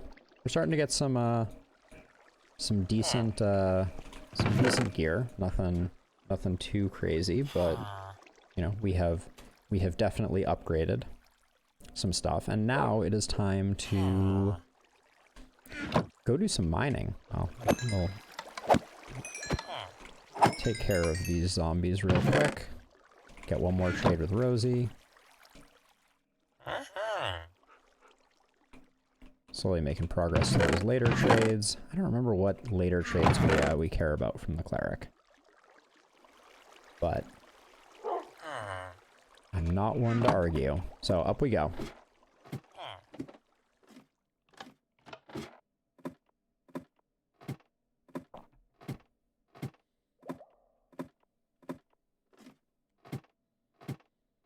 We'll eventually have to replace this with a bubble Vader.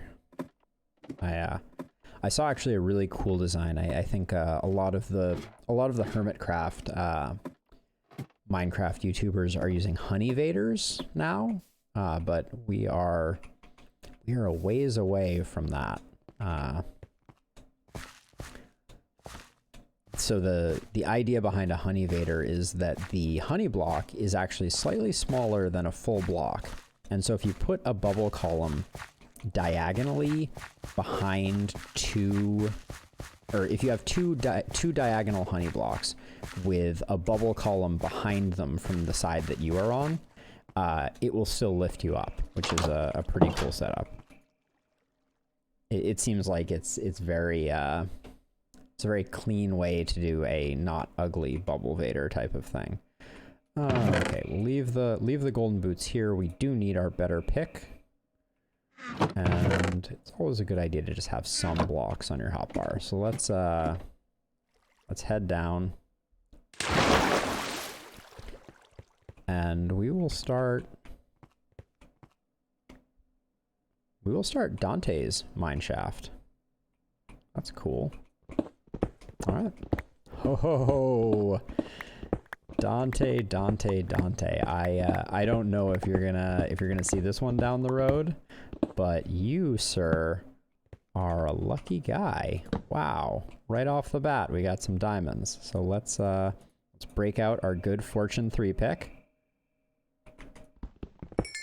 And wow, we are suddenly rich. That was 17 diamonds, Dante, just from starting to dig into your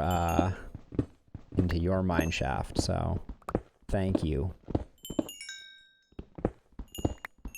for being so lucky.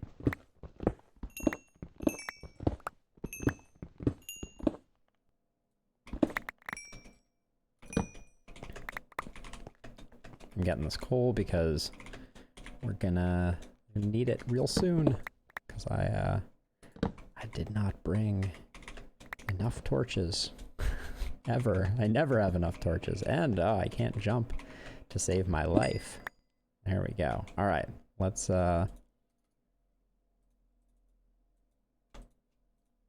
make ourselves a stack of torches. There we go.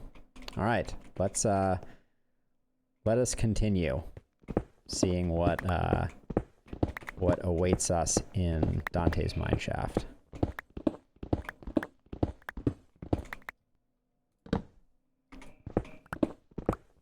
Okay, we got some iron.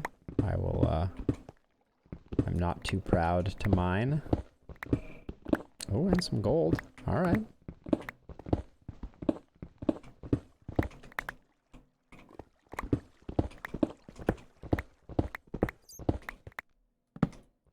Yeah, the efficiency on this pick is already making short work of things.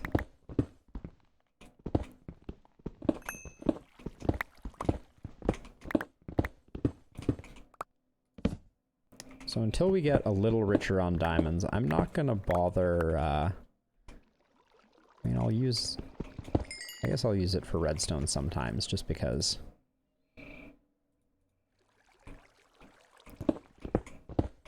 The, you know, fortune gets us a lot more resources for the effort that we take. Oops, let's not, but we don't want to waste our diamond pick, although we have plenty of diamonds now, so next episode we're probably going to be, seriously upgrading things. And I will use some of our fortune pick on this coal, because that will, set us up nicely for the future.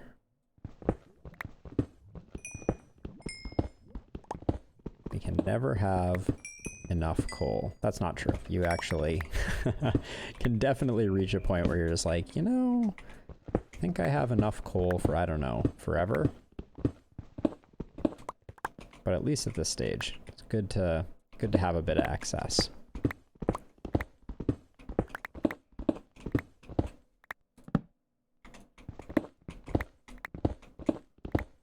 I need to switch these two picks. Uh-oh.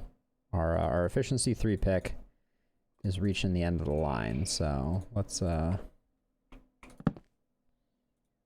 make ourselves a couple new picks. I don't know, he sticks on me. That's a recipe from modded Minecraft that I always expect to be present.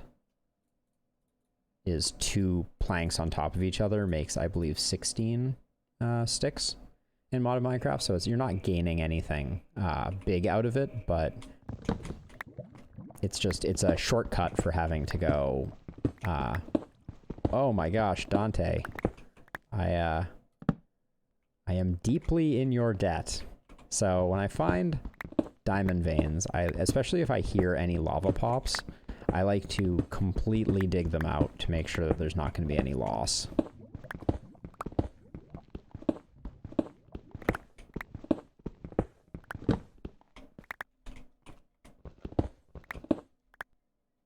Because, you know, if there was a lava pocket underneath this or lava off to the side, we could lose some diamonds, and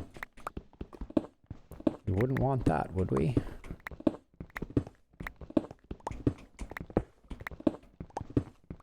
Alright, there we go. And now, riches abound.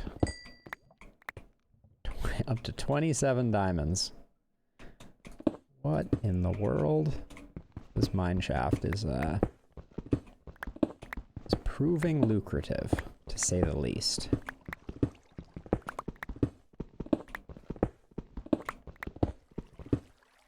Alright, we have been here before. This is our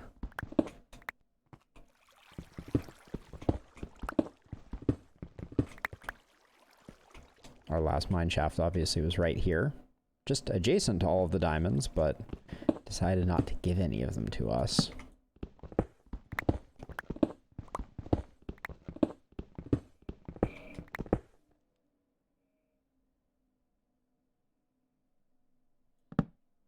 Oops.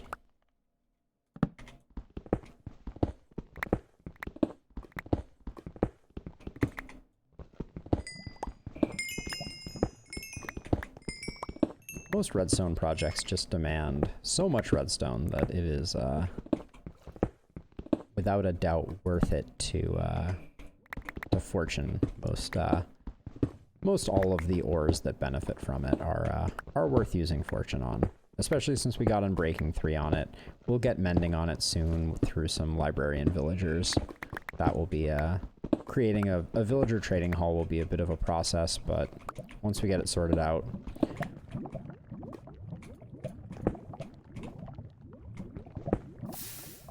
alright, where's our water bucket? There we go.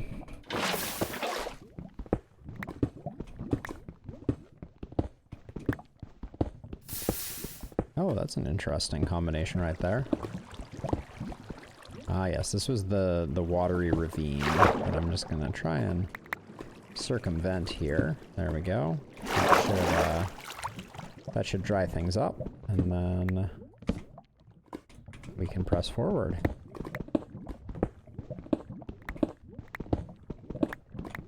Sounds like that lava pool extends pretty far to the right.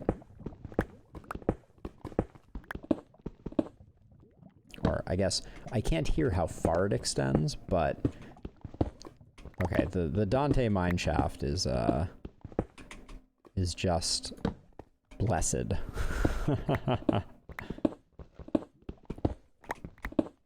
I'm gonna have to let him know that that his mine shaft was super good luck, as this is the 3rd diamond vein in a row that we have found, and this is another really nice full-size diamond diamond ore vein. Just check to make sure there's nothing down there that would cause us any concern. Nope, looks clear. Then we break into it with the fortune. 1, 2, 3, 4, 5, 6.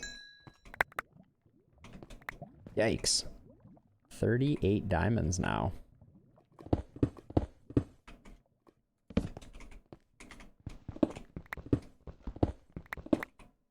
Alright, new pickaxe-ish time.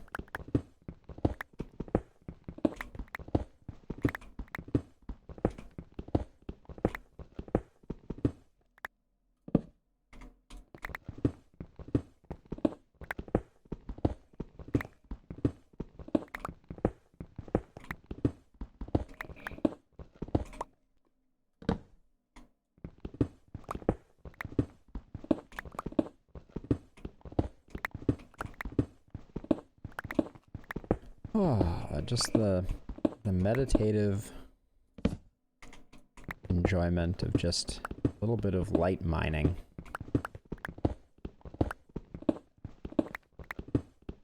Hear an Enderman off to my right. Although I find it very strange that Endermen are no longer the best source of ender pearls. Is very, I mean, I guess I should clarify, in the long term they still are, but in the short term, you're much better off doing piglin bartering if you want to come up with ender pearls. Okay, I want all this dirt. I like dirt.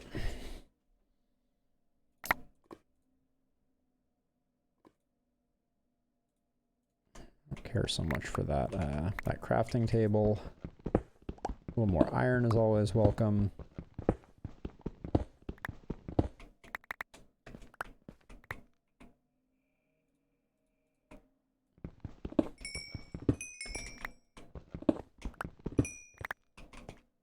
All right, that's that.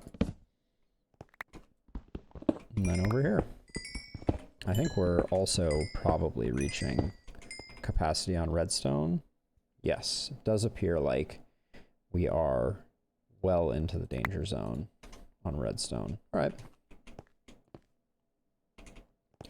So let's just scoot back from whence we came and drop off the first load of things. I will, as tradition has been, I'm going to take all of the resources that we get from this last hour of mining and just put them in a chest to check out at the beginning of the next stream. Since things get pretty quiet in the late evening over on this end of things. And I don't want people to feel like they missed out on anything too crazy. So, diamonds, redstone, coal. And just more iron, gold. And then a bulk chest here. All right, great. So now we have some space again.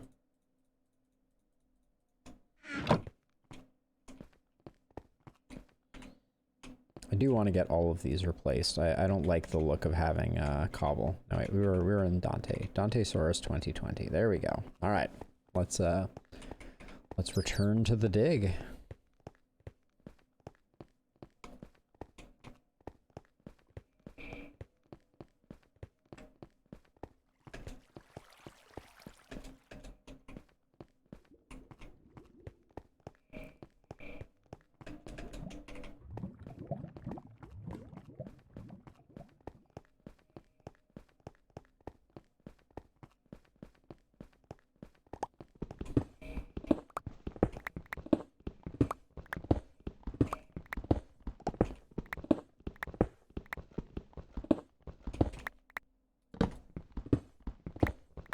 Got some redstone down below our feet that I will double back for.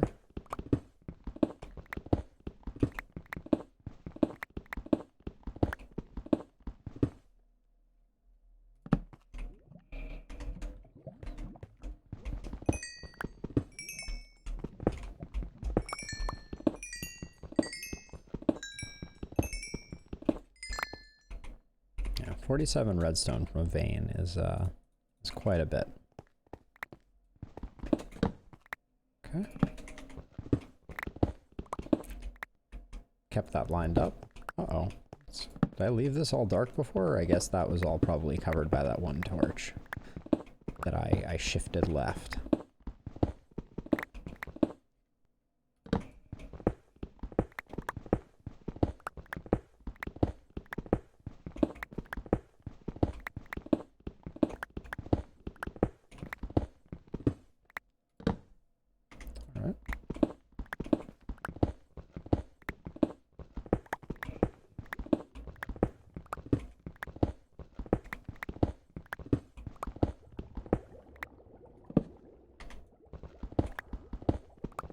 Here drowned. Blub, blub, blub, as it were.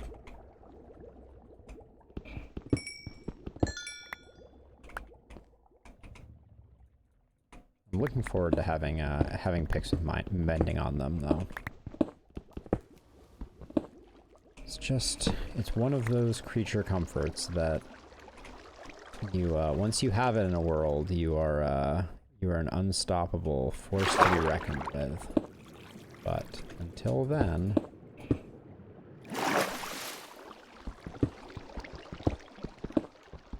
makes life a lot harder not having it.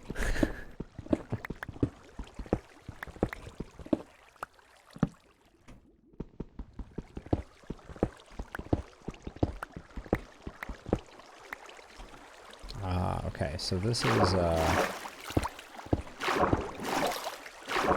as far as we got on our last one, because we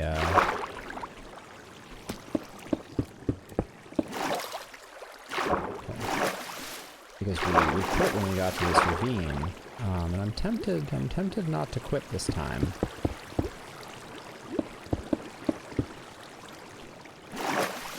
That will keep out the nasties, and then I think I can just kind of like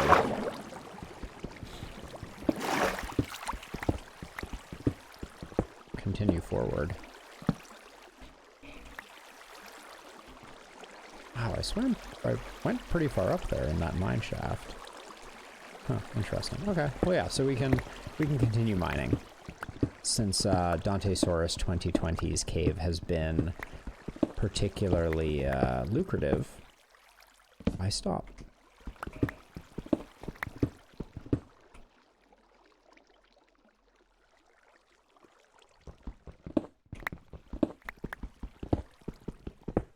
I wouldn't consider gold to be a great find, but it is the engine that enables a lot of things now that piglin bartering is in the game.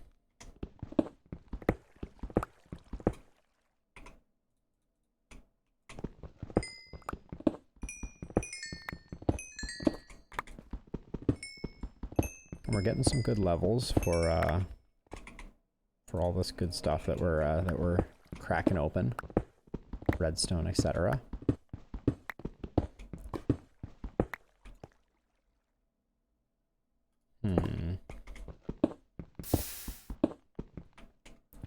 Okay, so there's a little pocket here. I like pockets.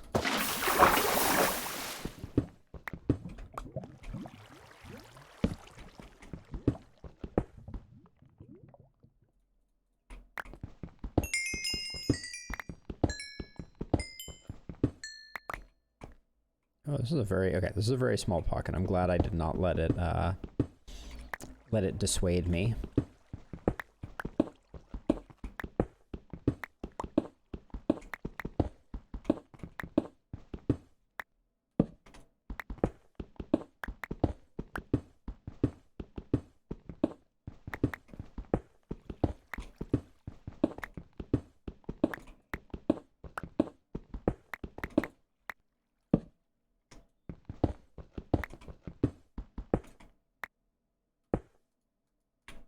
Oops. It's almost bad.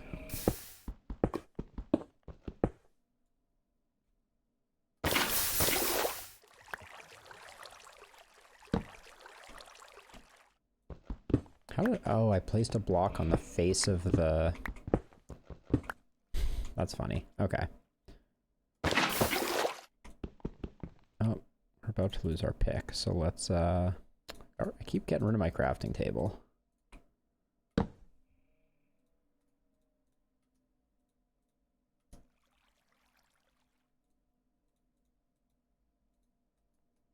Just gonna make 2 pickaxes. Save some sticks.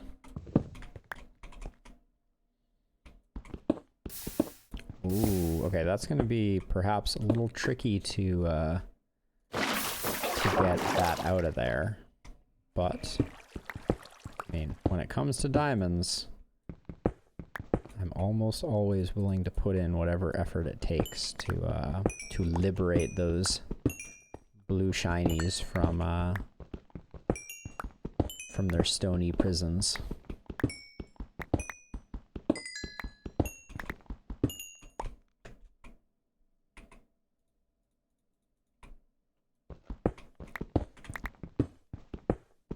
Okay, so it looks like... Okay, it looks like it's not as bad as we might have worried it would be.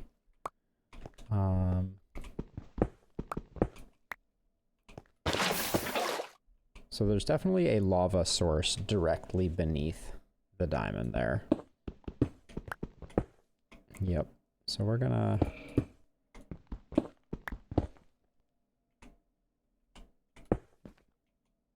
So I think, okay, it is safe to break this diamond here.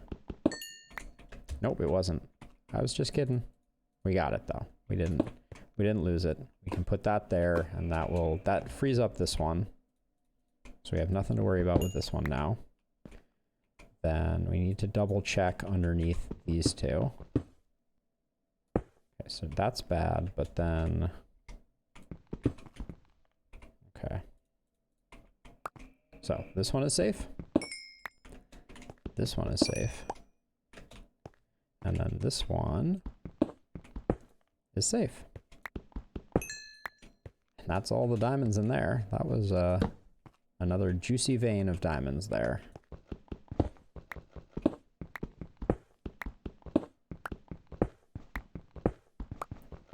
Wow, 9 gold ore vein, pretty good.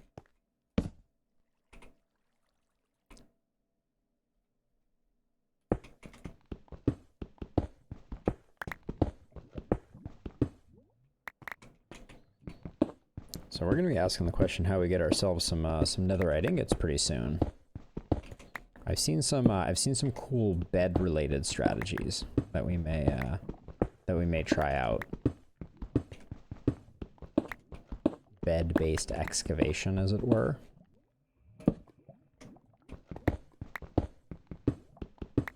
So the thing about netherite that is different than most of the ores that we are dealing with, ores and gems, that is that netherite, I believe, spawns in a singular...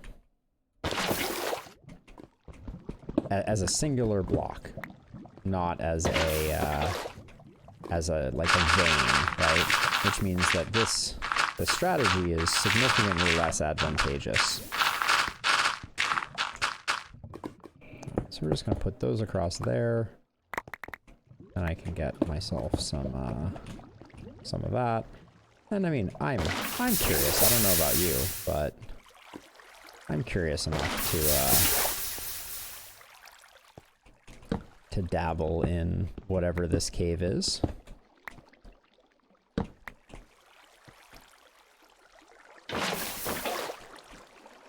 Because who knows what goodies we might find.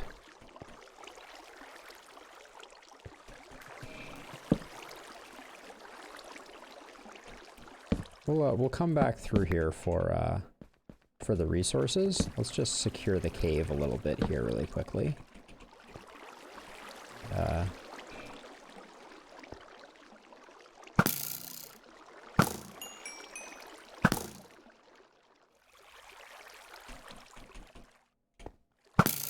Get him like that.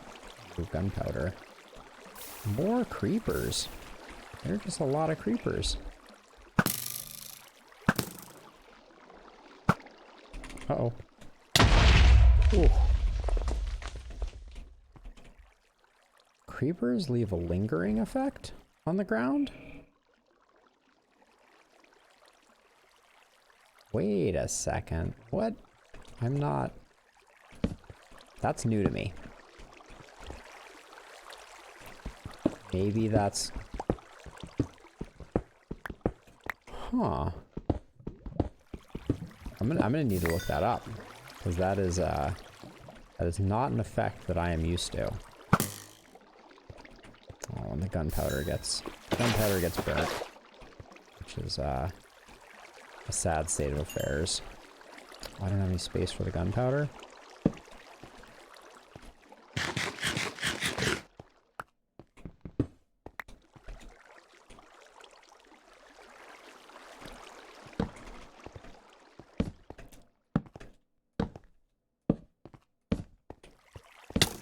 Oh.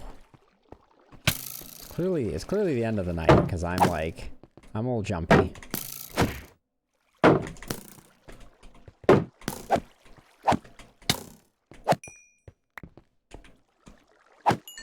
Really? Oh my word. Oh, there's a hole up there that's just like leaking zombies? You don't say.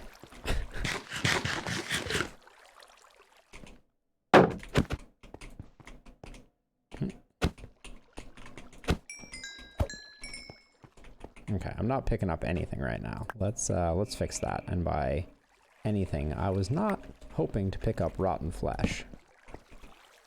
Nor sticks. I still haven't gotten the gunpowder that's down here. That was like my original plan. I was like, all I really want is to... Huh. That up there is like a little zombie producer. So I don't know. I think I'll clear out some of this dirt.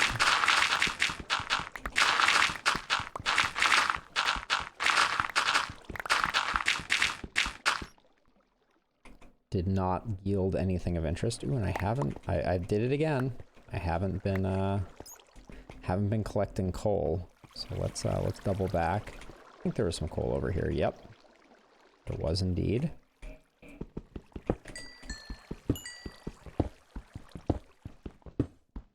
We'll need those sticks again, too. Let's throw out...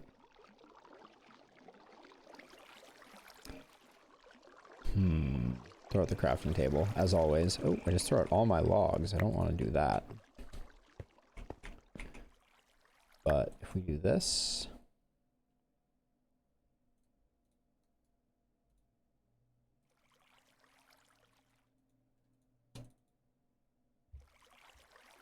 Let's get all the sticks. Right, good enough. We have too many pickaxes. That much is for certain. There we go. So something like that, and I think and now we've got everything. And we can continue getting all this good coal, because we just need it.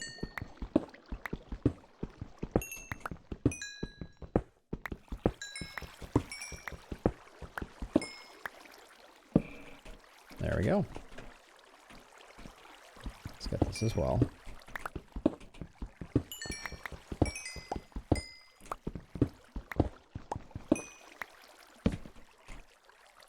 Yikes. Oh, the endless redstone vein.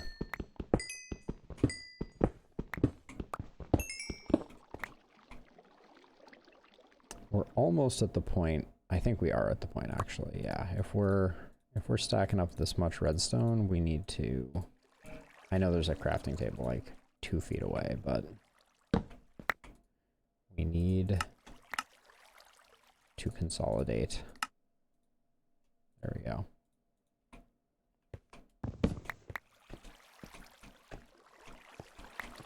Pick up the crafting table. Just means we can leave one later on.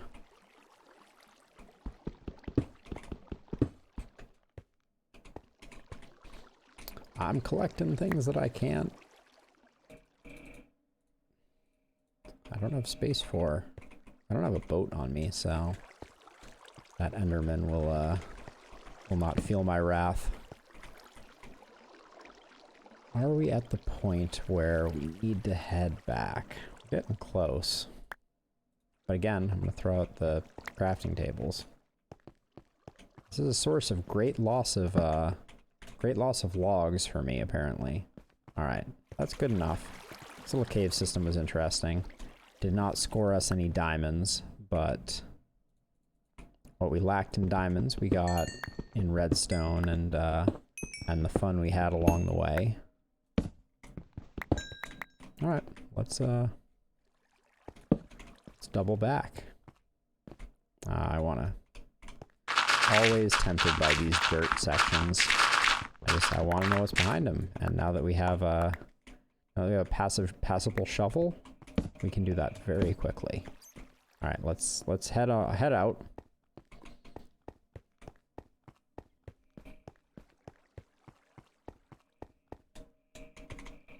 I think this tunnel has gotten long enough.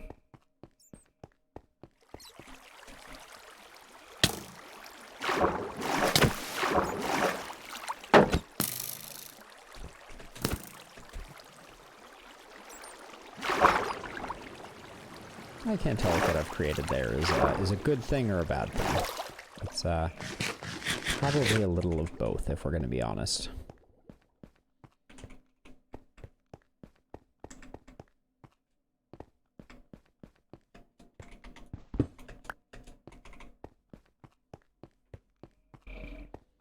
But let's see, if we have all these diamond armor pieces. Trying to think, like we're at 48 diamonds? Is that may be enough for a full set of diamond armor or a full complement of diamond tools, which we may go diamond tools. I am tempted to go diamond tools, but let's put in the rest of our stuff. Yep, 48. That's pretty good. Again, let's consolidate our redstone.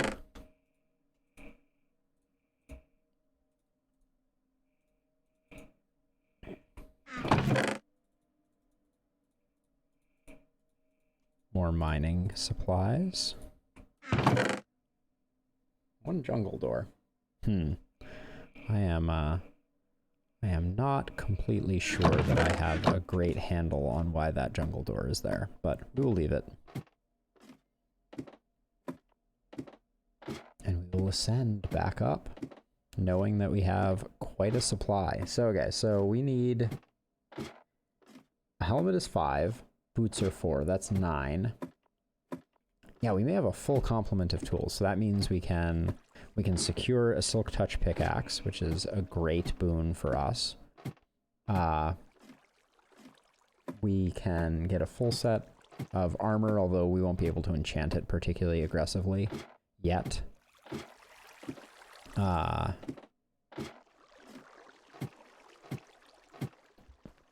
Yeah, I think we'll probably be able to get a full set of tools as well. So then the question becomes, is it worth spending a little bit of time now at the end of the stream here to try and find some netherite or start to learn how we do that? I think that's a good thing to save for next time. Let's not do that right now. Little creeper. Ah, yeah, so well, I guess it was just night. Why is that guy not on fire? Oh, is he standing under? Oh, that's really funny. I think he's standing underneath this. Yep, he is. a step in either direction, and he'd be in trouble. Let's get these bones up here. Yeah, now you're on fire, you big dummy.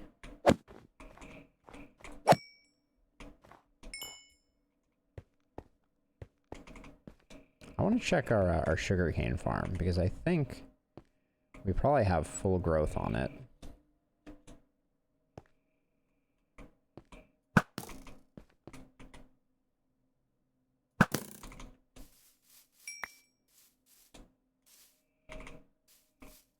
No, I guess we've been out of range. So we have had a lot less growth than I necessarily expected. But let's head down here. I don't know why sometimes I take falling damage on that one. Hello, Rosie. We still want the zombie flesh, but we are now reasonably zombie flesh poor. Leave that closed.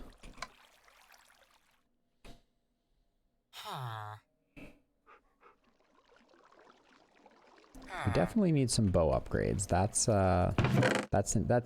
easy.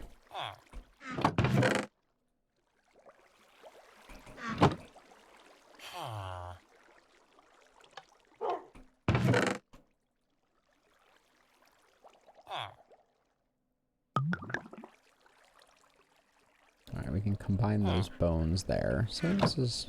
okay, so...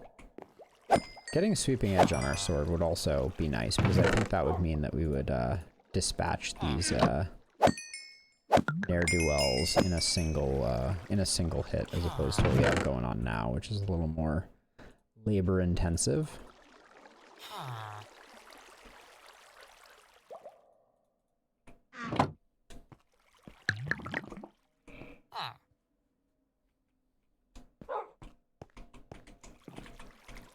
Jeez, everybody coming out of here is just fully armored up. Hey, fire.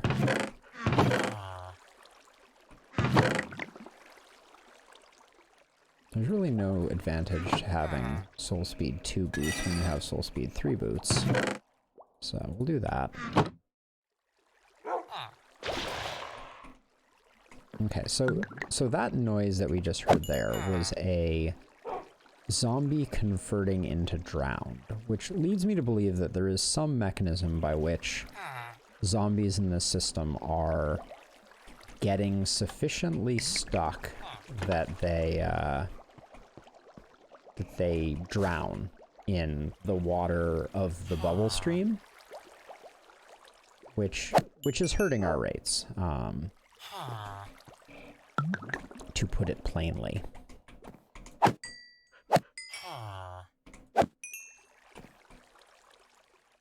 Let's see, we have efficiency 3. What are our pick options? Oh, we have an efficiency 3 pick at 19 levels for 2, so let's do that. I think that's what we left off. So if I do this and 2, we get efficiency 3 fortune 1. Oh, that's nice. And then this for 9, or this for 13. This for 9. Okay, so this will get us an efficiency 4 fortune 1 pickaxe, which is great. We don't mind having that.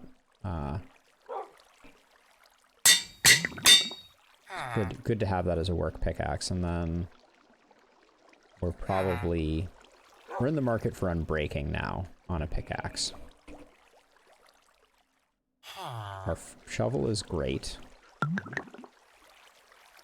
Our sword could use some work. That much is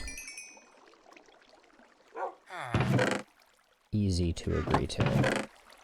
Sword needs work. Bow definitely needs work. Oh, I didn't bring any string down. Let's go get some string. That'll be the last thing we do. I want to bring some string down here so that when I want to make bows to do some enchanting, I have the power.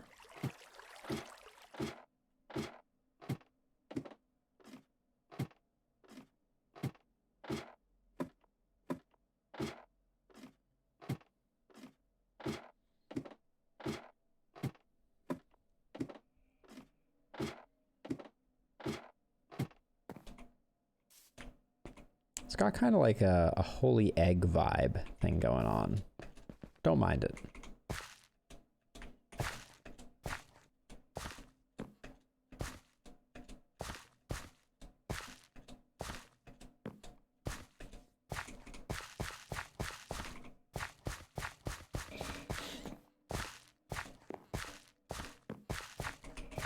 Oops.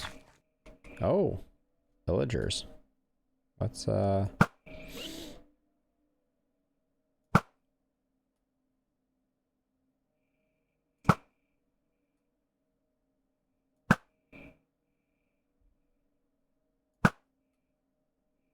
This is some good shooting, I feel like.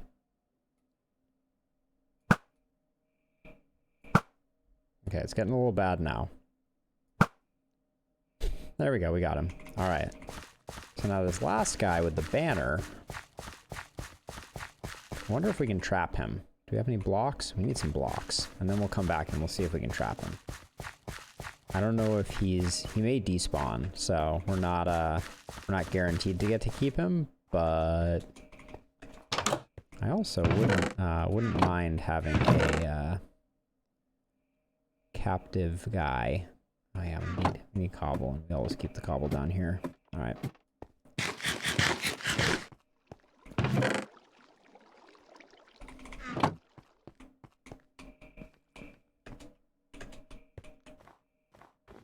Just hanging out down there with all of his all of the experience orbs from his fallen comrades.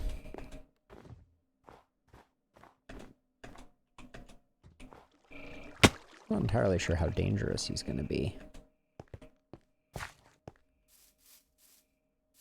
Hey, buddy. Oh, we have a shield, so he won't be that dangerous. Okay. Okay. Shoots kind of fast.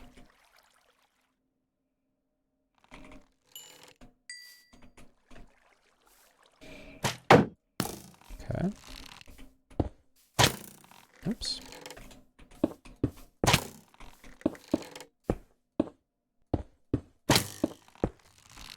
Oh, you got out that way? Oh, my man. Okay. Cool. So now I think we've got him trapped. I don't think he can get out of that.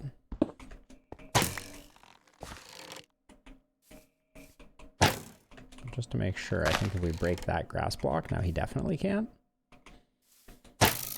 And then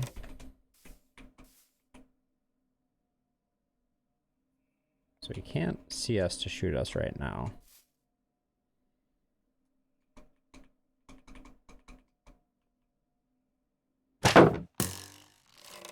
Good shooting, Tex.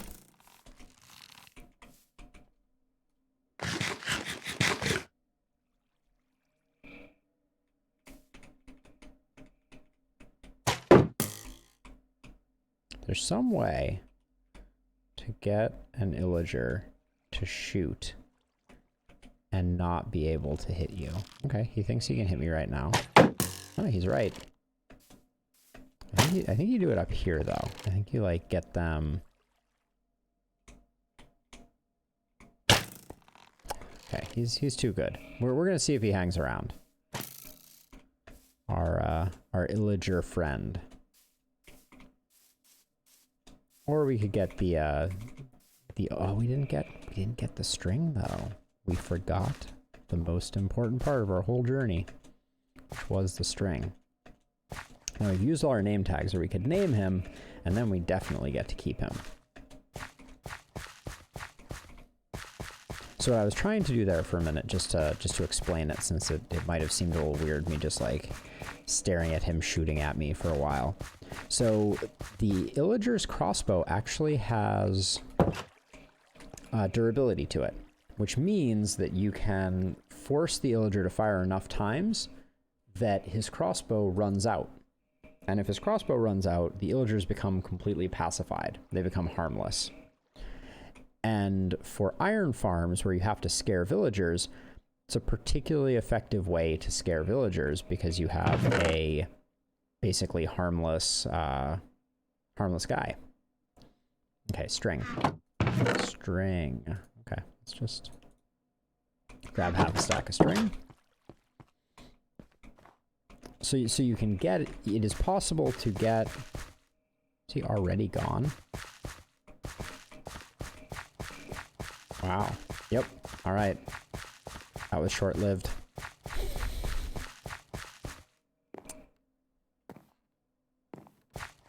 Thought he'd hang around at least for like a second.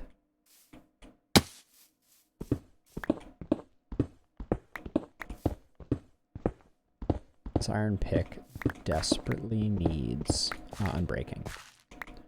That is for certain.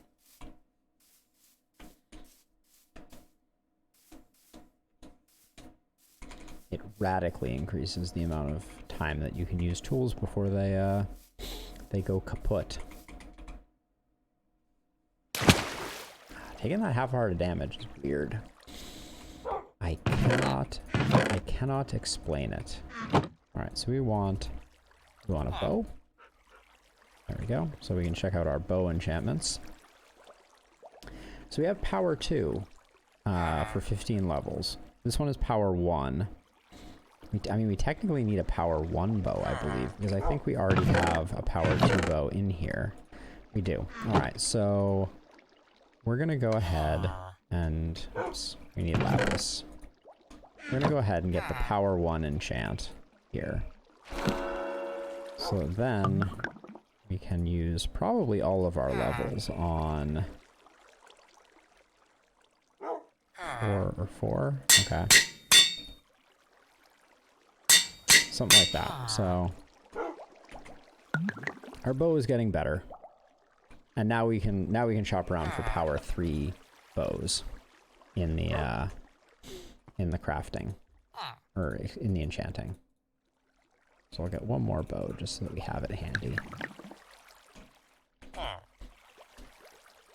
Ooh, and breaking 3 sounds awfully good, but we really need power 3 if we're going to be doubling down on this particular approach. So, but anyways, we have hit 10 p.m. I've been streaming for 5 hours, and honestly, I'm flagging a little bit. So so we're gonna call it there. I'm gonna continue AFKing here while we do this, but let me pop that up.